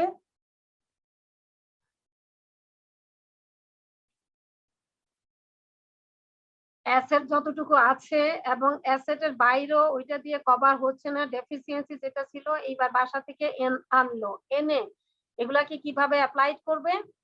ইন পেমেন্ট অফ দ্য ডেপ্ট of the third party of the firm to third party, ফার্মের যে থার্ড পার্টি যারা পাওনা ছিল তাদেরকে আগে দিবে, তারপরে কি করবে? In payment of partners advance or payment made beyond the capital. ওই যে মনে আছে, it may be section 14, 6% interest to be paid beyond the any payment made beyond the capital. মনে আছে? ইনভেস্টমেন্টের বাইরে যদি কোনো টাকা দেয় বিয়ন্ড দ্য ক্যাপিটাল, ওই অ্যাডভান্সটা তারপরে পেমেন্ট করতে হবে। এরপরে in payment of capital proportionately, ঠিক আছে, প্রপোর্শন অনুযায়ী 3 নম্বরে সি তে ক্যাপিটাল দিবে। এরপরে ইফ there is residue, যদি অবশিষ্ট থাকে, shall be divided among the partners as per profit sharing ratio। ঠিক আছে, প্রথমে আমরা অ্যাসেট বিক্রি করলাম, এর মধ্যে যদি ডেফিসিয়েন্সি হয়, ডেফিসিয়েন্সি এগুলা বাসা থেকে যেভাবেই হোক আনলাম, এনে টেনে একসাথে করলাম, করে এবার এগুলা অ্যাপ্লাই করব কিভাবে? নিম্নলিখিত ম্যানারে। ম্যানারটা কি? ডেপ্ট অফ দ্য থার্ড পার্টি, প্রথমে থার্ড পার্টি যে পাওনা সেটা পেমেন্ট করব। এরপরে একজন পার্টনার বিয়ন্ড দ্য ক্যাপিটালে অ্যাডভান্স টাকা দিয়েছিল, পেমেন্ট করেছিল, হ্যাঁ, আপনার বিজনেসে, সেই টাকাটা দিতে হবে। এরপরে পেমেন্ট অফ ক্যাপিটাল প্রপোর্শনেটলি, সেই যদি কিছু থাকে, মানে এটা হলো এটাকে বলে কি, ওই যে ট্যাক্সের যে পার্সেন্টেজ আছে না, স্ল্যাব আছে না, হ্যালো হ্যালো, Yes, ma'am. ওই স্ল্যাবের মতো করে আপনার প্রথমে যেটা আছে, এটা যদি ডেপ্ট পরিশোধ করে ফুল হয়ে যায় তো শেষ, কিছু করার নাই। এখন থার্ড পার্টি ডেপ্টটা পরিশোধ করার পরে যদি থাকে, তাইলে হলো পার্টনার্সের, যদি কেউ অ্যাডভান্স করে থাকে সেইটা দিব। এরপরে দেওয়ার পরে যদি আরো বেঁচে থাকে, হাতে থাকে, দেন আমরা ভাগ করব ক্যাপিটালের প্রপোর্শন অনুযায়ী। এরপরে ক্যাপিটালের প্রপোর্শন অনুযায়ী ভাগ করে থাকলে যদি কিছু থাকে রেসিডিউ, তাহলে কি হবে? প্রফিট শেয়ারিং রেশিও অনুযায়ী ভাগ করে নিয়ে নিব, that's all.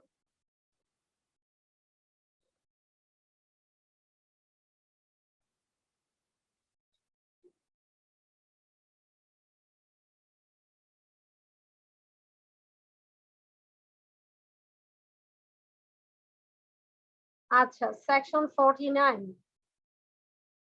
section 49 payment of firm debts and separate debts। আচ্ছা, আমি এই সেকশনটাও আগামী সেকশনে আগামী ক্লাসে ফার্স্ট একটু ডিসকাস করে নিব, এটা একটু জটিল। Personal profit earn after dissolution, section 40, section 50। আরেকটা কথা বলে নি, আমরা কিন্তু আমরা দুইটা এক্সাম কন্ডাক্ট করব, হ্যাঁ।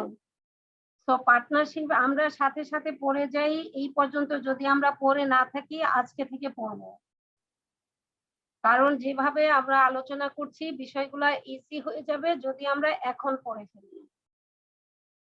আপনি আজকে রাতেই আরো 1 ঘন্টা পড়াশোনা করুন, যেটা স্টাডি ম্যাটেরিয়ালটার উপরে, হ্যাঁ, দেখবেন হয়ে গেছে, কোনো ম্যাটার না। 1 ঘন্টা, জাস্ট 1 আওয়ার এনাফ, ঠিক আছে? আজকে পড়লে 1 আওয়ার এনাফ। আপনি যদি 6 মাস পরে পড়েন দেন দেখবেন যে একদিনেও শেষ হয় না, ঠিক আছে? পড়াশোনা আজকেই একটু করে ফেলবেন। আমরা সেকশন পার্টনারশিপ অ্যাক্ট আমরা শেষ করে একটা পরীক্ষা কন্ডাক্ট করব, সো এক্সামে যাতে আমরা সবাই বসতে পারি এবং এক্সামে যাতে নিজেকে অ্যাসেস করতে পারি যে কি অবস্থা, হ্যাঁ, এটা আমাদের খুবই অনেক হেল্পফুল হবে। তো আমরা একটু পড়ে ফেলি অবশ্যই আজকে থেকে। আমরা আজকে বুঝে নিলাম যে আমরা এতদিন পড়ি নাই, কারণ কিছু কিছু জিনিস আজ করা থেকে বুঝতে পেরেছি আমরা এতদিন পড়ি নাই, ঠিক আছে? ভয়েসটা ডিস্টার্ব করছে আমার, তো এতদিন পড়াশোনা করি নাই, সুতরাং আজকে থেকে আমরা পড়ে নিব, হ্যাঁ, পড়বো যেহেতু সাথে সাথে পড়ে নিব। নেওয়ার পরে পার্টনারশিপ শেষ করে আমরা একটা এক্সাম কন্ডাক্ট করব, দেন আবার এনআই একটা ব্যাক করব, যেখানে আমরা 80 পর্যন্ত কমপ্লিট করে রেখেছি, ঠিক আছে? Yes ma'am. Okay, okay ma'am.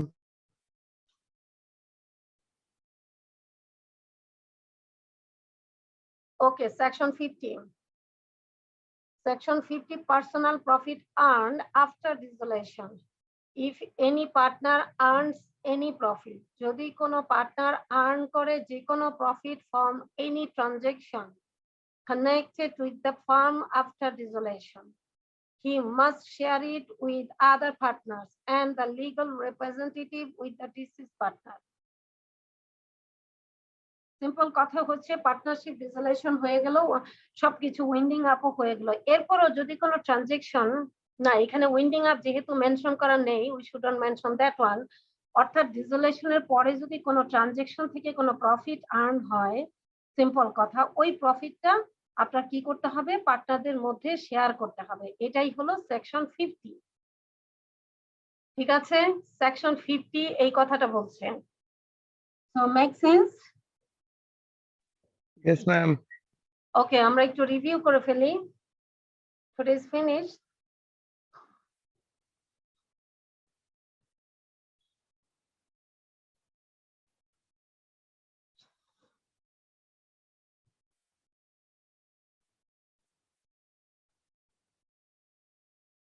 আমরা রিকনস্টিটিউশন অফ ফার্ম পড়েছি, রিকনস্টিটিউশন অফ ফার্ম পড়েছি, রিকনস্টিটিউশন অফ ফার্ম পড়েছি। এখানে ফার্ম পার্টনার ইন্ট্রোডাকশন হতে পারে, অর্থাৎ নতুন পার্টনার জয়েন করতে পারে, অবশ্যই সকালের মতামতের ভিত্তিতে পার্টনার রিটায়ারমেন্ট করতে পারে, অবশ্যই সকালের মতামত এবং এগ্রিমেন্ট এবং পার্টনারশিপ অ্যাট উইল ইত্যাদি কারণে হতে পারে। এরপরে পার্টনার রিমুভ করা যেতে পারে কিভাবে, consent of all the majority, remember এখানে কিন্তু মেজরিটি, হ্যাঁ, একমাত্র সেকশন যেখানে আমরা দেখেছি মেজরিটি, আর বাকি সব জায়গায় দেখেছি কি সকলের মতামতের ভিত্তিতে, এখানে মেজরিটি, ঠিক আছে? 33, 34, ইনসলভেন্সি অফ এ পার্টনার কি হবে, where a partner is in a firm insolvent, he ceases to be a partner. Liability of estate of deceased partner পড়েছি, right of outgoing partner to carry on completing business পড়েছি, business করতে পারবে কিন্তু কি করতে পারবে না, ব্যবহার করতে পারবে না, রিপ্রেজেন্ট করতে পারবে না হিমসেলফ অ্যাজ পার্টনার হিসাবে কোথাও রিপ্রেজেন্ট করতে পারবে না এবং সলিসাইড করতে পারবে না। আচ্ছা, agreement in restrained of trade করা যেতে পারে কিন্তু এটা কি হবে, এটা ভ্যালিড, কিন্তু রেস্ট্রিকশন গুলা ইম্পোজ করবে যেগুলা সেগুলো রিজনেবল হবে। আচ্ছা 37 পড়েছি, right of outing partner in certain cases two share the subsequent profit. ঠিক আছে, সাবসিকুয়েন্ট প্রফিট হলে সেটাও শেয়ার করতে হবে। এই সেকশনটা আমরা নেক্সট ক্লাসে 38 করব, ডিসকাস করব। ডিসোলেশন অফ দ্য ফার্ম পড়েছি। ডিসোলেশন কাকে বলে 39 দেখেছি। ডিসোলেশন বাই এগ্রিমেন্ট হতে পারে। কম্পালসারি ডিসোলেশন একমাত্র 41 এ কম্পালসারি ডিসোলেশন হয়, যেটা অ্যাডজুডিকেশন অফ দ্য পার্টনার্স। এরপরে কোনো এমন কোনো ইভেন্ট যদি ঘটে যেটার কারণে আনলফুল হয়ে যায় বিজনেসটা, এটার কারণে হতে পারে। কিন্তু যদি 4টা 5টার মধ্যে একটা আনলফুল হয় তাহলে সেটাই কি হবে, বন্ধ হয়ে যাবে, বাকিগুলা চলবে। Dissolution on the happening of certain contingencies হতে পারে। Dissolution by the notice of partnership, যেটা পার্টনারশিপ at will হতে পারে। Dissolution by the court হতে পারে, যেগুলা অবশ্যই এখানে মামলা করতে হবে। আনসাউন্ড মাইন্ড হলে হবে, পার্মানেন্টলি ইনক্যাপাবল হলে হবে, ব্রেচ অফ এগ্রিমেন্ট হলে হবে। ঠিক আছে, হোল ইন্টারেস্ট যদি বাইরে সেল করে দিয়ে দেয়, বাট এইটা যদি ডিগ্রির মাধ্যমে হয় তাহলে এটা অ্যাপ্লিকেবল না। কন্টিনিউয়াসলি লস হলে হবে, জাস্ট এন্ড ইকুইটেবল যে কোনো গ্রাউন্ডে হতে পারে। আচ্ছা, liability for acts of partners done after ডিসোলেশন। Liability কি হয়, liability under until the public notice given of dissolution, partners continue to liable to third parties for all acts in connection with the affairs of the firm. Winding up কিভাবে হয়, সকল asset গুলো collect করবে এবং apply করবে। কি করবে, কিভাবে, কোথায় অ্যাপ্লাই করবে, ডেটস এবং লায়াবিলিটিস পেমেন্টের ক্ষেত্রে। এরপরে বেশি থাকলে এমন পার্টনাররা নিবে। ডেফিসিট হলে কি হবে, paid by partners as per agreement. Continuing authority of partner for purpose of winding up, কিছু কিছু ক্ষেত্রে আপনার উইন্ডিং আপের জন্য পার্টনারশিপ অথরিটি কন্টিনিউ করে উইন্ডিং আপ অ্যাফেয়ার্স কার্যকলাপের জন্য, এবং আনফিনিশ কোনো ট্রানজাকশন থাকলে সেটা ফিনিশ করার জন্য কন্টিনিউ থাকে। এরপরে দেখেছি account settlement procedure as per agreement. কিন্তু কি হবে, লস হলে লস এবং deficiency in capital shall be paid first out of profit, next from capital, then individual in proportion of investment and profit sharing ratio. এরপরে আমরা দেখেছি asset এবং payment made by partners for deficiency. Deficiency থাকলে যে payment হবে এবং asset গুলা বিক্রি টিক্রি করে যা পাবে এটা অ্যাপ্লাই করবে কোথায়, for the third party payment, that's of the third party. এরপরে অ্যাডভান্স বা payment beyond made by the capital, এটা পেমেন্ট করবে। এরপরে ক্যাপিটাল দেন যদি রেসিডিউ থাকে কি হবে, শেয়ারিং রেশিও হবে। ঠিক আছে, as per profit sharing ratio অনুযায়ী ভাগ করে নেবে। আচ্ছা, then personal profit earned after dissolution. if any partners earns any profit, simple কথা হচ্ছে ডিসোলেশনের পরে যদি কেউ কোনো পার্টনার যদি কোনো প্রফিট আর্ন করে, অবশ্যই related to the partner firms transaction হতে হবে, তাহলে এটা কি করবে, সবার মধ্যে এটা শেয়ার করে নিতে হবে। So that's all today. So next class we will meet inshallah from 51. We will discuss from 51. Before going to 51, we have other 2 sections to discuss. And please, everybody will study, okay? Please. Thank you very much for today. Assalamu alaikum everyone. Allah Hafiz. Walaikum assalam, ma'am. Allah Hafiz, ma'am.